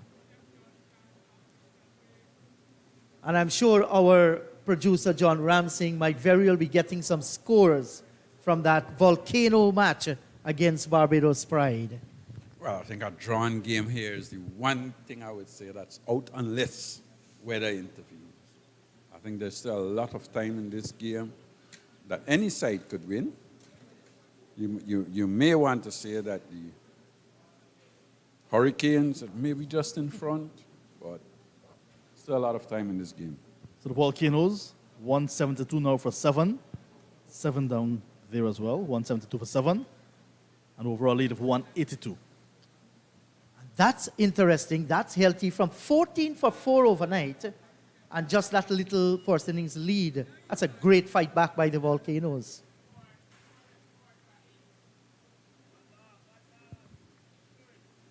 Anthony Adams comes out to join his countryman, Yes, there's equivalent connection. Kimal Savory. Definitely out in the middle there. And this has been a gutsy innings by Savory as well. He has certainly been out there for a long time. He's fought his way into getting 52. He's been hit on the leg. He had some cramps. He had to retire hurt, and he's gone out back, and he certainly played a very courageous innings. It is. Showed a lot of heart and continues to do that. Beaten, appeal for a catch at the wicket. He's gone. Anthony Adams. And another one has bitten the dust here for the Harpy Eagles. 236 for the loss of 8. And that's what happened. You get one, you get two. And look at this. Look at how different it looks now. That scorecard certainly looks different now, that scoreboard. That's two wickets, no run. Certainly changes things as well, as this was a delivery.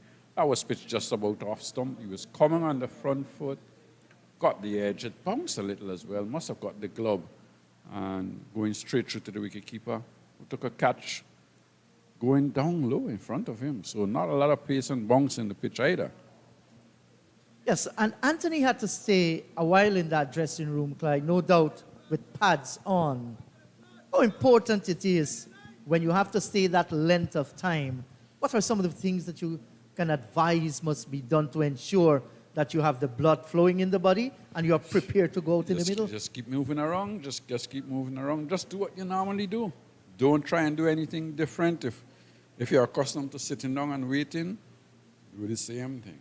You've got what? You had to wait about a couple of hours. You had lunch break in between. So I don't see that as being a big problem, a big issue. Because these things do happen in cricket. You do get partnerships. And you've got to prepare yourself mentally and physically.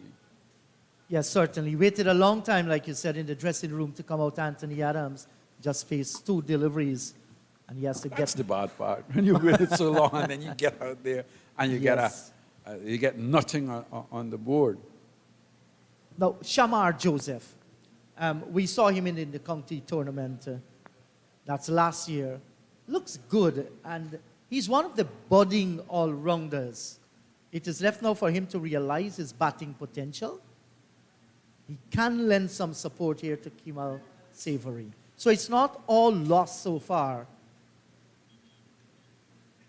But the Hurricanes will feel now, this is the hour when we can dismantle the batting lineup. They have taken 2 more to go.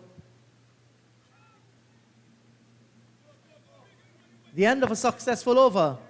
It's 236 for the loss of 8. Yeah, very successful over. Got 2 wickets in that over, and certainly the momentum has just switched back again to the Hurricanes after that lovely partnership between Pomal and Savory. Pomal being the aggressor, scoring runs all the right directions, had some good hits over mid-wicket, short deliveries, but certainly it was a wonderful innings by Pomal, which was ended with him going for that same shot. And I know sometimes you tend to think, well, why should he play that shot? But he was scoring off of that shot as well. So, and a lot of runs he scored in that area. So I cannot fault him. I really cannot fault him for that.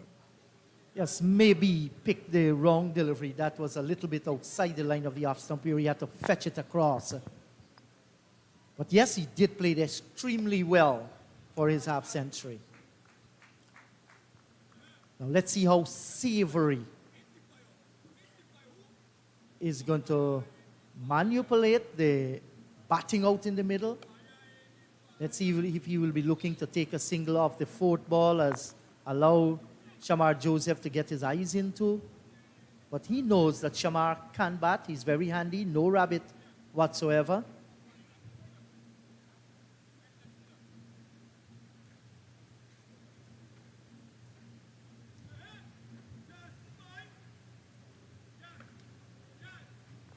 And here's where Hamilton would be thinking, well, if only Cornwall was on the field, he would be back on and putting pressure on the opposition, looking at that low order to get them out with, especially with 2 left-handers at the crease.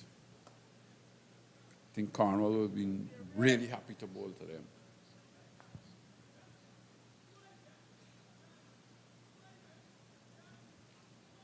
Kofi James, the right arm off I spinner. think what they're doing now is try and bring in that field, try and see if they can stop Savory from getting that single.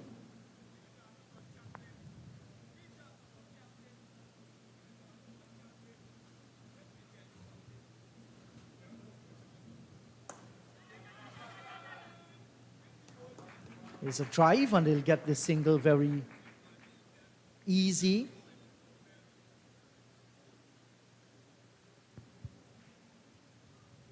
And now Shamar Joseph. His role now is don't force anything whatsoever. He's got one delivery for face, just needs to try and defend. Yes. Because the captain hasn't put any pressure on him. There's nobody in front of the bat on the onside or the offside, surprisingly. It is surprising. One ball it takes to get a wicket. He has just come out in the middle. You want to ensure that you exert maximum pressure.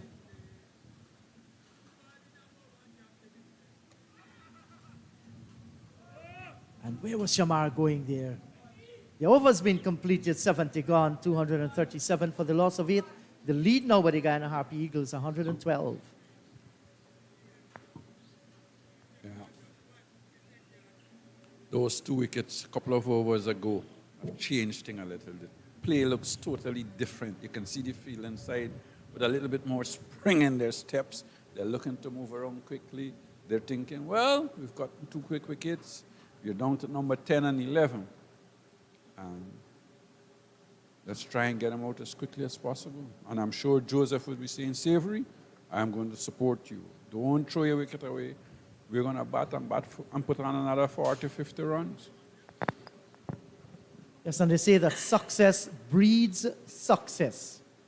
And this is what the Hurricanes will be looking to capitalize on. Thank you for your service to Guyana's cricket. Congratulations on your successful tenure as Guyana's captain. You made us proud. Best wishes in your future endeavors. That's the message from the Guyana Cricket Board to Leon Johnson, who played his last innings for his country while he was out in the middle. And that poster there is being held by the Technical Development Officer, Colin Stewart, and along with Mr. Jeffrey.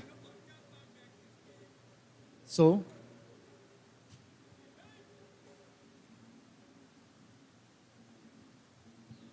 .237 for the loss of 8. Jeremiah Louis continues, 3 for 61. He has bowled splendidly.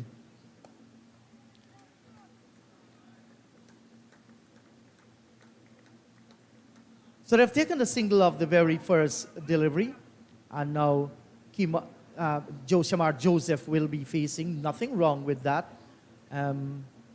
Maybe we'll see Savory if he's still there and Shamar should go, then he might be looking to take most of the strike. Has to do with your confidence level, how bad you want it. But Shamar Joseph, from what we have seen, he can bat, he can stay there, can play shots as well. But I guess not being too aggressive might be his first call. Play every ball on its merit. It's amazing what self-belief can do to some people. In his early days as a boy growing up at Baracara, way up in the Berbice River, decided he wants to play cricket. Where was he going there? Beating all ends up. Good delivery, that length again. Once you bowl that length, I find most of the batsmen in the Caribbean struggle with back pitch deliveries, and especially if it's fairly straight as well. And that's something they must definitely work at. Some other nations, Clyde, will play on the back foot deep in the crease and take the ball on the up, slice them through backward point, or even driving forward of square. I mean, length deliveries, good length deliveries would always worry batsmen, but I find that we struggle a lot with those length deliveries. Good drive back past the bowler. This would go all the way into the boundary. And may have just pulled it back just inside the boundary, and they have gotten three runs. Well, yes, 3 runs.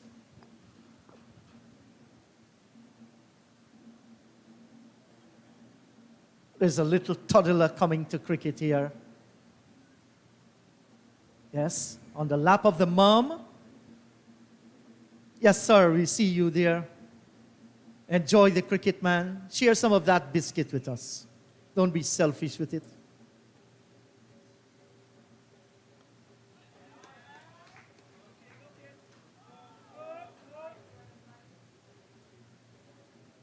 So good singles, good rotation of the strike. And it's obvious that Savory trusts Joseph. So he's going to give him as much strike as possible. They're going to keep scoring, keep inching that score up.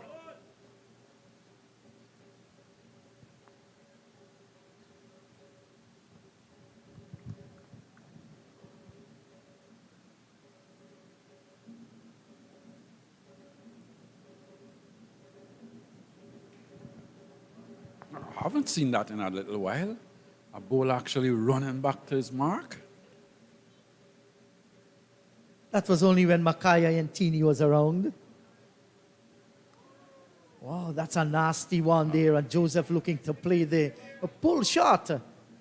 And luckily for him, he did not cannon into the helmet. Look at this. That's an excellent short pitch delivery. That had a lot of effort in it. And the batsman just got out of the way in time. Or it missed him. Just missed him. I think the ball missed him.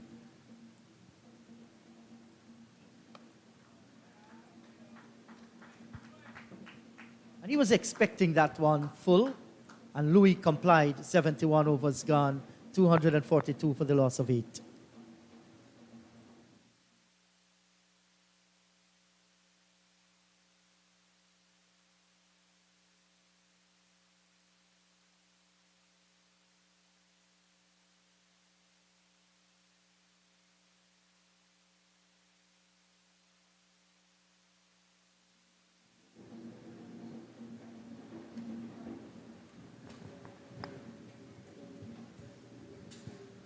$242 for the loss of 8. The lead 117. So it's building.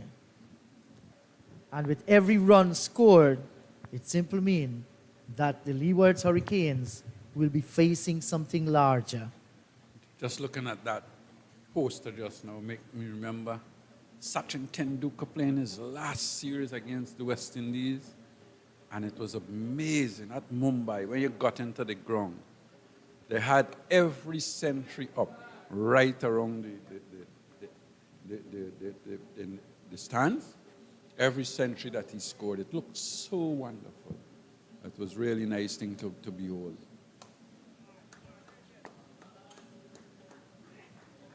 That's a cricket crazy nation, and I always remember a slogan I saw in the stand while Sachin was going out to bat. Cricket is our religion, and Sachin is our God. Great player.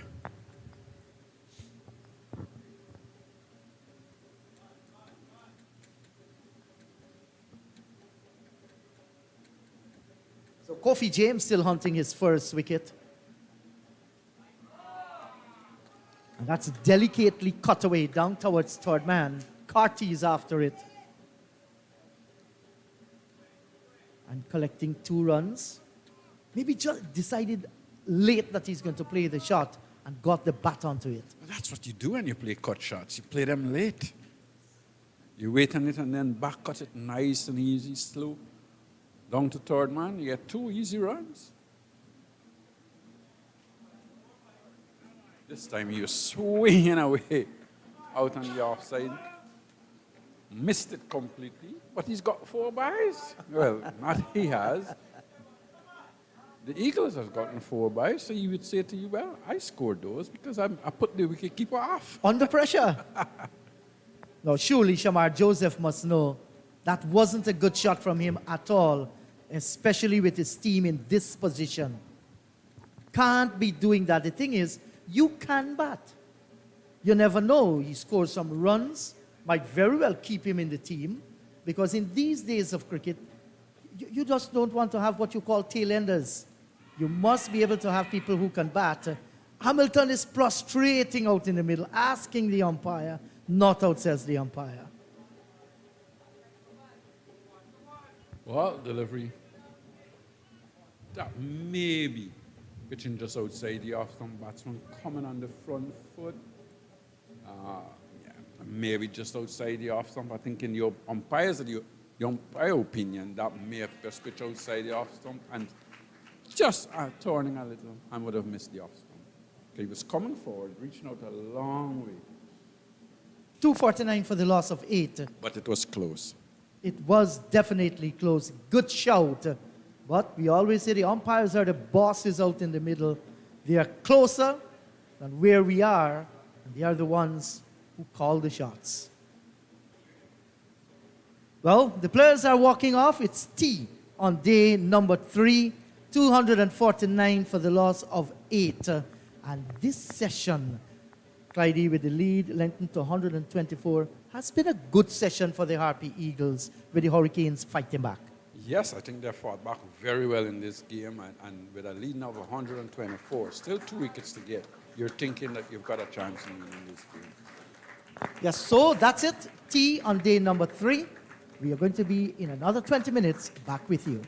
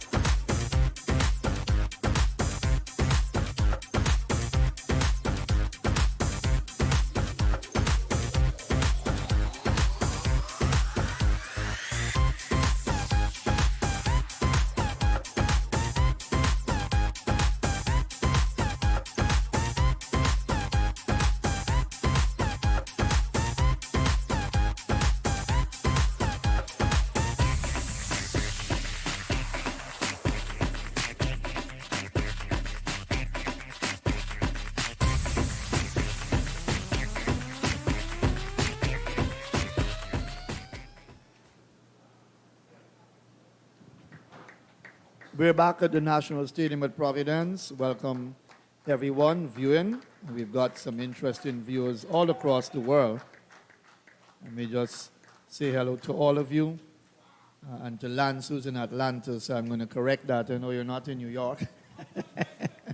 Thank you for that correction. 249 for 8. The Harpy Eagles with that lead of 124. 9-1 for 3 in that session. Post-lunch session in 26 overs. Session, of course, going to the Hurricanes. 27 extras made up of 8 byes, 3 leg byes, 1 wide, and 15 no balls. Savory not out 56. Joseph not out 5.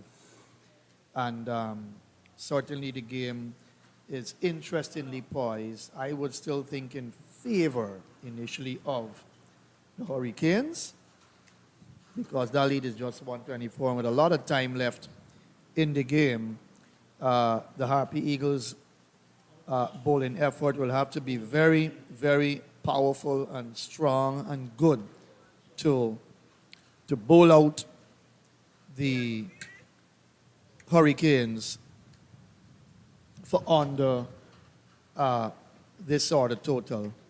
It will take heroic efforts from all the bowlers, especially the spinners and, of course, Niall Smith and Shamar Joseph, to really skittle out the Leewards very cheaply. If the Harpy Eagles, and this is a big if they're unable to go on and build a bigger total, let's say around 200, if the total falls below 200, and it's all if at the moment, they'll have to bowl very well to beat the Leewards here. It's not impossible. It's red ball cricket, and we're about to start with Colin Archibald after tea.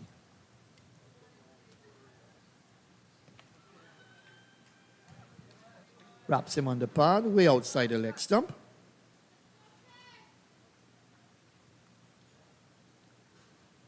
These 2 wickets, well, this pair, what can they add? What can they add? 13 is the partnership so far. Shamar Joseph just needs to stick around there, hang around with Savory, and pick up some runs along the way. Build that total. Runs from the second ball.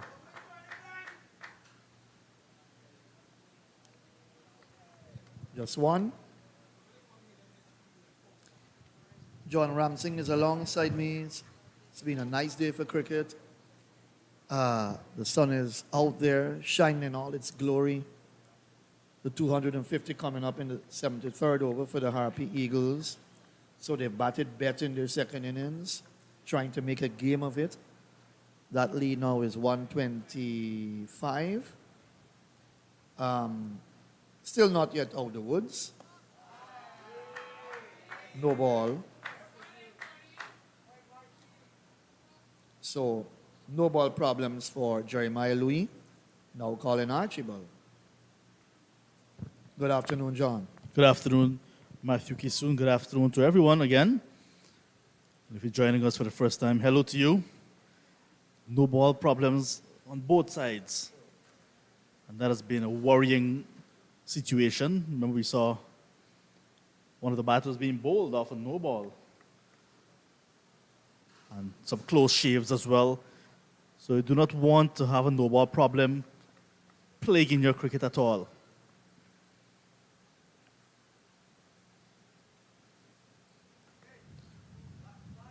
Good take from Jamar Hamilton, the wicketkeeper. Steep bounce as it passed the bat. But that 126-run lead now, very important. And we all know about the familiar batting collapse that has been plaguing West Indies cricket, whether it's at the international level or here at a domestic level. So 126 can become a handful, Matthew Kisoon, on a 4th day at Providence. Yes, well, let's say I'm an Eagles supporter. I want that lead to get up to 200 to be on the safe side.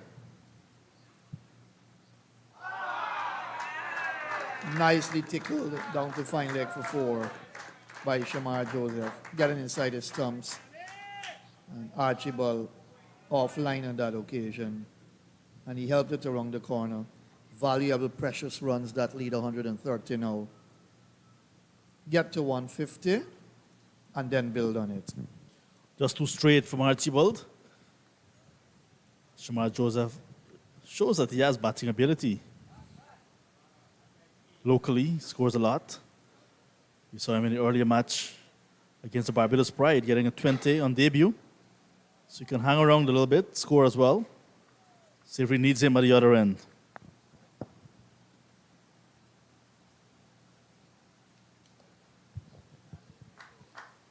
Struggling now, Archibald. That's too wide of the mark. Not putting any pressure at all. There's no leg slip. There's no one in the leg gully, no one short, fine leg even, to say that you're setting a trap. Just a field and fine leg, which is a defensive position. So it's bad bowling. And when those partnerships were building, like 61 for the 6th wicket and then 76 for the 7th wicket, you saw in between the frustration stepping into the camp of the Hurricanes side.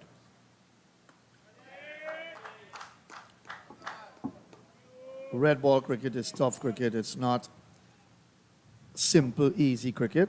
Over comes to an end, 255 for the loss of 8.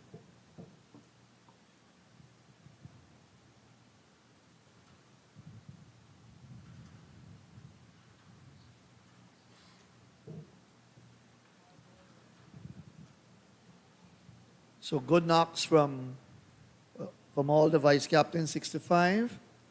Savory, 57, not out so far. Anderson, Sinclair, 31 runs apiece. 20 to Tej Chandra Paul. And now it's time for Savory and Shamar Joseph to build on this bank account now to make it a little bit stronger.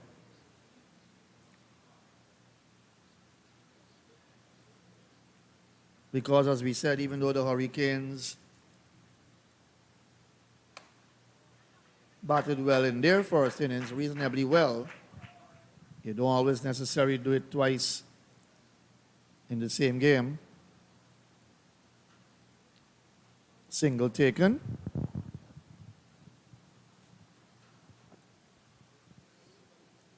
And to be guaranteed a championship, the Guyana Harpy Eagles will be looking to win this match.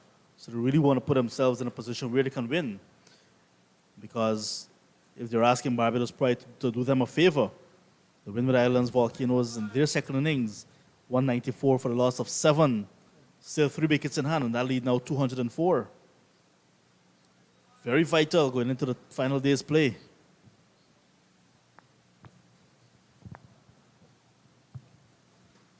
So you must be able to do it yourself. Quicker delivery from James. Cutting, missing. So you can forget about what's happening at the Queen's Park Oval for the moment. Look what's in front of you.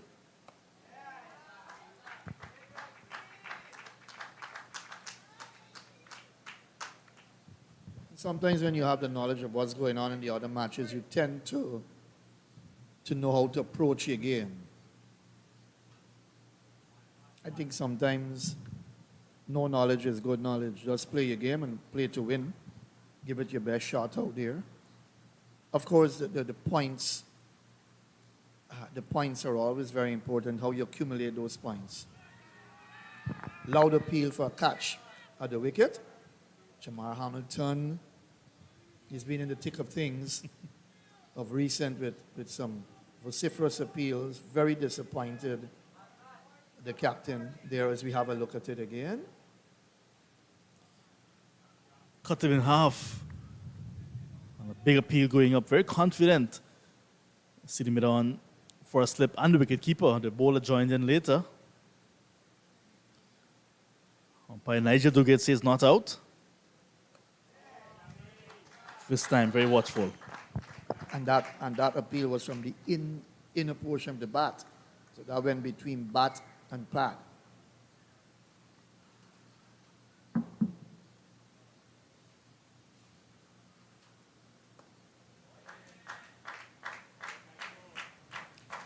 He's negotiated Kofi James well.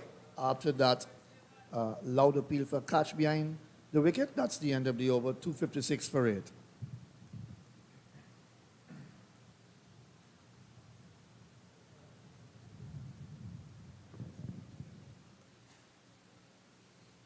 The lower order of the Guyana Harpy Eagles showing that it is an easy pace track at the moment, especially with the seamers of the Hurricanes not helping themselves, Louis, Spencer, Archibald. But some spectators still here, no doubt, would like to see history being created at Providence with Leon Johnson's farewell match.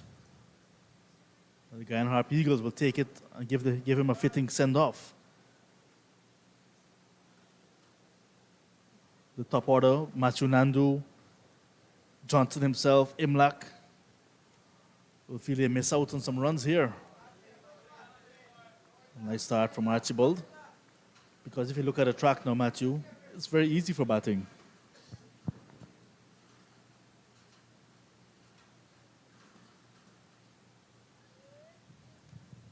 I think, as you may have said earlier, from the time Cornwall left the field, pressure eased by the Hurricanes on the Eagles.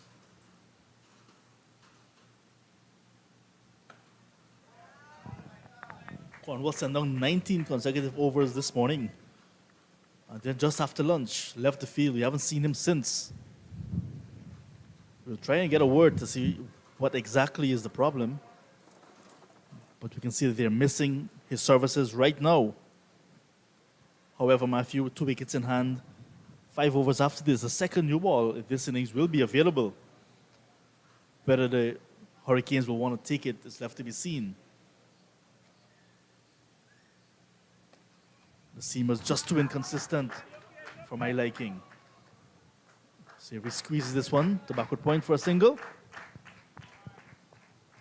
With Archibald bowling, if you take the new ball, most likely you'll give it to Louis and Spencer, the other 2 fast bowlers.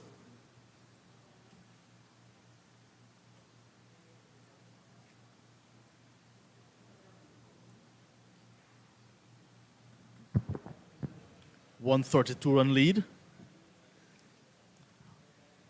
Remember, the Guyana Harpy Eagles just got 122 in their first innings. This is the best innings by a team in this match so far, 258 now. Hurricanes in their first innings got 247. Here's Samuel Pamal, 65. So it could be a reverse situation whereby the Harpy Eagles batted badly in their first innings and now they're putting up a better fight. The Hurricanes batted reasonably well in their first innings to give that deficit, to create a deficit of 125. They could possibly not bat that well in the second innings. All possible. Cut him in 2 there and half. Came out Savory as it kept low. Good delivery from Archibald. Yes, kept a bit low. But I like the direction. I like what Archibald has done there, trying to hit the stumps. So you miss, I hit. I like that from bowlers. Sometimes they tend to aim for the top of off. Very good. Some spectators, some local food, and drinks.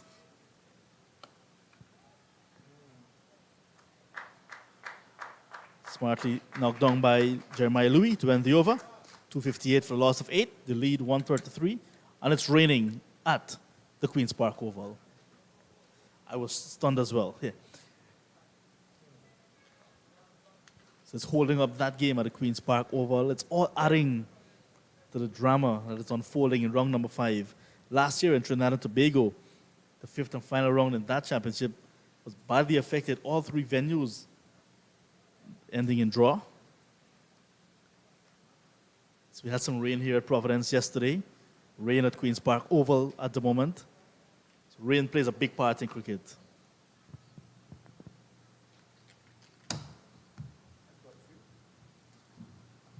There are times when teams beg for the rain, given the state of the game. They would beg for some rain to come. Well, it's not going to always happen. They stay out there and fight. Cricket is a tough game. Very tough game, especially this red ball cricket.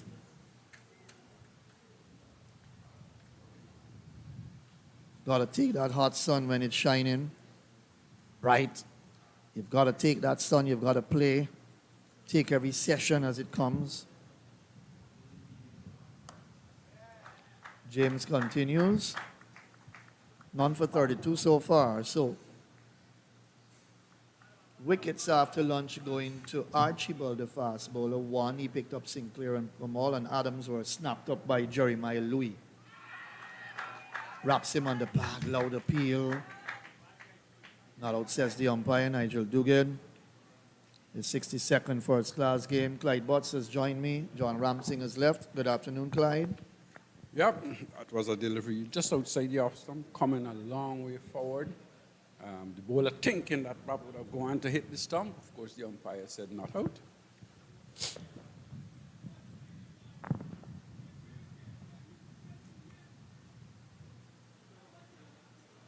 These two need to stay there for a while now.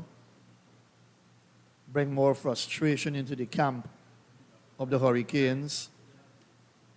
Not being able to clean up the latter half of the Harpy Eagles' batting side. Pile on the frustration, but also pile on the runs. I just think the bowling has been totally different without Cornwall on the field. The pressure was eased a little, and it is showing.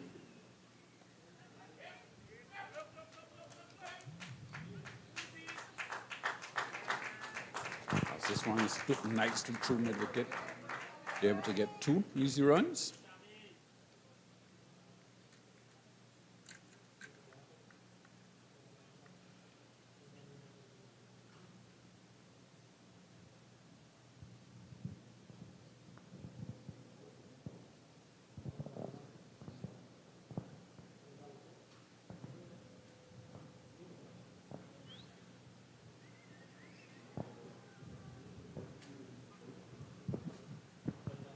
That lead now is 135. I'm sure the Hurricanes would be a little bit worried. That's the end of the over, 260 for 8.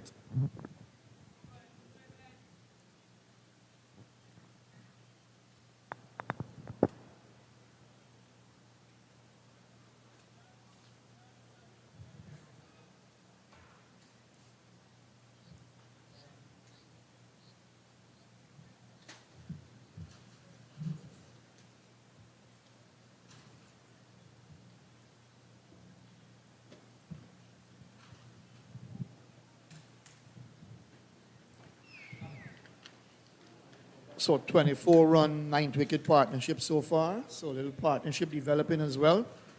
And Shamar Joseph leads out in that partnership with 12.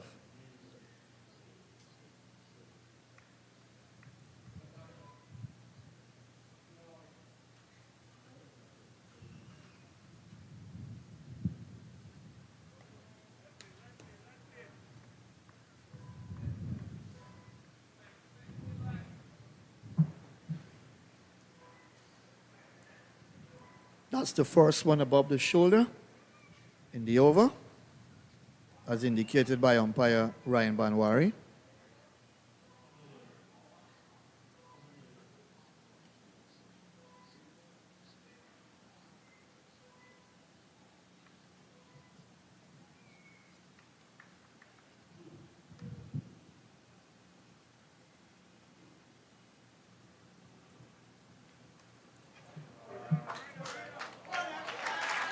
Brilliant stroke. Inside his stumps and flicked it away beautifully down to backward square, and that's 4 runs. to Kimmel Savory. Moves into the 60s now. 63. Have a look at that again. Good shot.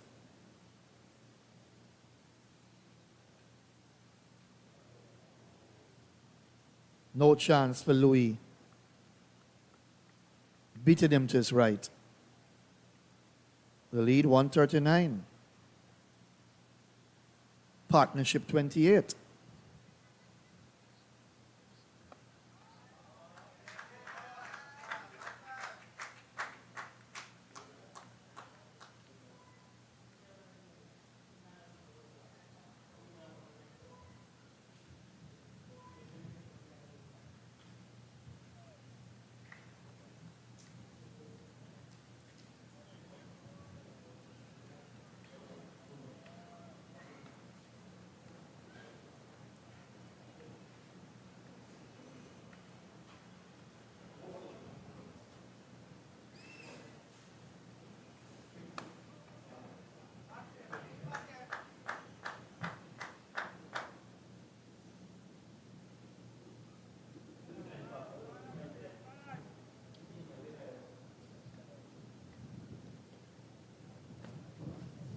Man at point on the boundary, backward square on the boundary, and fine leg on the boundary.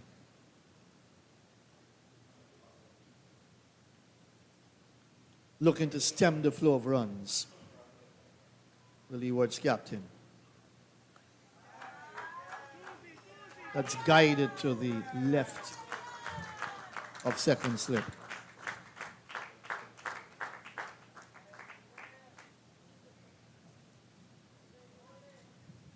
And they pick up 2 for that. 30, the partnership from 49 balls.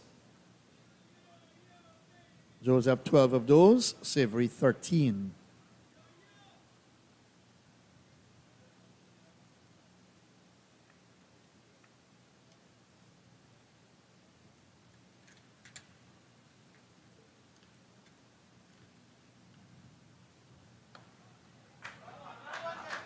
Quick single taken. Smart cricket from these two. That completes the over. 267 for 8. The runs continue to flow, continue to rotate, strike, continue to pick up singles, pick up twos.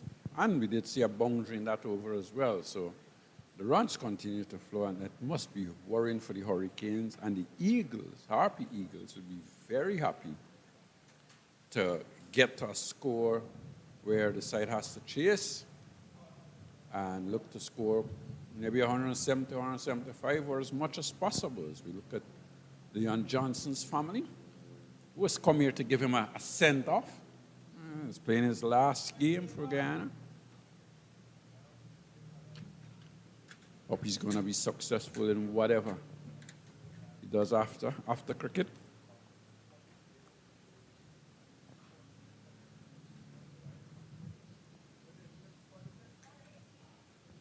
During the luncheon interval,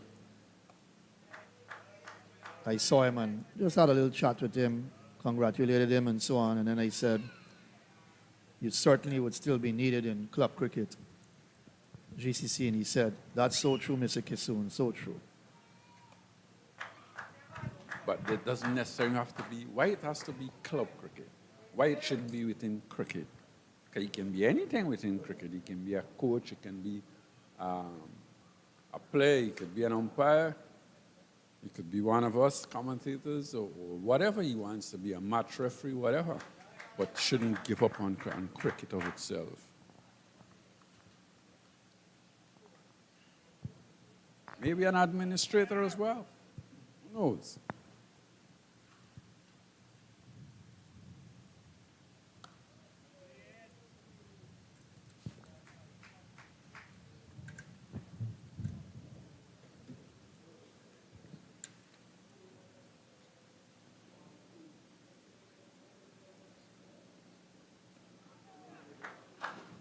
Just 3 sixes in this match altogether so far. So it's not been the big lofty hitting, but classy boundaries.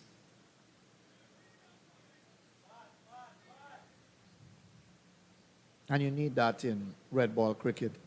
Classical shots along the ground, both through the offside, through the onside, and down the ground as well.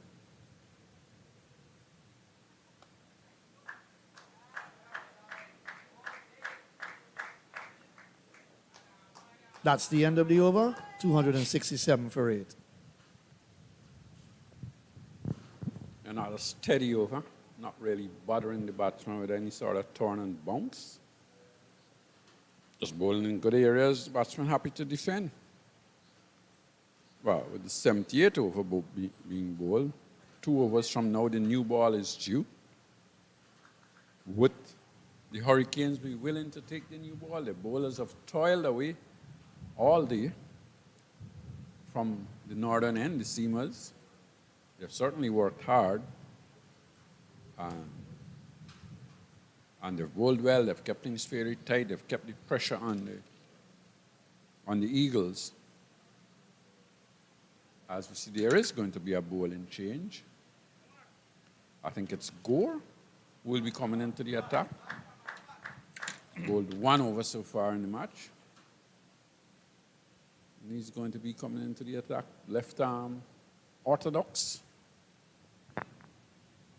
Born in the US of A. 33 listed wickets on this belt. So talent spotted in this young man. Couple of stubborn partnerships for the Harpy Eagles in their second innings. 44 runs for the second wicket, 25 for the fourth, and then you come down the 6th wicket, 61 runs, the 7th wicket, 76 runs. And now you've got a 9th wicket partnership developing, 31 so far. That's what you need when you bat badly in the first innings and put yourself in a minus. Beaten outside the off stump, quicker delivery from the left-hand spinner.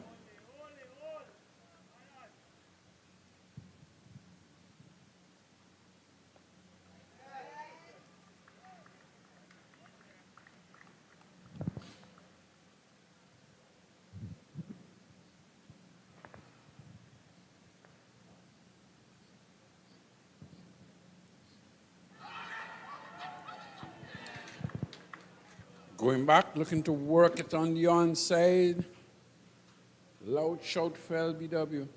And the umpire has raised the dreaded index finger as he was going back, looking to work it on the onside.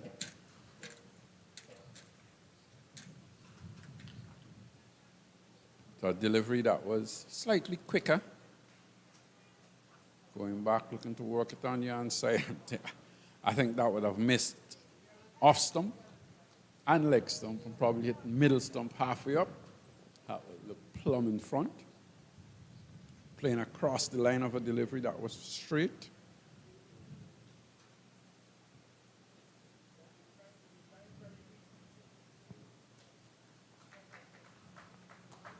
So there goes, change of bowling. Gore and getting his man.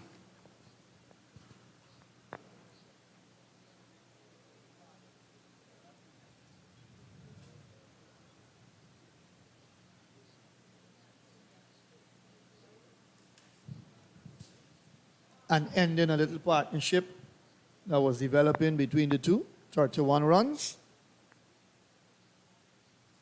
Wanted a few more, for sure.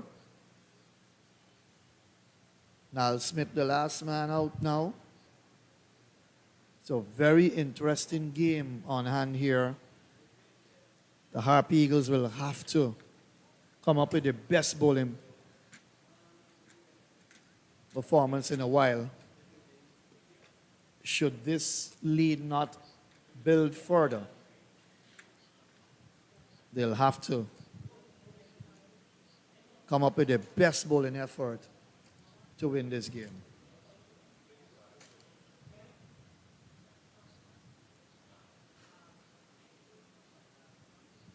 Smith on strike. Bowled him. That's the end of the Harpy Eagles innings.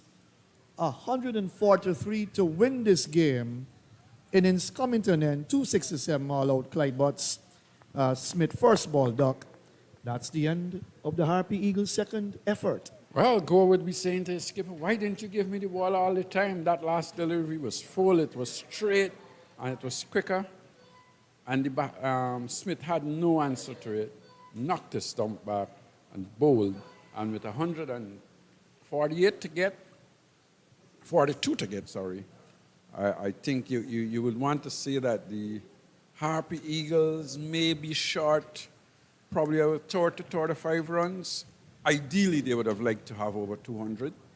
But I would think to make a good game of this, they would definitely think that they're short and a good 35 runs. I think 175 or upwards would have certainly give them a good hand.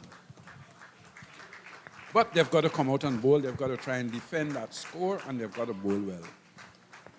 Savory not out 66. 143 to get. Louis 3 for 66. Rakeem Cornwall 4 for 58. And when he left the field after bowling his 22nd over, he hasn't returned. 2 for Karima Gore. Just picked up 2 quick wickets to finish the innings. None for Spencer, none for Kofi James. 28 extras made up of 8 byes, 3 leg byes, 1 wide and 16 no balls. 267 all out, 79 overs completed. And the Hurricanes now need 143 to win. We'll take a break. When we come back, let's see how the Hurricanes will approach their second innings to come out on top with a victory here at Providence.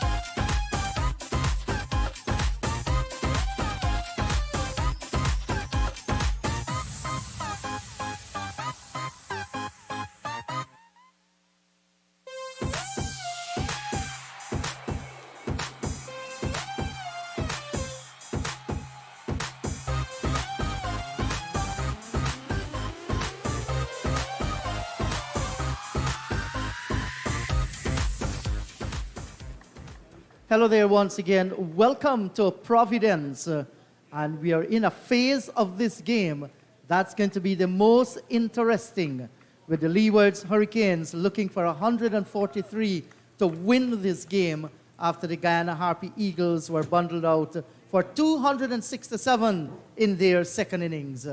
Wiping off the 125 lead, they extended that from their overnight position to 142. So the magical target for the Leewards Hurricanes will be 143.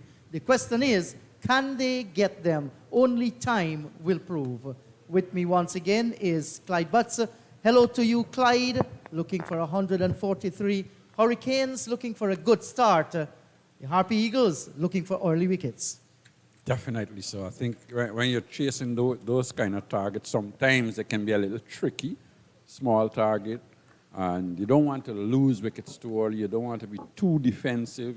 You want to keep scoring, because if you keep scoring, you put pressure back on the field inside. And the field inside, of course, would want to be taking wickets. They don't want you to have a good start. And so you've got to put that pressure on. So in terms of what Leon Johnson would do in the field, he may be slightly on a little bit on the defensive side. He may not be as attacking as we've seen him before, where he'd probably go out and you have three slip on a gully. Maybe this time you just have two, a gully, a man at backward point, saving that boundary, or down to third man, wide third man area. Cover mid-off, mid-on, mid-wicket, and a deep backward square. He's probably got a deep backward square and a fine leg. So obviously, he's thinking that we need to chip away as much as possible. Yes, lovely flowing cover drive off the bat of Kieran Powell, but could not pierce the offside field. And starting for the Harpy Eagles, Niall Smith, the man who walked all the way out in the middle with thoughts of staying there for a while, faced just one delivery and had to prepare to bowl. I have my work to do. I'm just warming up. Just walk out, get back in, and start to bowl. Yes, and we've seen these things happen. Sometimes the last 4 wickets, the last 3, crumbling, all going one after the other, and that last innings, no exception.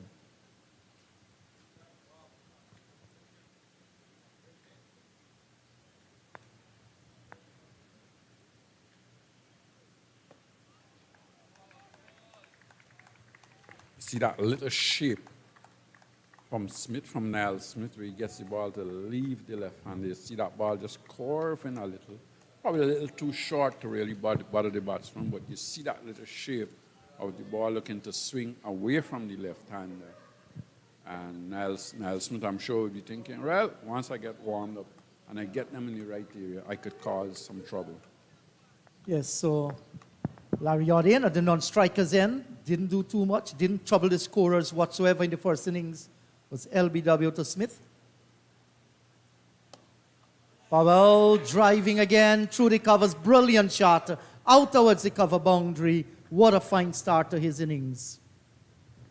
Long half volley, got the treatment it deserved. Pitched up, full outside off stump. Powell didn't try and hit it too hard. He just caressed it through the covers, 4 runs. Good looking shot. So that is what you do to deliveries that present themselves. Didn't look to hit it too hard, like Clyde said. Kept his composure, good balance. And it sped away through the cover boundary.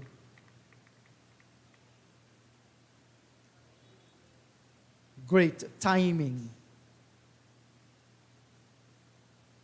So with the likes of Casey Carty, Jamar Hamilton, Kofi James, they'll be looking at that 143, and no doubt they have a team plan how they'll go about getting to that 143 with a whole day remaining tomorrow, and after this 31 overs remaining in the third day's play. So there's no question of time whatsoever, and I guess there will be no question of the weather too, at least for this afternoon.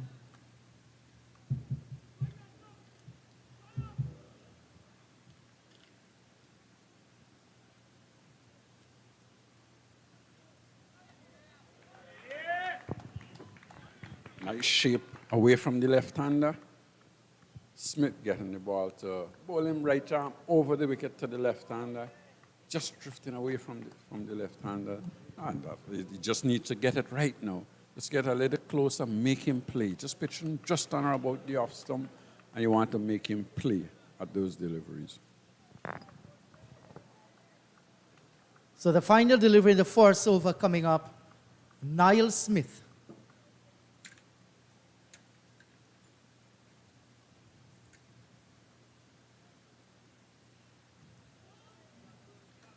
Outside the line of the off stump, one gone, it's 4 without loss.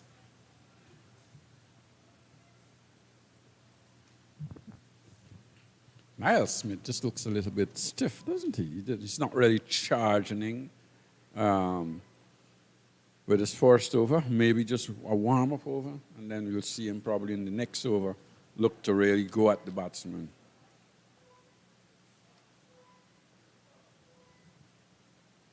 So as we come down towards the end of Cricket West Indies 4-day regional championship that concludes tomorrow, what can we look forward to as far as red ball cricket is concerned for players in the various territories? Well, that Cold Edge Cricket Ground will come alive from the 19th of April, and that's when 3 teams will be battling for the Headley Weeks trophy. And here we're talking about Team Headley versus West Indies Academy. That's on the 19th. Goes for 4 days. And then on the 26th of April, Team Weeks, they will take on West Indies Academy, and concludes on the 3rd of May, where the last match starts. Team Headley will be taking on Team Weeks. 2 great batsmen. We're talking about 2 great players. Sir Everton de Courcy Weeks I like that. and Master George Headley, the Atlas. Beautifully bowled. That shape again we see from Joseph getting the ball to leave the right hand. We did see him in the first innings getting the ball to swing, but didn't control it. This time that first delivery was perfect. Yes, and bowl 3 of them just like that. Be patient here, Shamar Joseph. Yes, you talk about George Headley, born in Panama, made Jamaica his home. That great man, we read so much about him. Good pace and good rise off the pitch too. Yeah, you've got a new ball in your hand, make it work for you. Make it work for you. Good area, bowling in good area, maybe a little too short, but, and the batsman didn't have to play. And Sir Everton, the Course Weeks, what? Oh, over 4,000 test runs, average about 60 or thereabouts. That's wonderful batting. With 1-6, I think, in his whole career, only hit 1-6. He's a Yes. great player. And what a nice fella he was as well. Wonderful person. So this is good stuff here. Just bowling in that corridor, but Odean answered that well. Just pull the bat inside the line. Somewhere along the line I read, I can't remember, that in his entire test career, he never hit a 6. I'm not giving my mouth liberty. I'm not sure. Maybe one. I'm not sure. But I can't remember completely. But I know he kept the ball on the ground. Yes, and he did say that the only way you can get caught Is if you hit the ball in the air.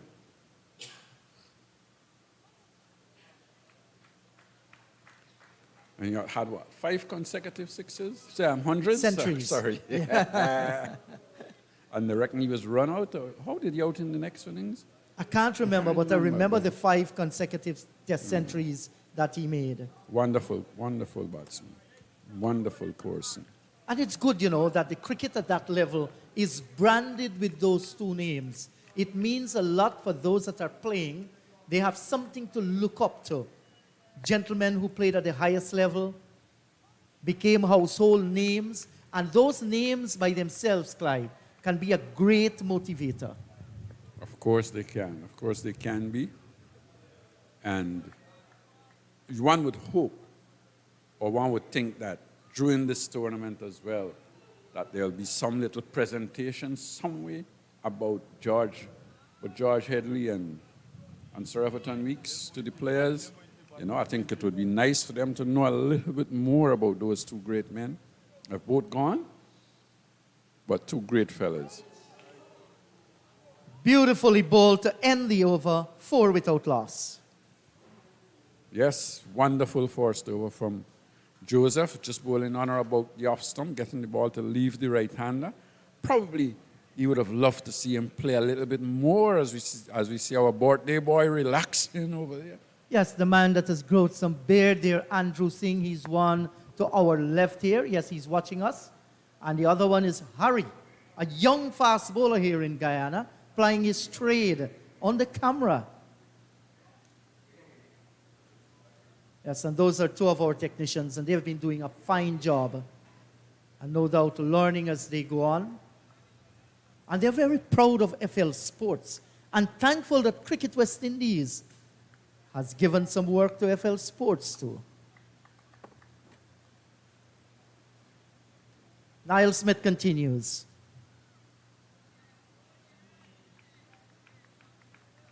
A little bit too wide. These are the kind of deliveries that you want to avoid. You know with the new ball you're going to get some swing here, but you must get them into the right areas. That's of vital importance.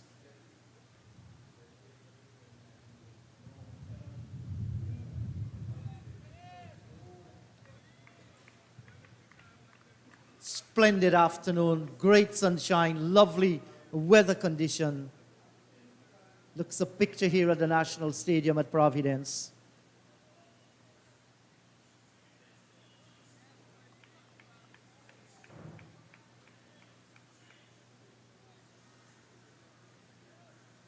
Niall Smith just need to get it right here.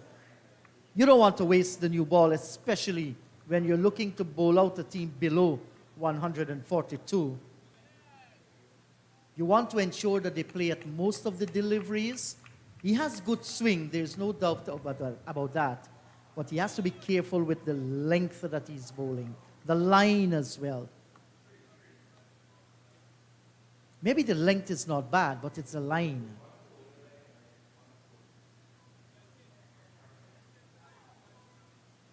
Three consecutive deliveries, no pressure whatsoever on Kieran Powell. And that must have Leon Johnson thinking.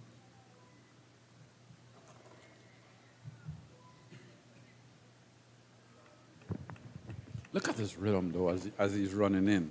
I don't think he's running in as we saw him in the first innings. He just seems to be ambling in a little, not really giving it his best, his all. But I think this is the time when you're defending a low total where you need to come hard at the batters.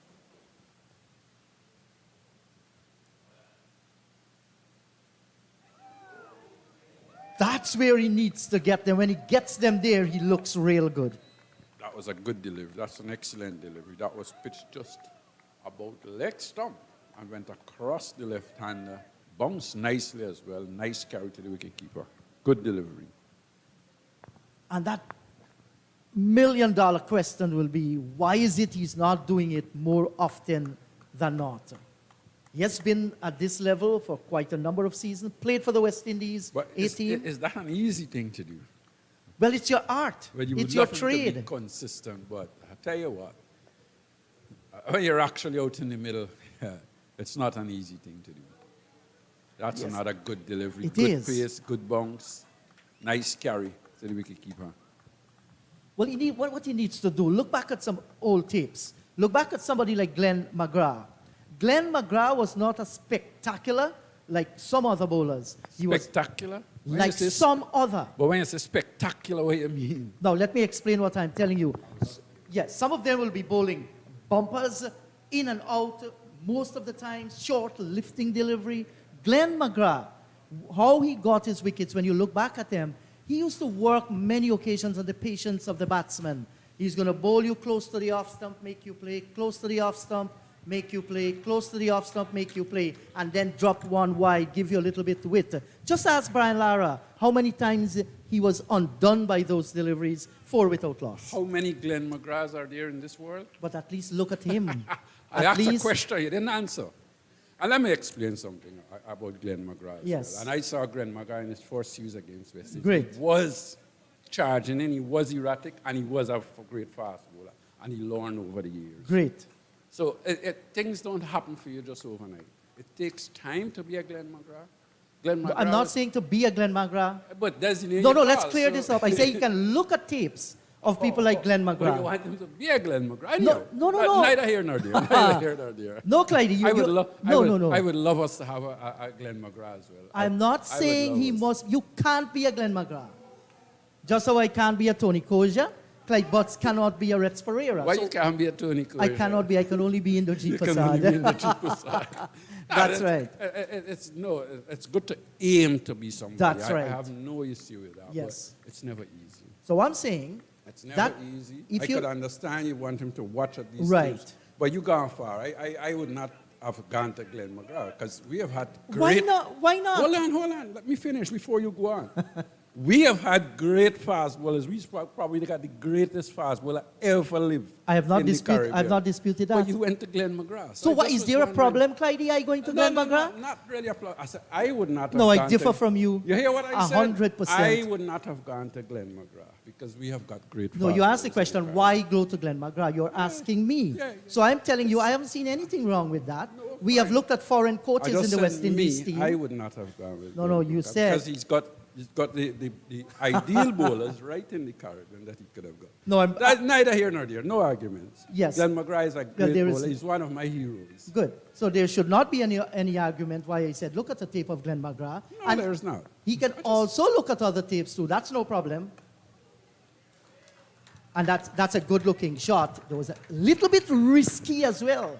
But he got the single, 5 without loss. So they're looking for a I good like our partnership. arguments, Don't worry with me. I just like to be the devil's advocate. That is what we are for. Because we've got great fast bowlers. I don't think there's anybody that I would say, or second to none. Let me just say this. Ambrose is second to none where bowling length, line, and control is concerned. Second to none. You could name all the greats. I could name all the greats. I don't think we'll get to that. But we have had some great fast bowlers in this region who understood what was required. They were all different in their own ways as well. And I think West Indies, Australia probably has had some of the greatest fast shot. That's a good looking shot. He's not going to get a run for it. No, not at all. Too good to get a run, as straight as an arrow. But it's wonderful to have tapes of these bowlers and to look at and to learn from them. The part I wanted to say is that Glenn McGrath was as aggressive as anybody when he started out his career. But he realized that doesn't work all the time. That's and I had right. this argument, we had a Yeah. little discussion yesterday afternoon Yeah. with Ryan King, and my take was, what I liked about Glenn McGrath, as he got older, he adjusted. And if there was one criticism I had of Courtney Ambrose, I don't think he adjusted his length as he got older to the pace, because you lose pace, and I don't think he adjusted his length. Whereas somebody like Glenn McGrath, in my opinion, and Yeah. that's my humble opinion, adjusted his length. And I say this because I remember Courtney Ambrose in England in his last series. He kept beating the bat and he couldn't find an edge because his length was just that a little bit too short. So the end of the over, the end, it's 5 without loss. Yes, Clyde, and I do agree with you. We produced in the West Indies some of the most fearsome and successful fast bowlers the world has ever seen. And some of our fast bowlers too over the years have helped other nations develop their fast bowlers. There's absolutely no doubt about that. They brought spectators to the ground. They became household names. Many stars that we consider batters that we consider stars will always talk their names, and in good terms too. Absolutely, there is no doubt about that.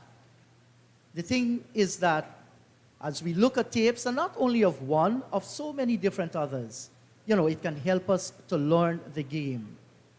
What did they do to be more consistent? How did they hit the right lines and the right lengths? These are things that you must learn.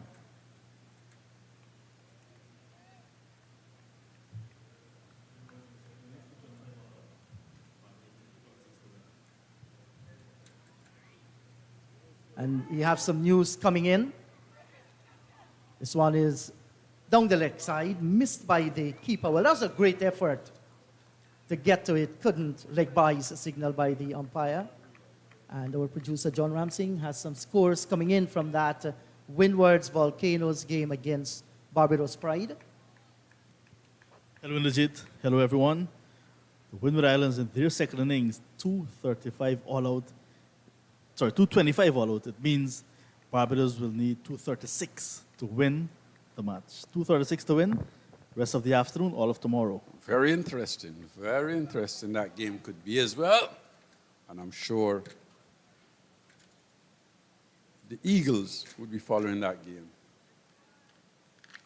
And just Niall Smith just not getting it right at the moment. Right-handers come down, and he's just bowling down the leg side. He's getting the ball to swing, but he's got to direct it.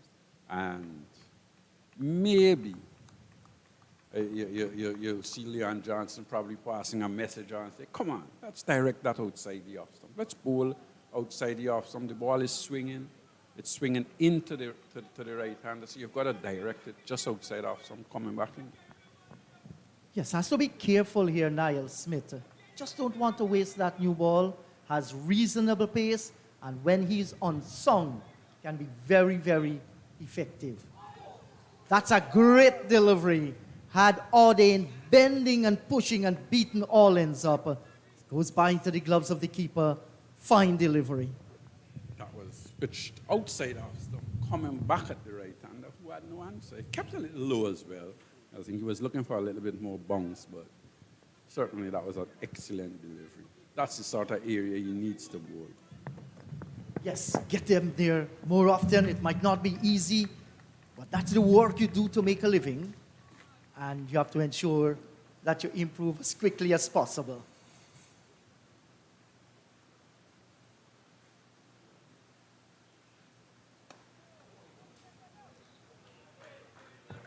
Managed to get it away into the onside field there. Just maybe playing across the line a little, Clyde. No, yeah, I think the ball is in swinging, so he's looking to work that on the onside. I don't find anything wrong. I think the delivery that is going to worry him is the length delivery.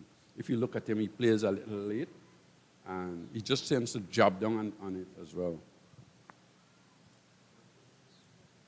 So Leon just having a little field change here. I think he's asking the player down at third man. He's going to come across down towards fine leg. That's Shamar Joseph getting into that position.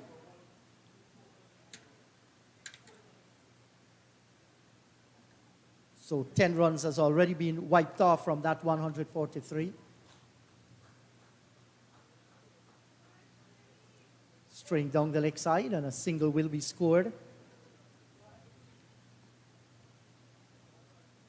Smith just maybe trying a little bit too hard here this afternoon. Just keep control. That's important. Somebody interfered with those numbers of the total you're seeing on the scoreboard. Total is actually 143 that they need to get. And we can see to it's 11 without loss. So Clyde Butts has left, and John Ramsing has joined me. Hello to you, John. Good afternoon, Inderjeet, and good afternoon to everyone. The troubles for Audain continues, but he's off the mark in first-class cricket, the 30-year-old Antiguan. 11 without loss after 5.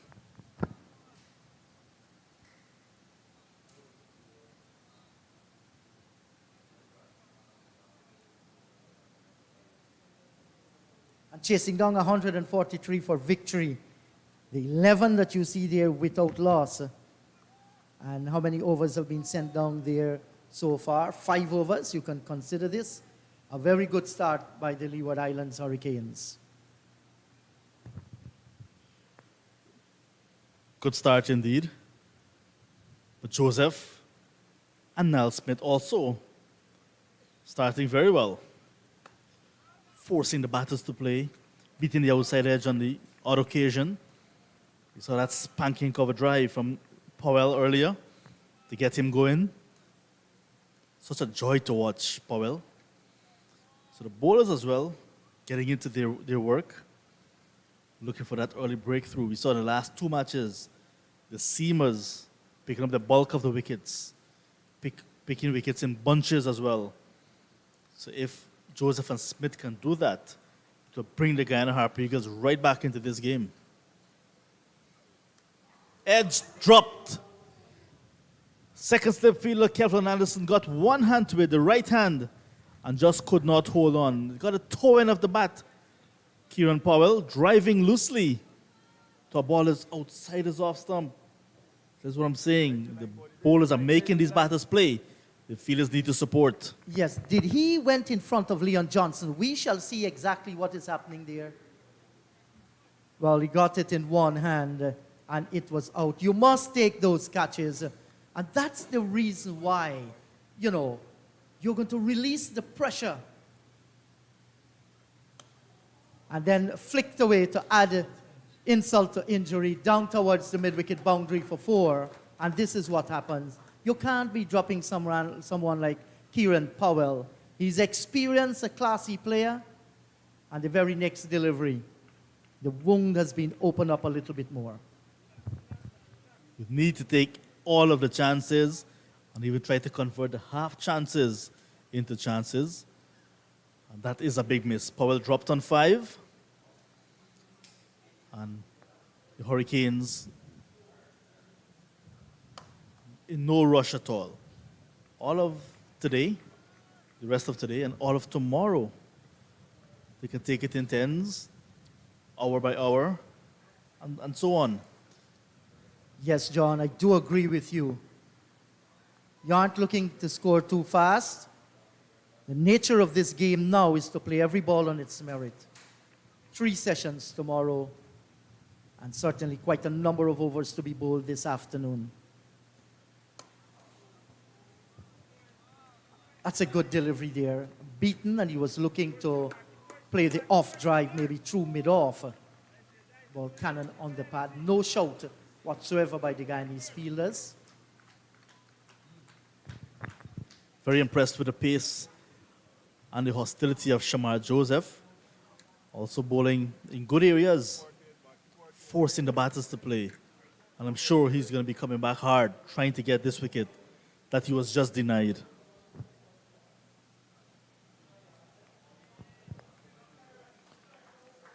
Nice testing over. 15 without loss.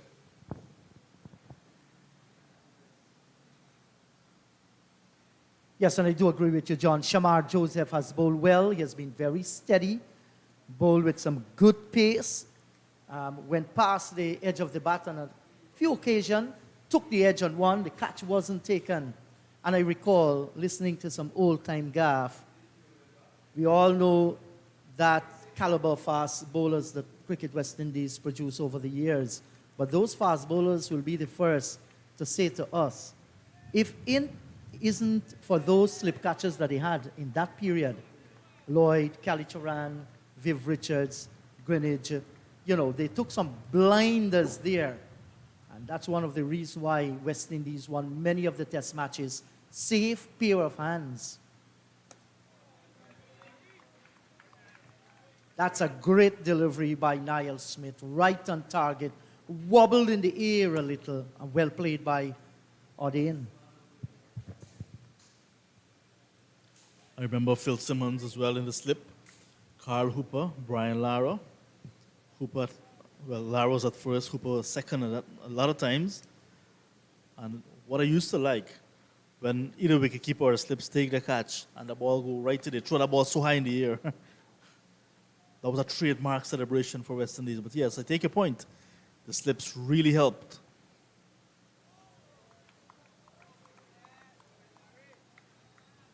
Yes, that was an era when the guys, they wanted the ball to come to them. They just did not enjoy their batting and their bowling. You know, they enjoy their fielding too. And that's the reason why they dominated the world for so many years. Many are asking the question, can West Indies dominate the world again? I sincerely feel so. It's going to be long. It's going to be hard and painful. but I think we are going to achieve that again. The pendulum must swing. Oh, beaten all ends up. That one almost cut him in half. Just getting past the edge on his waistline too, and making for the height as it goes by into the gloves of the keeper. Well bowled. Excellent. You can see seam was high up, good presentation, and after hitting the pitch, came back sharply. Larry Odin, the dreadlock opening batter, trying his level best to dig in. But you know the old saying in the Jeet, Rasta don't dig. That fellow at the top there having a bird's view of what's happening out in the middle. Yeah, this time it was a little closer to the batter Odin, and he plays it well. What Odin will have to think now, too short lifting delivery. He has to look for the one that is pitched right up because he's walking across that stump. Can be a candidate for a leg before.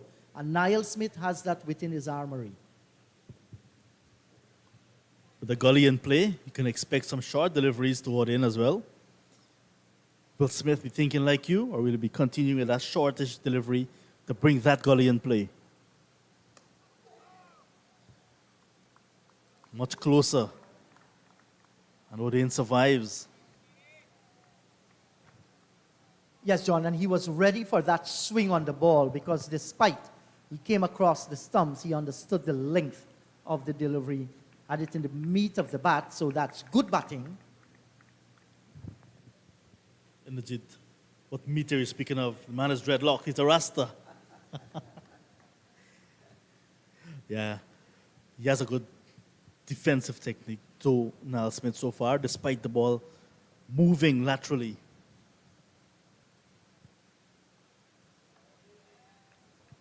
Yes, I hear you, John. The Rasta continues to dig in. The over's gone, 15 without loss.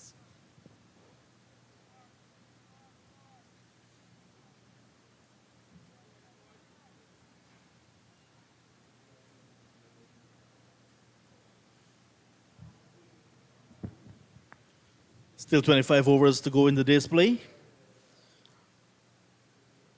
Light looks like if it will permit that, tomorrow will be the end of not only this match, well, promises to be the end of this match and the tournament.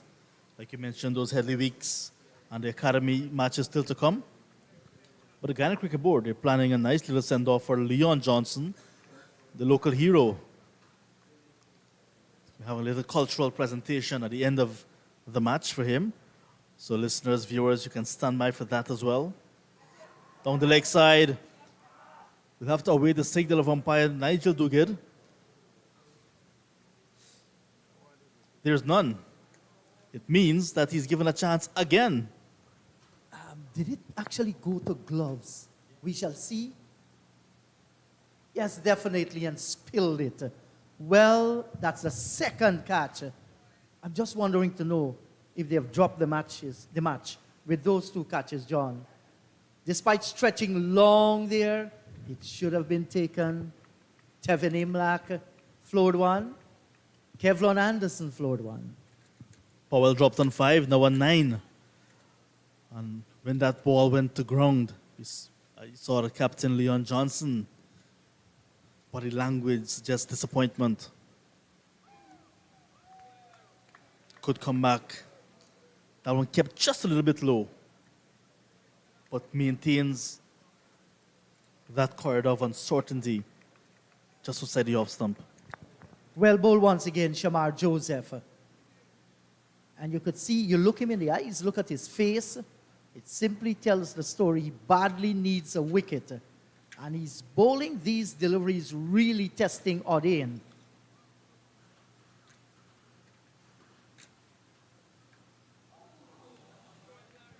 Well, somebody has to tell us, how is it missing that off stump? That was the out swinger. Pitched on line, swung away, and left Odin. Look at that. Boy, too good. On another day, he might have touched the edge. This one, too special to get an edge.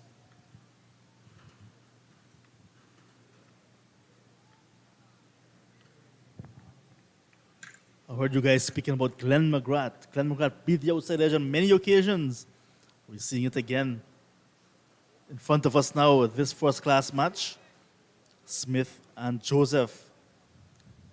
Just too good for these batters at the moment. Powell dropped twice already. Larry O'Dane playing and missing. And it has to do with patience here as a fast bowler. You know, some of your best deliveries, you aren't getting the wicket, but you must persevere. And you persevere relentlessly on that line and length. And you can do this in practice as well. Put one stump there, aim at it, get your in-swingers and out-swingers going for you. Wasn't all that short, but it got up at a good length from the pitch. And it cannoned into O'Dane. Just look at that.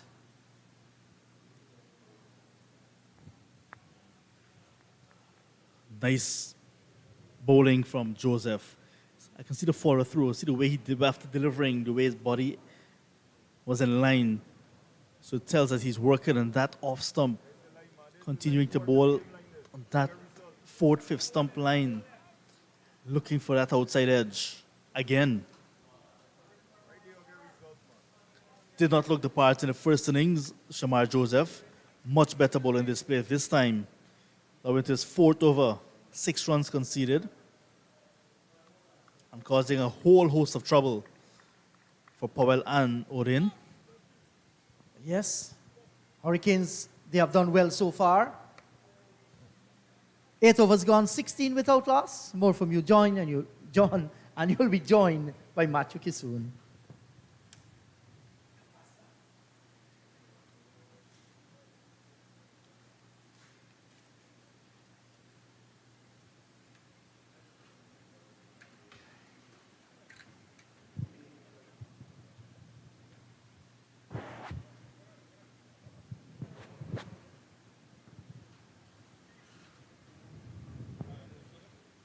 Eight overs gone.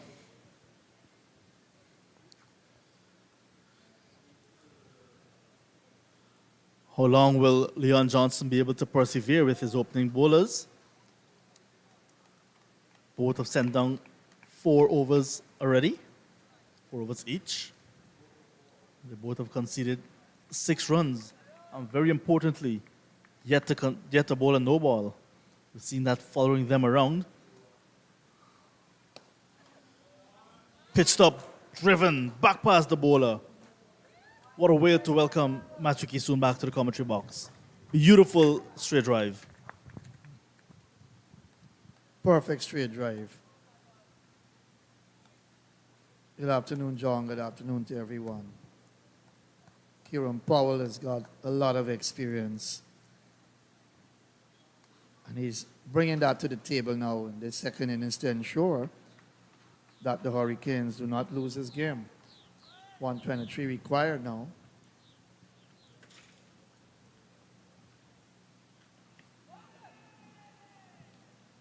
Down the leg side. But you'll have to quote, and you'll have to keep repeating this phrase forever and ever in cricket. Catches win matches. That's the reality of especially red ball cricket. Cricket in general, but why so much more red balls? Simply because in a case like this, they could have had both batters out already. So you would have had a fresh pair at the wicket. Powell dropped and O'Dane dropped. Anderson dropped Powell. The wicketkeeper dropped O'Dane.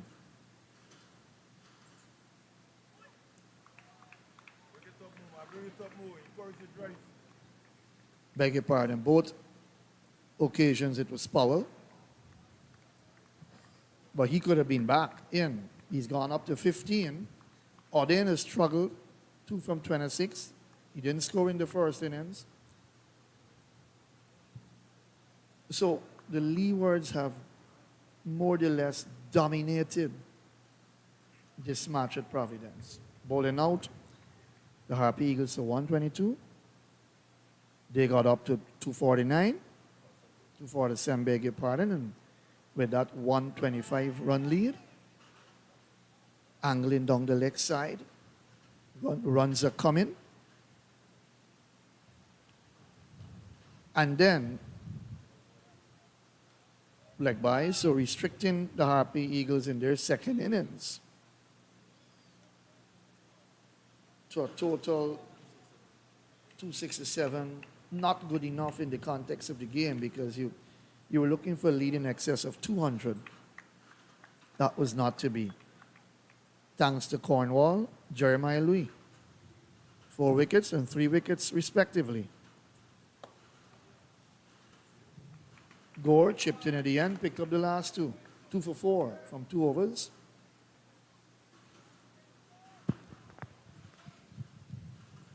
More so, Matthew did not get the 200 plus that they were looking for in terms of a target to set the Hurricanes, but they managed to get 142, so 143, sorry, the target. Chances created, not taken, so they're not helping themselves, even with a small target to defend.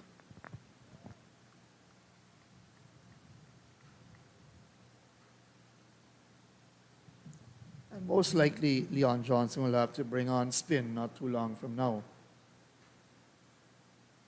Just giving his fast bowlers a fair opportunity to showcase their talent, what they can do, pick up wickets. Now, Smith hasn't had that burst that he had against Jamaica in the first innings when he picked up 4 wickets in his opening spell.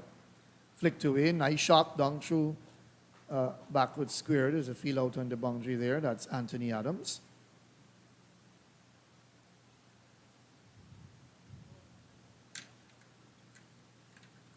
That's the end of the over, 23 without loss.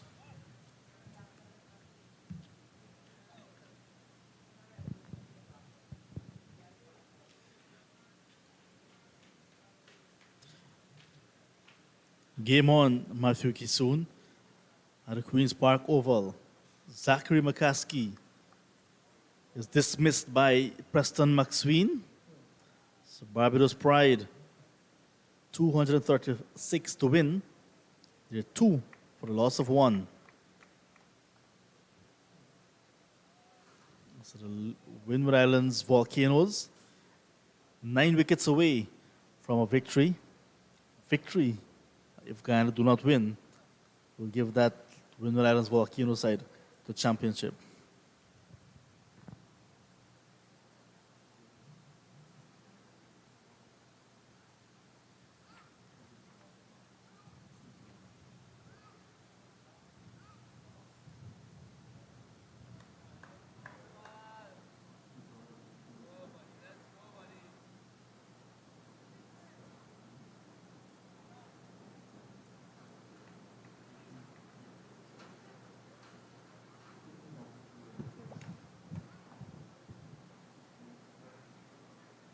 Very ticklish situation that exists as Kevin Sinclair will come into the attack now.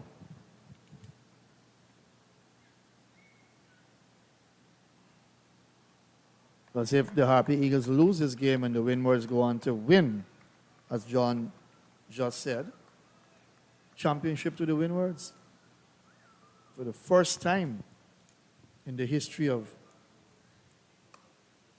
4-day regional cricket. Nice shot, driven through the offside, off the back foot.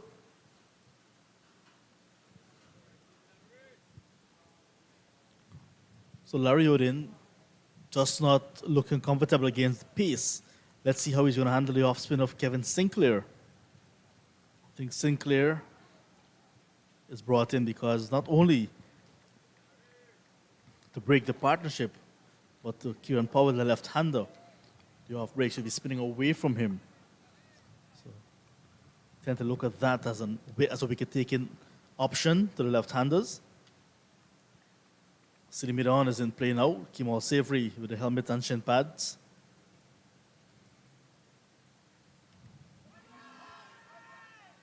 Big appeal. Umpire Dugan will have none of it. Down the leg side, a quick one, but a good take from wicketkeeper Imlak. Not having the best of times behind the stumps, Imlak, but that was a very good take.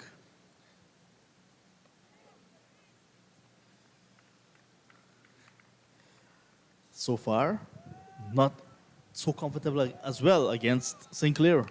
Yeah, Kevin Sinclair is a smart bowler. He tends to bowl on middle and leg stump most of the times, and with that forward short leg in, the technique has got to be good. He gets a single. Technique has got to be very good. Got to know to use your feet, whether to play with soft hands, got the ball.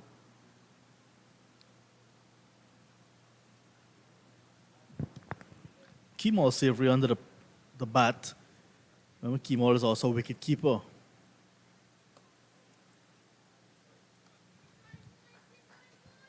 Over completed, 25 without loss.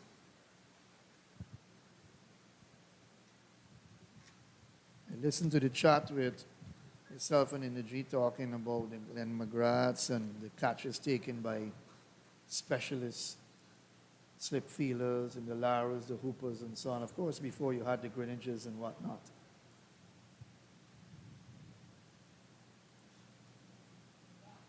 Glenn McGrath burst onto the scene when I think it was Craig McDermott who had got injured here in Guyana. I think you remember that. Yeah, 1995, yes. That's right. And he never looked back. Wicket to wicket bowler, bowls from close to the stumps. And he just stuck to the basics as a fast bowler. Kamal will come on now, so a double change. And this is what Leon Johnson obviously would have to do.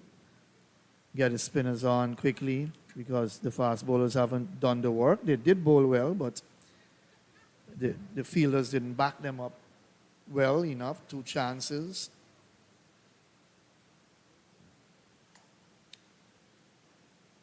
But if it's one man who can give the Eagles some hope, it's this man that's about to bowl.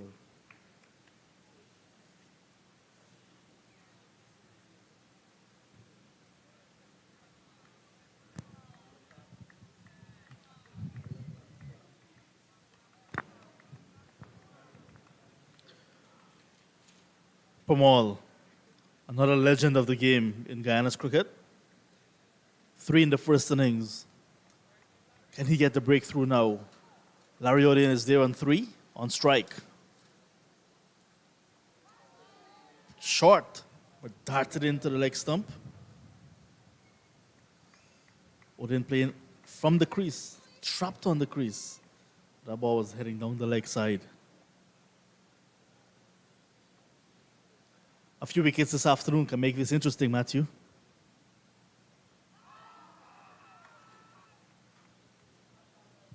He's got to get the ball to come back a bit more. Enough turn is necessary to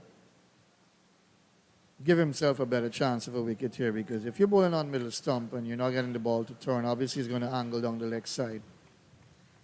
If you don't get the ball to straighten or to get some turn, well, it's going to be easy for the umpire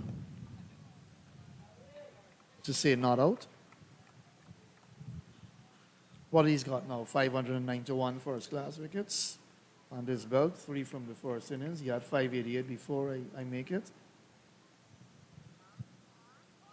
A true veteran, a true warrior, a true fighter, loyal, faithful, and committed. What other words you can use to sum up Veersamy Pamal? And if it's one man that Leon Johnson can bank on 100%, to give him 100% or even more than that, is this man. Different situation of the game now. He'll have to strike some quick blows because the opening partnership is creating some problems here for the Harpy Eagles, and it's going to trouble them in their minds a bit because it's been stubborn. That one hustled on. First over maiden from Pamal, 25 without loss.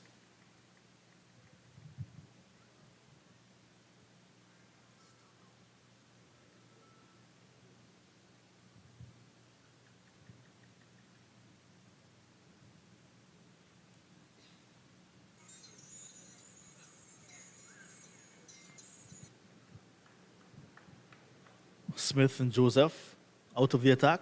All spin now.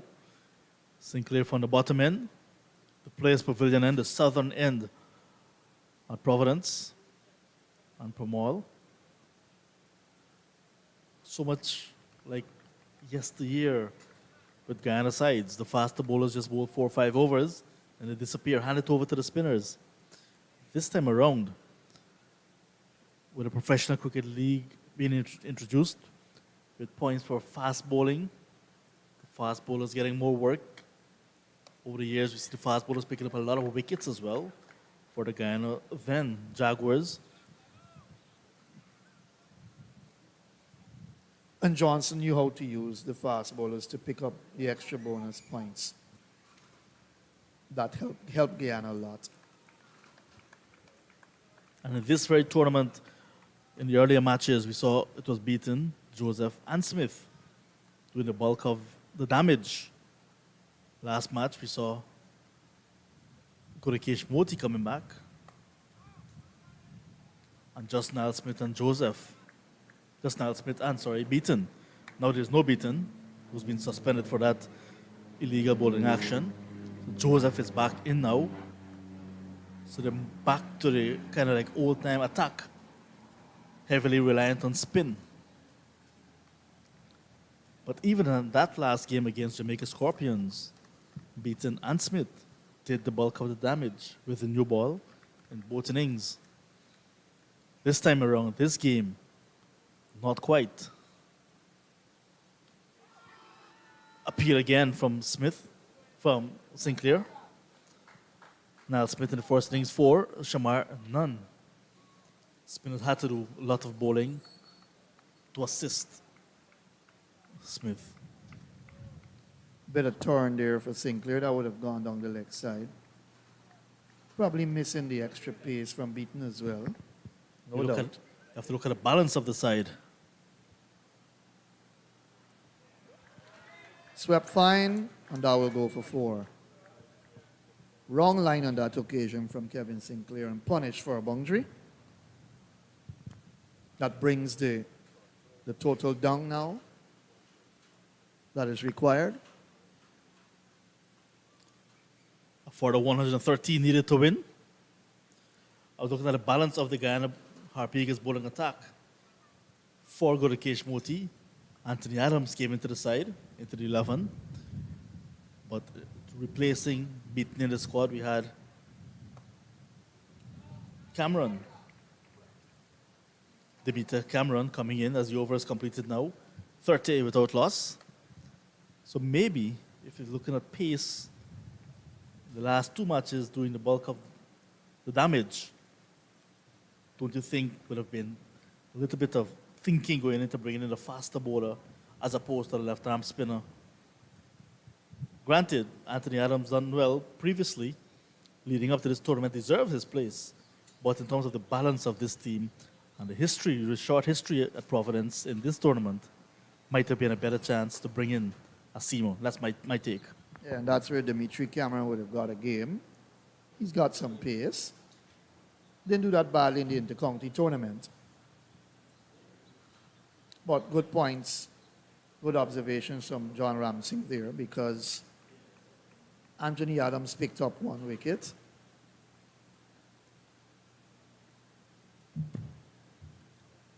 Didn't do anything with the bat in the second innings. And, it's difficult to assess the situation, in that sense, because you never know what might have happened if Dimitri Cameron had come in as well. But the truth is, you batted badly in the first innings. 122 all out. You'll always start in the minus if the opposition gets a far bigger total than that. You put yourself under pressure, and that's what happened.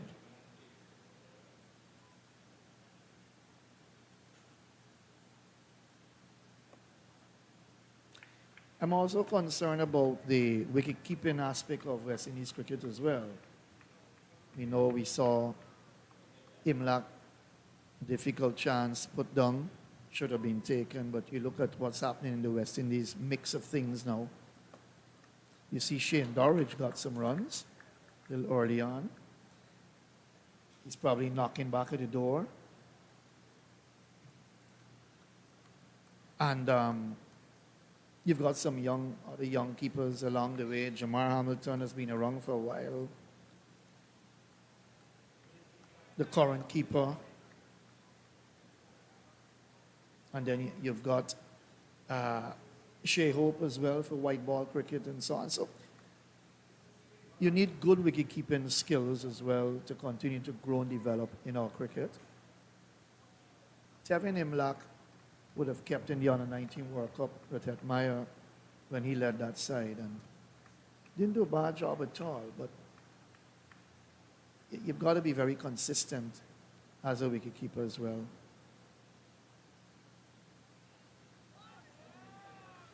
Good bowling from Pamal here. Bringing the batsman forward, having him in 2 minds. That's the end of the over, 31 without loss.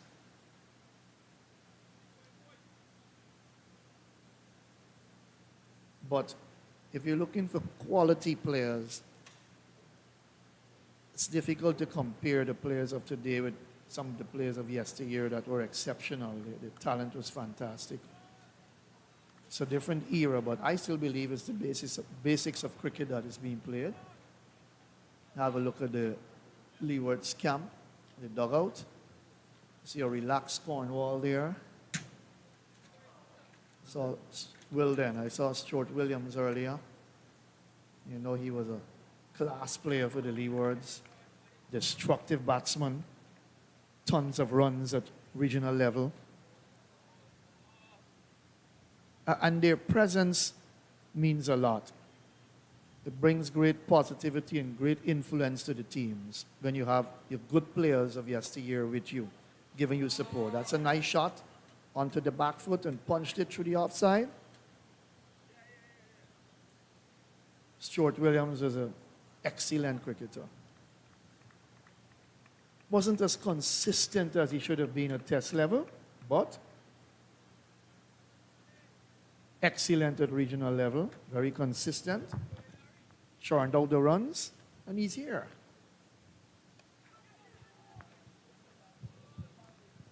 Almost carrying to the hand of Savory at bat pad. A bit of turn.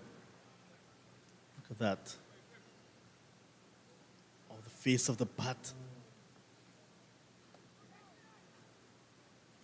I remember Stuart Williams, one of the best cover drives you'll ever see in regional cricket. We saw Wilton Cornwall on camera earlier. In fact, he played in that match when Leon Johnson made his debut way back in 2004 at Enmore. Got a half century, I think, in that game. Johnson was run out without scoring, backing up too far.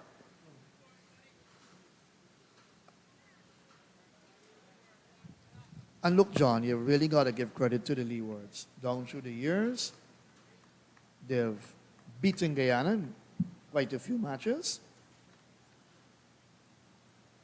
And it shows that they've improved. They've been improving with their cricket.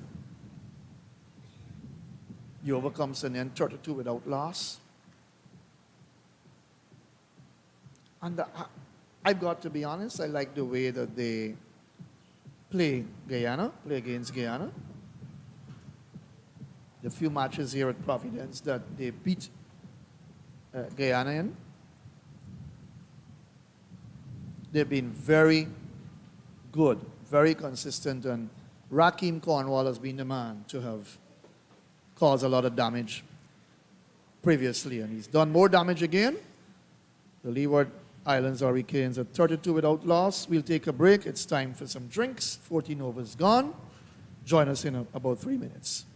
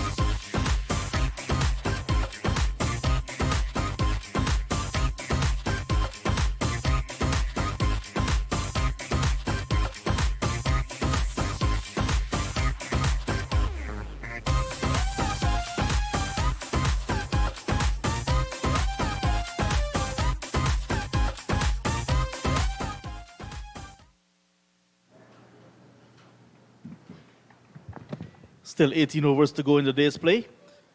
Just had some drinks and we're ready for the long haul. Just about 70 minutes to 5 o'clock local time. Pamal to continue. Powell is on 20.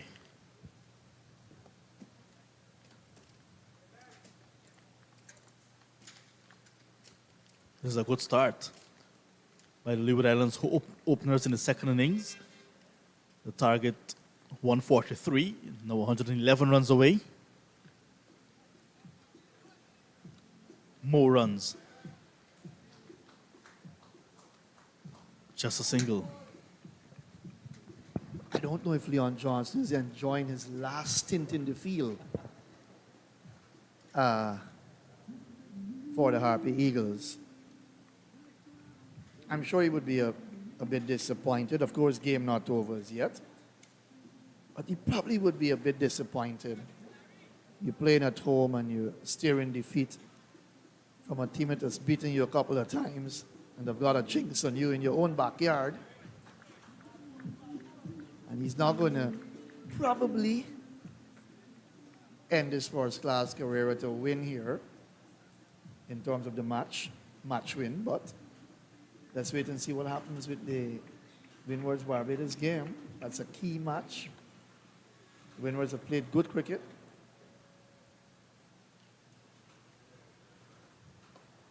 And they continue to play good cricket. Good delivery from Kamal, bowling over the wicket to Powell. Always dangerous to the spinner when you go on the back foot. Very dangerous.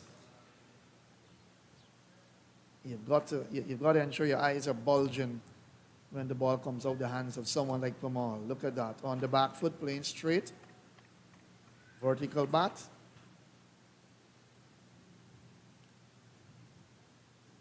A little bit of a worrying partnership when you look at a low score to get to win the game.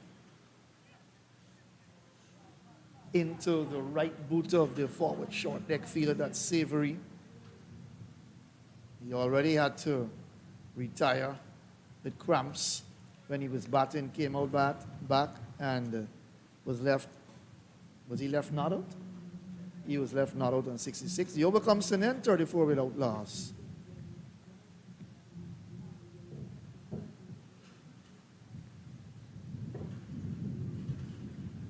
But even though the Eagles put up a better batting display, it wasn't good enough given the context of that deficit of 125. Really put them on the back foot, even the second innings. And again, nothing much from the likes of Anandu, the young 19-year-old.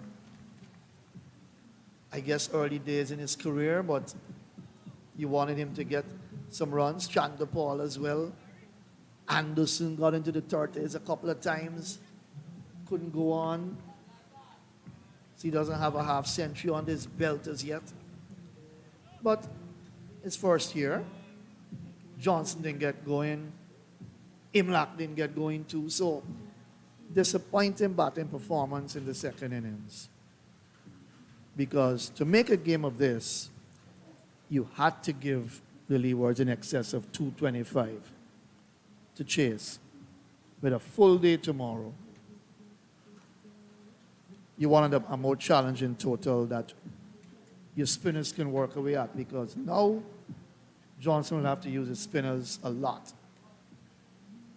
Swept around, the backward square straight to Pamal. So Anthony Adams will have to bowl. Pamal and Sinclair bowling now. Most likely they'll probably bowl to the end of the day's play. Well, and if you bring in Adams at some stage. Loud appeal, not out, says umpire Duguid. Very confident about that one, given that not out decision.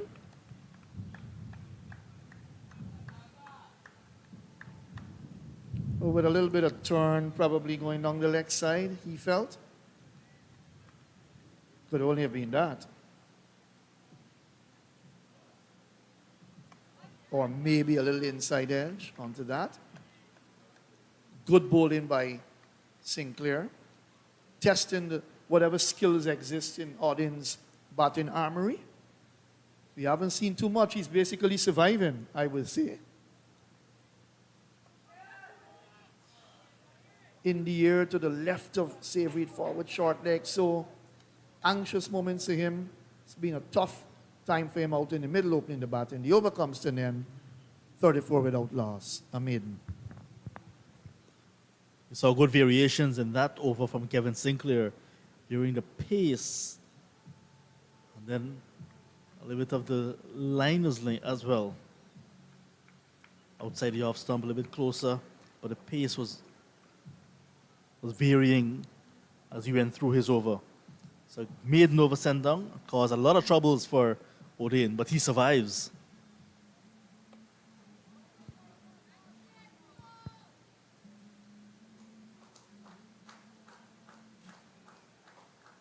So the openers of the Guyana Harpy Eagles converging. Chandra Paul and you can say a little look-alike in Matthew Nandu. The other Chandra Paul started the season. Chandra Paul Hemraj got hit in the head by Darius Martin in the second match in Grenada. Was replaced. Haven't seen him since. Spoke with him, however. He said he has recovered. He played a last weekend, a first division game for Everest Cricket Club. Should be in action again this weekend. I want to wish him well.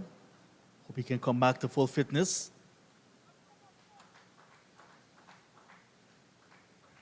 You think about players being hit a bit more often now in cricket, and you look at when Labuschagne came in, never looked back.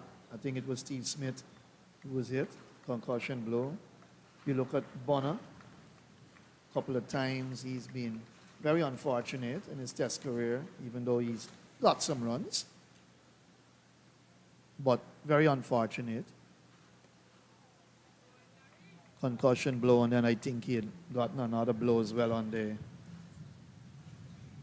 hand, the fingers, that kept him out at some point in time as well. So it's not easy. Concussion blows are serious aspect of the game. You're always interested in the welfare of a cricketer. Cricket is a very tough game. It's never easy when you get hit, and it affects your career.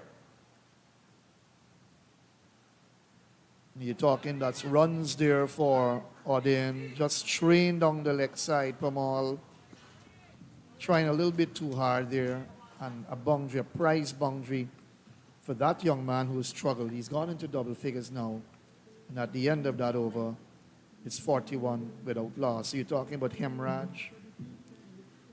Yes, a little bit unfortunate as well. Did he play in any of the inter-county matches? The last one. And you're correct, he did play in a first division game for Everest.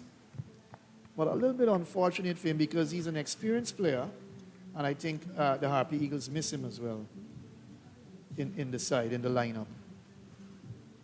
Towards the end of the last Caribbean Premier League as well, got a little bit of an injury, so he missed out on some Super 50 action. Sinclair to continue. Another play with injury for the Guyana Harpy Eagles. Anthony Bramble. That ball burst through his gloves from Lunsford Beaton, hit him in his left eye while in that game against the TNT Red Force. Appeal turned down by umpire Nigel Duguid again, and Matthew Kisoon, as soon as that ball hit Powell and the appeal went up, you said not out. Brilliant umpire, Nigel Duguid is always a cool, calm customer out there, very positive umpire, and was unmoved. I noticed in this match, the appeals have been very, emotional, very expressive, very vociferous appealing, especially from Kevin Sinclair in particular. I remember in the first innings, appealing a lot. And we saw a bit of it in the Leewards when they were in the field as well. The Jamal Hamiltons and so on, and the Cornwalls. You look at that again, that didn't turn enough to hit leg stump at all. That's easy. But Sinclair was bowled well. You've got to negotiate him well. He's not an easy customer with ball in hands. You've got to be very careful. Larry Auden hasn't shown good enough technique as yet. He's struggling.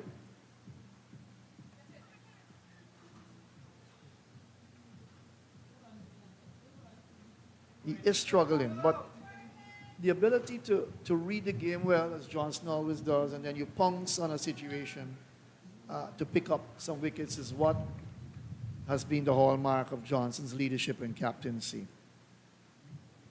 But a worrying partnership in the 40s now.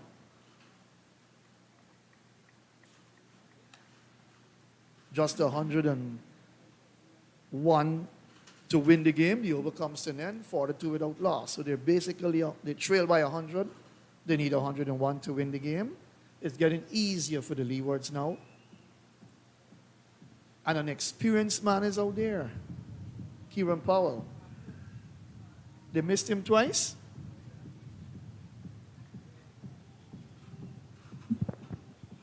And if you're looking for experience with ball, it is Veerasammy Parmal. That game against the TNT Red Force became the leading wicket taker in the Caribbean in terms of the most first-class wickets taken by a bowler. Went ahead of Nikita Miller of Jamaica.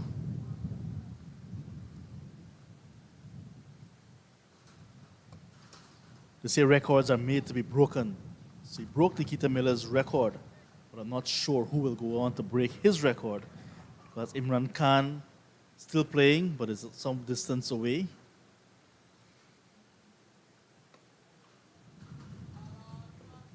And Nikita Miller played 100 first-class matches, so he As did well, play yeah. quite a lot of matches as well. Unassuming bowler that probably many didn't look at initially.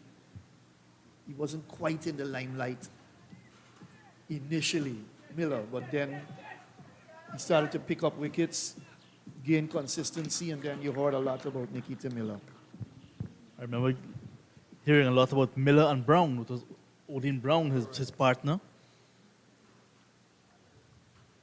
Same time, there was Nagamutu Magarel, then Bishu Parmal. Miller, Odin Brown, Damian Jacobs. I was just going to mention if you had a Devendra Bishu here or Nagamutu, things may have been very much different. Neil Magarel as well. Picked up wickets, very consistent bowlers. No Moti in this game.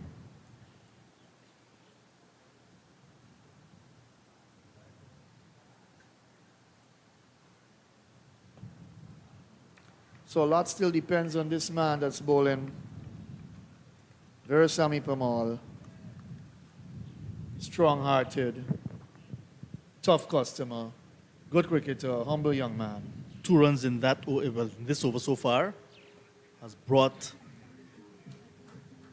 the target within touch and distance. 2 digits now. It's now 98 runs away for the Leeward Islands Hurricanes. End of the over. 44 without loss.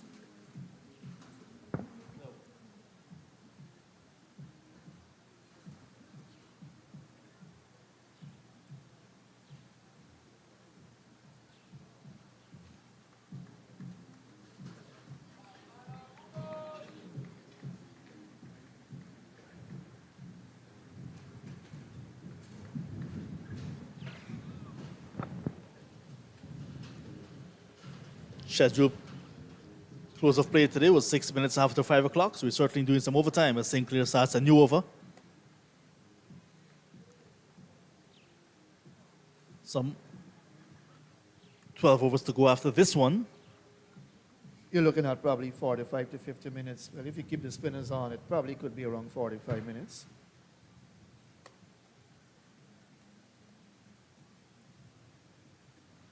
So it means, yet again, which is good for West Indies cricket, the match has gone into a 4th day. We saw some matches that was well bowled. Some matches ending in 3 days or just over 2 days. Not good for cricket. You want to have cricket played, the longer version, played into the last day, maybe the last session, exciting draw, close finish. You would like to have that, Matthew. Drive down to long off for 1. Lots of things play on the mind with this game of cricket, you know. Maybe the Eagles would love rain to wash out tomorrow. I mean, we're making fair comments. This is what cricket is all about. You know, many times when West Indies are on the back foot and about to lose, you hear many people in the Caribbean say things like, wow, the rain needs to fall now and save the day for them. Yeah. The substitute fielder there for the Guyana Harpy Eagles, Akshay Prasad, played a good hand in that drawn game, which went into the final session in round number 2 in Grenada. He was the replacement for Hemraj. This time is going to be out, caught at the wicket. So Larry Odin survived 8 deliveries before this one for 12. He has played a very good hand in support to Kieran Powell. Good opening partnership in the context of this game. But now, Kevin Sinclair biting the edge, and Odin goes caught by Imlak for 12. It's now 46 for 1. Is it a little too late for the Guyana Harpy Eagles? You could never tell. It will take a miraculous bowling effort on the part of the Eagles to bowl out the Leeward Islands. But you know what? It's not impossible. It's 46 for 1. One delivery left to complete a successful over for Sinclair so far. A little bit of a break.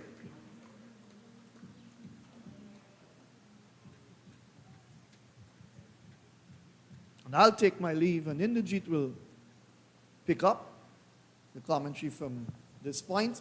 Casey Carty comes out. Well, I'll finish the over with John. But nothing is impossible. You need 9 wickets. They need 97. That's always possible. So game not really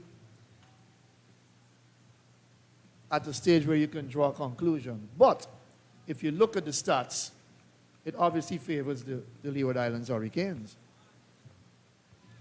International player Casey Carty, the new batter.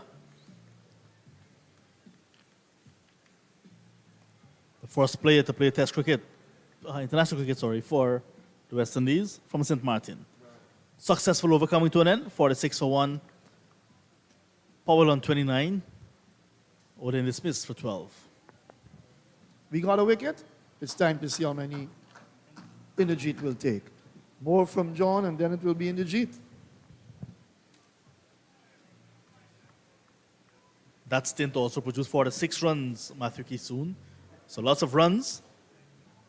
I'm sure the Leeward Islands Hurricanes supporters will be very pleased with this start. Foundation has been laid in the chase of a small target. 143 to win. Already 46 wiped off. 97 remaining. Hello, everybody. Yes, and I don't feel that the Hurricanes should panic, whatever. Kieran Powell is still there, experienced and looks good on 29. They have taken the wicket. It's 46, like you rightly pointed out. The target for them is 143. Casey Carty is a very good young batter as well. Jamar Hamilton to come. They do have some batting. So at this point, you can say that the Hurricanes, they're having an advantage here over the Harpy Eagles. I just hope that Clyde Butts doesn't drop his wallet again or his money somewhere. I see him just searching the pockets as he settles into his seat. Hello to you, Clyde. I don't have any to drop. Don't have anything to drop in the Jeep. Did you find that wallet? No, I haven't. I haven't found my wallet. Well, it's not a wallet. It's a little card holder with all my cards inside. Driver's license, bank card, ID card, everything. So I'm hoping that I'll find it somewhere. And then we can make a humble appeal to those who are viewing or listening to the cricket here. Clyde has dropped a little container with a set of cards inside that are of real value to him. If you find it anywhere, please return to Clyde. Thank you. Yes, they are important documents for him, and just can't afford to lose them at this time. If you have already taken the money out of it, please drop it somewhere where somebody can deliver it to Clyde Butts. Do us that favor, and God is going to richly bless you. Thanks in the jet. So 21 overs gone, 49 for the loss of 1. Yeah, Hurricanes certainly in a good position. I said when they were only getting 143 that probably they were 30 runs behind. They should have been chasing 175 or thereabouts. Give your bowlers that chance. And maybe they're going to make this look even easier than I thought. But we just got to wait and see. You still got to get 90 odd more runs. Lots of time in this game still to come. We still got another half an hour play this evening. So anything can happen. A couple of wickets can Yes. certainly put a lot of pressure on the Hurricanes. And Kevin Sinclair continues to bowl his off spinners in the right areas. It's been very, very impressive.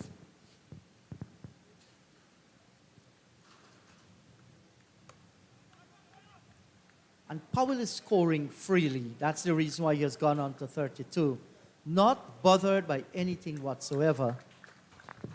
The pitch is still a good one, and if Yes. you're prepared to bat, you're going to score runs. Yes, the odd delivery would keep low, the odd delivery would turn and bounce a little more than normal, than we've seen in the game so far, but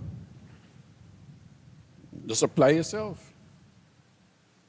Yes. As we see John Ram singing and And- Matthew Kisun having a Yes. look at the game, you know. Very comfortable, those guys. Casey Carty looked good while he was there in the first innings. 23 did not carry on. And a good combination, left arm, right arm. Well, ball, that's a good delivery, a little slower, bringing the batsman on the front foot, looking to push out on the offside. Got the inner half of the bat and went back to the bowler. Sinclair will feel nice about that. Certainly he will. 1 for 11.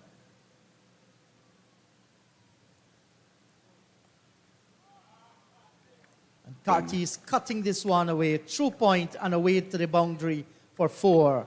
That's a fine shot by Casey Carty. That's well played as well, using the crease, going back on his stumps to a delivery that was outside off stump. It bounced nice, then he just waited on it and played it behind point. He didn't try to hit it too hard, realized knowing that there's nobody behind point on the offside, got it away into the boundary for 4.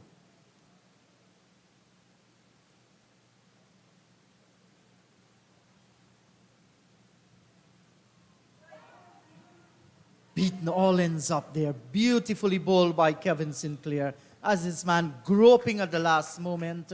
22 overs gone. 54 for the loss of 1.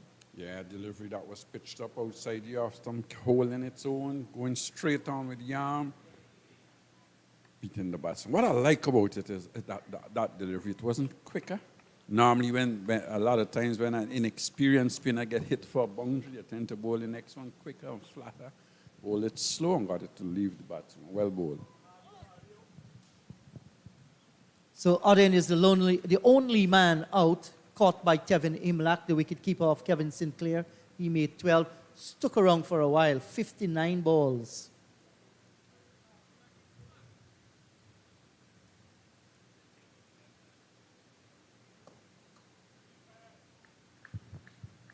Powell, using his feet, going down the track, chipping into Pamal. When he got there, though, he didn't try and hit it too hard. Just pushed it up to long on, gets an easy single. Did got a chance in the slip area and has made good use of that so far. And he has played both the medium-fast bowlers and the spinners well. Not afraid to get deep in the crease or to come out and greet them. And he looks solid. The ball getting some bounce and turn there, Clyde. Well, that's well judged as well, because I think that one must have gone a little bit with the arm, a little straighter. But the bounce is what was nice about it. Once again on the back foot, cutting and beating the point, and away to the boundary for 4. So Casey Carty looks good. He's not going to miss out on those scoring opportunities. And rightly so. When you've got a small target, you need to be positive, short, on the back foot, bangs it through cover 4 runs. You look at that, the Hurricanes require for the 84 with 9 wickets standing. So that will tell you they're half a length in front. And kicking for home, they'll Only say. half? You'll give them full length? That's right. 1 furlong to go. I wonder if some of us can last that for long.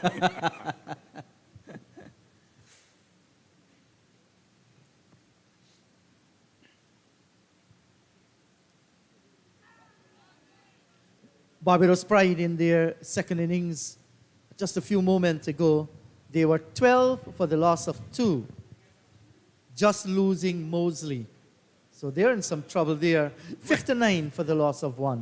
When you said 2, as a young man in here that went 2, young man by the name of McGarrell. Oh, yeah. As one can understand, they're rooting for the Guyana Harpy Eagles. Well, the Leewards Hurricanes, they are set to spoil their party here at the National Stadium. Set to spoil who part? All those supporting the Guyana Harpy Eagles. Yes, they've played good. They've played well. They bowled well in the first innings. Didn't bowl that badly in the second innings either, but I think when you bowl out a side in the first innings, 122, when they've won the toss and deciding to bat, you must say you've got the advantage in the game. It's hard to come back from that. Hard to come back from that, especially when you bat, even you bat the second time and there's no real big partnership from the batsmen up front. It's really hard to come back from that. Yes, so they themselves have gone into this hole that they have dug for themselves based on that 122 in the first innings. And I agree with you, Clyde, very difficult in the longer format of the game to come back fully. I mean, they bowled well. Yes. They bowled well as well. The Eagles, to bowl them out for 200 and odd on the pitch, I thought they did well as well. But it's one of those things when you make a team get 100 and what was the lead? 125. 125 lead on first innings. That's a tough comeback. I think that's where the problem was. I'm sure Leewards would be, Hurricanes would be thinking that they should have gotten more runs as well. Yeah, they made 267 when they batted. Well, that one kept low, but it was definitely down the leg side. And Sinclair just holding the head there. But isn't that what we spinners do? Every time we think we get a man or we beat a batsman, Yes, they do. we make things like if something so much happened out in the middle, you know? We haven't seen Kevin Sinclair picking up a wicket and then gone doing his flicks and so on. Maybe he's waiting for CPL to come or the Super 50 to do that.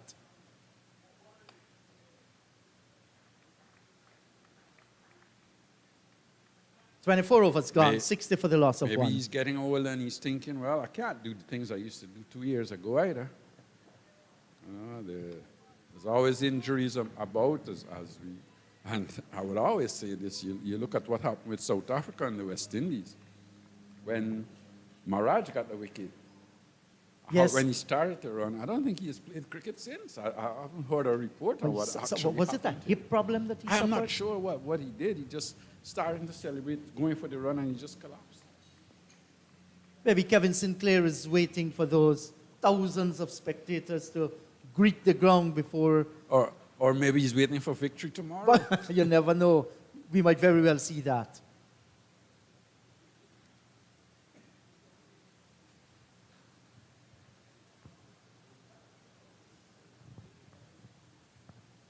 So here is Virasamy Pramal once again. None for 21 so far.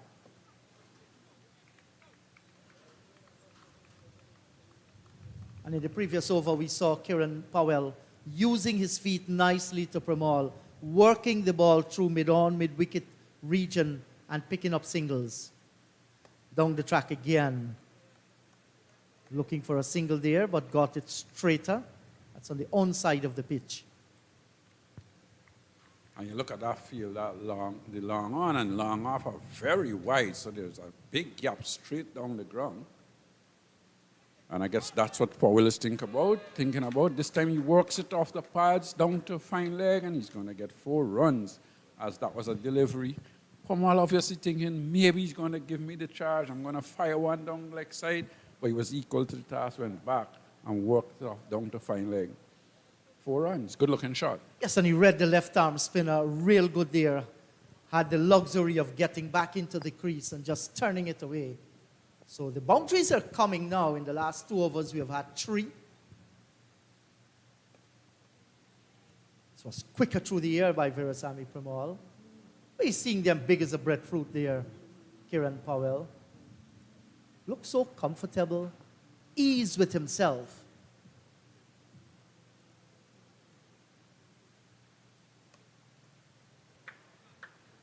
Down the leg side again, but this time it goes down towards forward square on the boundary.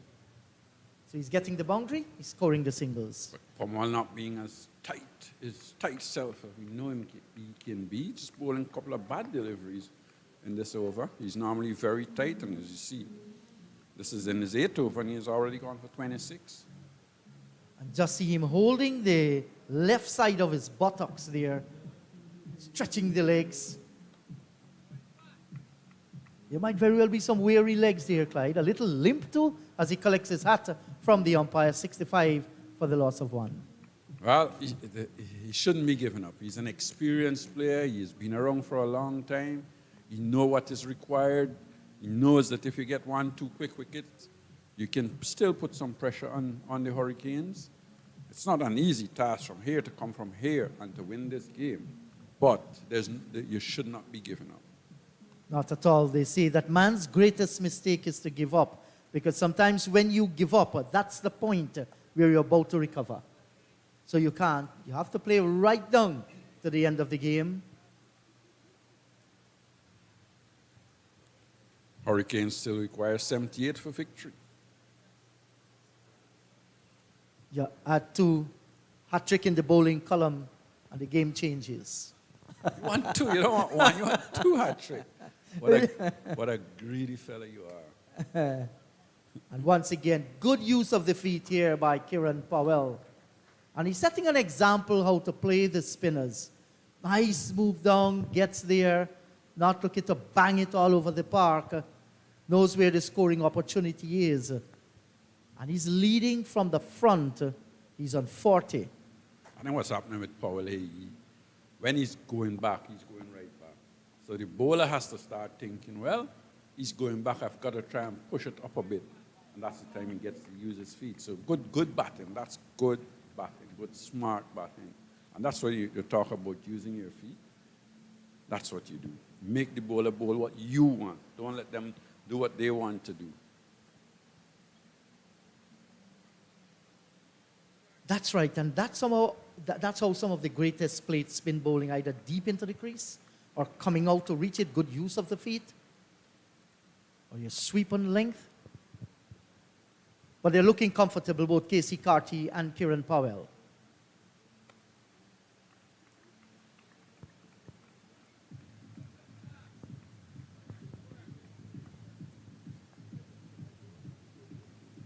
And you look at the field as well. You're asking Sinclair to bowl off stump turning in rather than bowling outside the off stump turning in. And I think this is making things a little bit easier maybe for the batsmen, because they're thinking, well, he's not trying to get me out going to slip. He's trying to get me out by bowling fairly straight.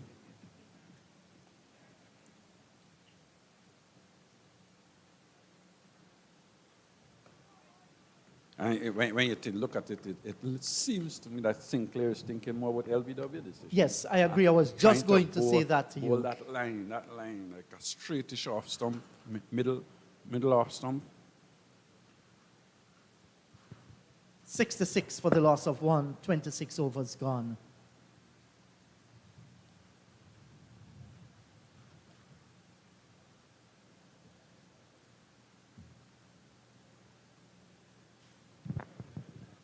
was going to say that one of the things I've noticed in this year's tournament is the over rate.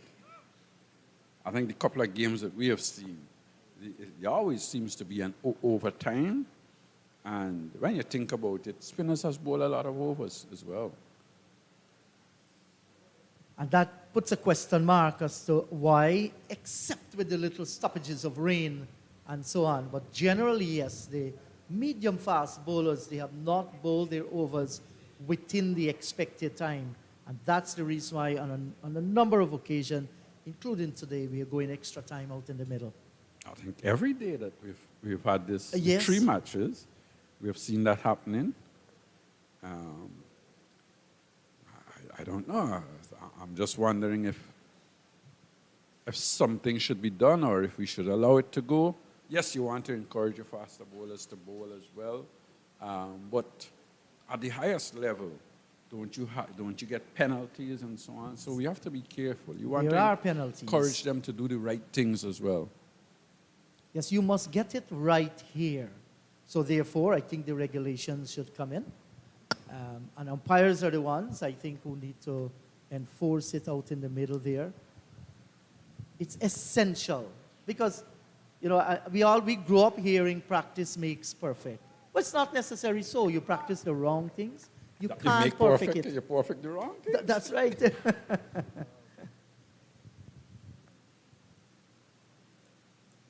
Habits are good and bad because you need to have good habits. Bad habits, you know what happens. You're a batsman, you get out. You're a bowler, you get put away for boundaries. So, Shamar Joseph has returned. Prior to this, Shamar, 4 overs, none for 6. Very economical and bowled well. yes, I saw him earlier on with the new ball. He got the ball to swing a little away from the right-handers. And bowled well, probably a little unlucky, but certainly, you know, he looks the part, and I think another year or so, he should be bowling a little quicker than we have seen him this year as well. At least, I hope so. Hope he just doesn't settle for medium pace. Well, with his quality and the skills we have seen so far, that is something he must work on. He's relatively a young guy, has ambitions of playing at the highest level. So what he does is going to be important as far as his career is concerned. And he looks very, very strong.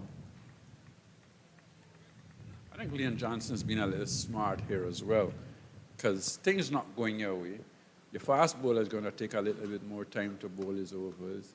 1 or 2 deliveries are keeping low.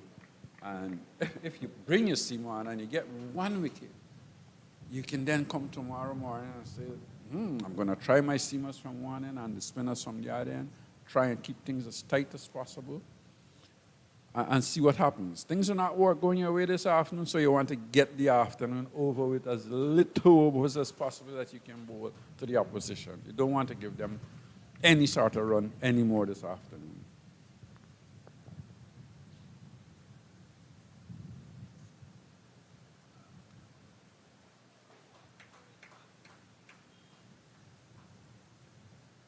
Gets a run there, the left-handed Kieran Powell. Short lifting delivery just about the elbow area.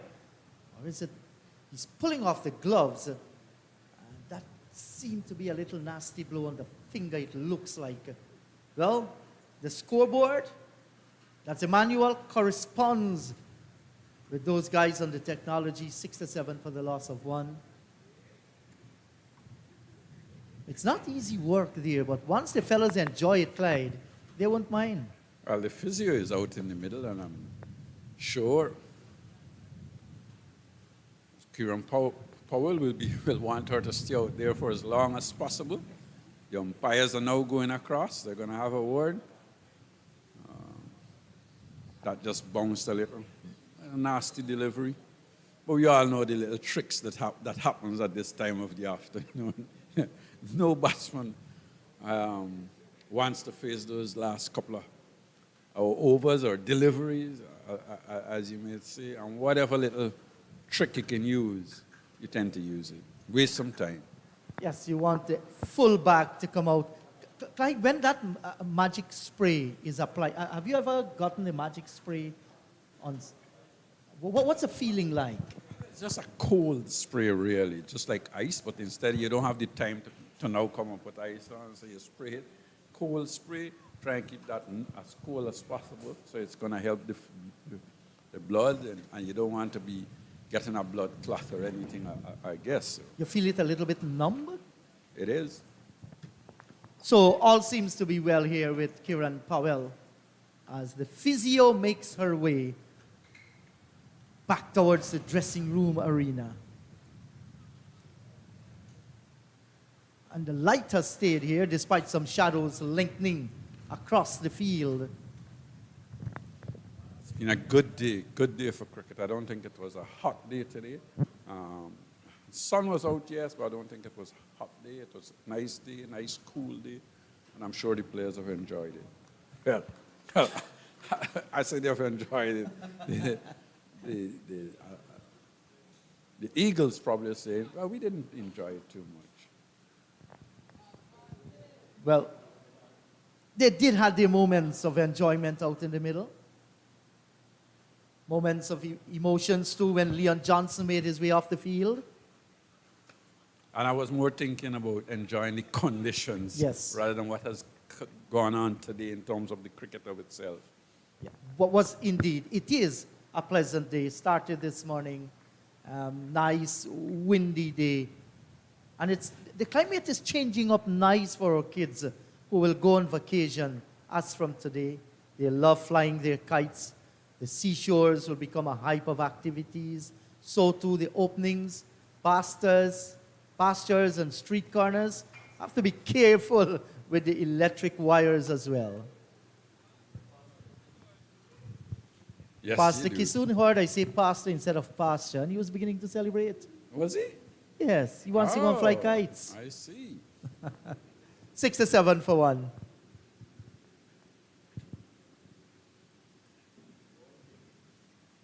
Yes. Hurricanes, happy.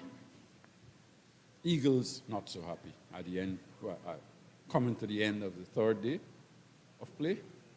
Yes, you're right about that, Clyde. Well, I've seen eagles fly in Guyana, but I've never seen them fly against the Hurricanes. We don't experience hurricane here. So the eagles are seriously tested at the moment.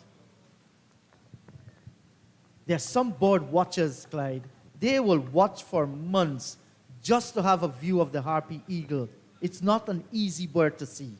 Normally they go in the nesting seasons. But they rule the roost in the forest as far as birds are concerned. Good drive by Casey Carty. And getting a single.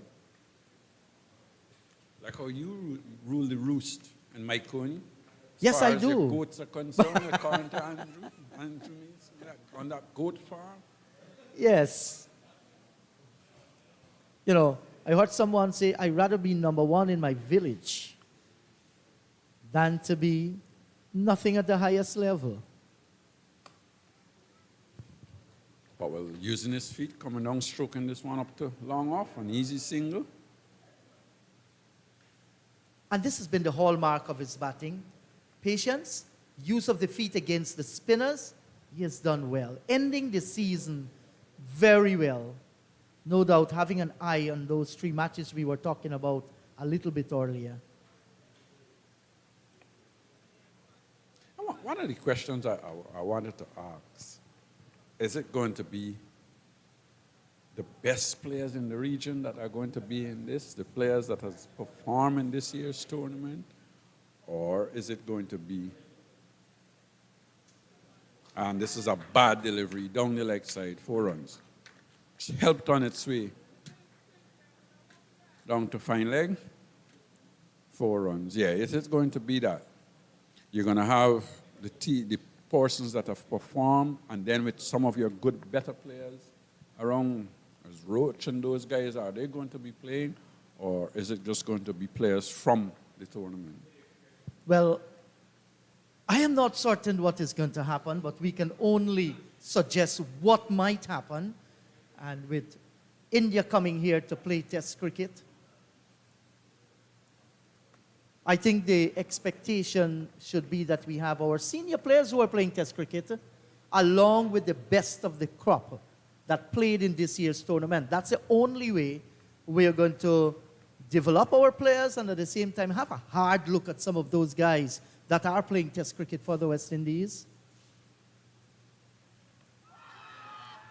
Well, there's an appeal, and the umpire says not out. What have you made of that one, Clyde? Well, he was reaching forward. It was delivery that was, I think, turning in the umpire's mind. That probably would have turned down the leg side. It certainly spun, it turned, and it bounced a little as well. So I think that would have been a tough one for the umpire to give. Maybe close, but it was turning, and I think that would have gone down like that. 74 for the loss of 1, 28 overs gone. We remind you that the target for the Hurricanes, 143. More from you, Clyde. And to bring us to the close of play, day number 3, is going to be the voice of Matthew Kissoon.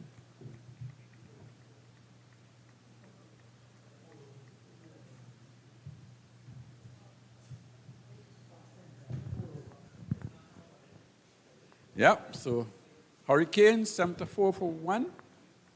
Having a very good afternoon. Just needing 69 to win. 69 to win.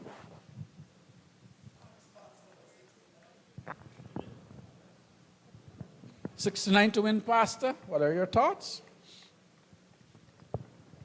They'll probably get some more in the remaining 4 overs according to the scoreboard and have to come back tomorrow to wrap it up. You think there's still a chance for a miracle bowling effort from the Well, once you're Eagles? playing in the middle, one never knows what can happen. But with this flat pitch, you've got to say that if you're a betting man and you're going to bet against the Hurricane, something is wrong with you at this time. Or you're a real betting man and you love the odds. As that was a short delivery, was played nicely down to third man. Got 4 runs by Powell. Yes, that boundary sums it up. 46 Powell, 5 fours in his knock, 80 balls, 105 minutes so far. So he's given the Leewards the start that they needed to bring them closer to victory, and he's still there. Runs coming easy now as we come down to the closing stages of day 3.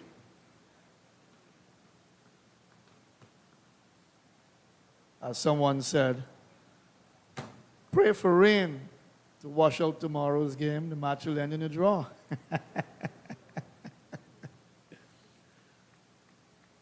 The minds of West Indians, huh?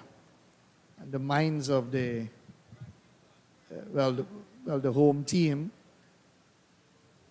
especially the Guyana camp and the Guyanese following the game all over, because it looks so easy now as they pick up 2.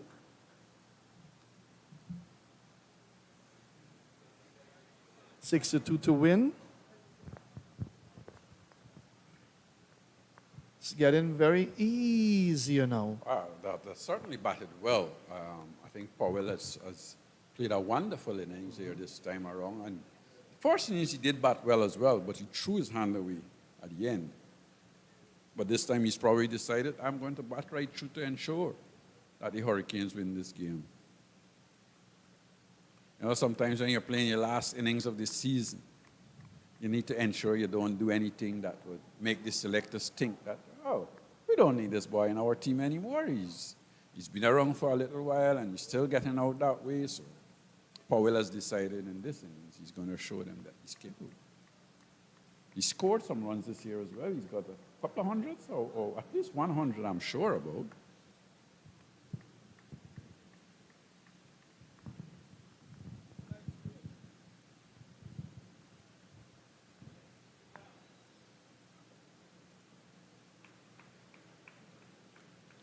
And Johnson switching Joseph to bowl from the north end after he had a spell from the south end. The over comes to then 81 for 1. Yep, 81 for 1.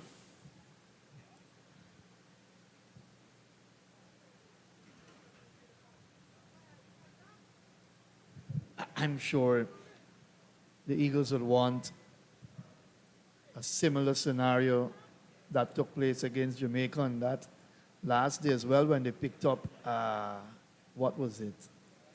8 for 40, 9 for 47 or something like that. Something like And that. that game finished just before lunch on the final day.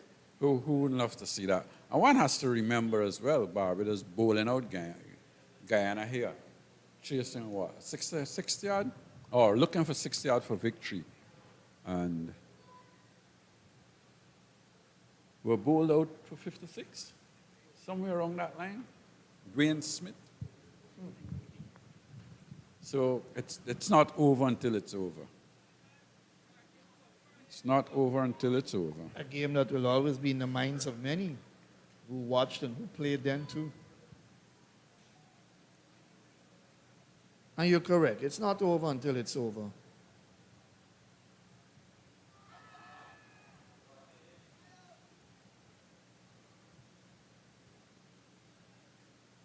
It's bowling wrong the wicket to Powell.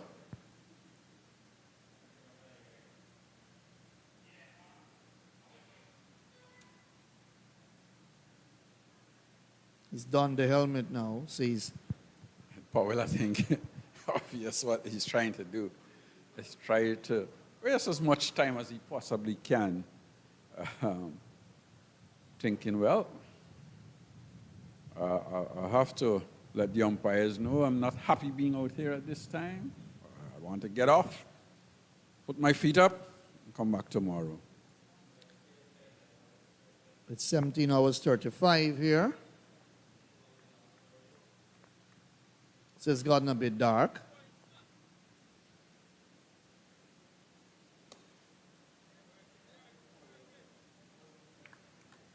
Now the board, I think, says 3 overs to go in the day's play. Well, I'm not sure if we go that far.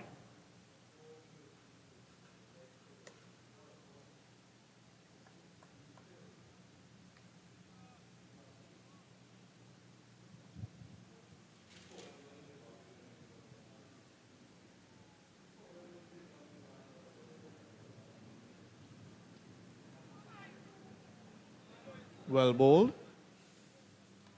But certainly, coming to the close of play here, I think the Hurricanes would tell themselves that they're in the driving seat. They've played well. You bowl a side out to 122. You had a good lead, and you've come back on the second innings, and you have dominated. Yes, the Eagles had a decent innings, but I don't think they put enough partnerships together early on in their innings. And yes, they had a partnership down the line, but you didn't see that early enough. And so at the end of the day's play today, I would say that Hurricanes are certainly in the driver's seat. That's the end of the over, 81 for 1. And the end of the day's play, third day's play, still needing 62 to win. We come back tomorrow. And unless a miracle takes place in the bowling department, the Hurricanes certainly will win this game. 81 for 1, 30 overs in the day's play. Smith, none for 12. Joseph, none for 15. Sinclair, 1 for 23. Versamy Pamal, none for 26. Casey Carty, not out 17. And Powell, not out 47. He's played a very good hand. And the Hurricanes in the driver's seat. So we'll wrap it up on day 3 with the news that the Leeward Islands Hurricanes need a further 62 runs to win this final round match here at the National Stadium at Providence. Do join us tomorrow morning at around what? Should be about 9 hours 55 for play on the final day. On behalf of the entire commentary team, here's wishing you a very pleasant evening and a good weekend coming up.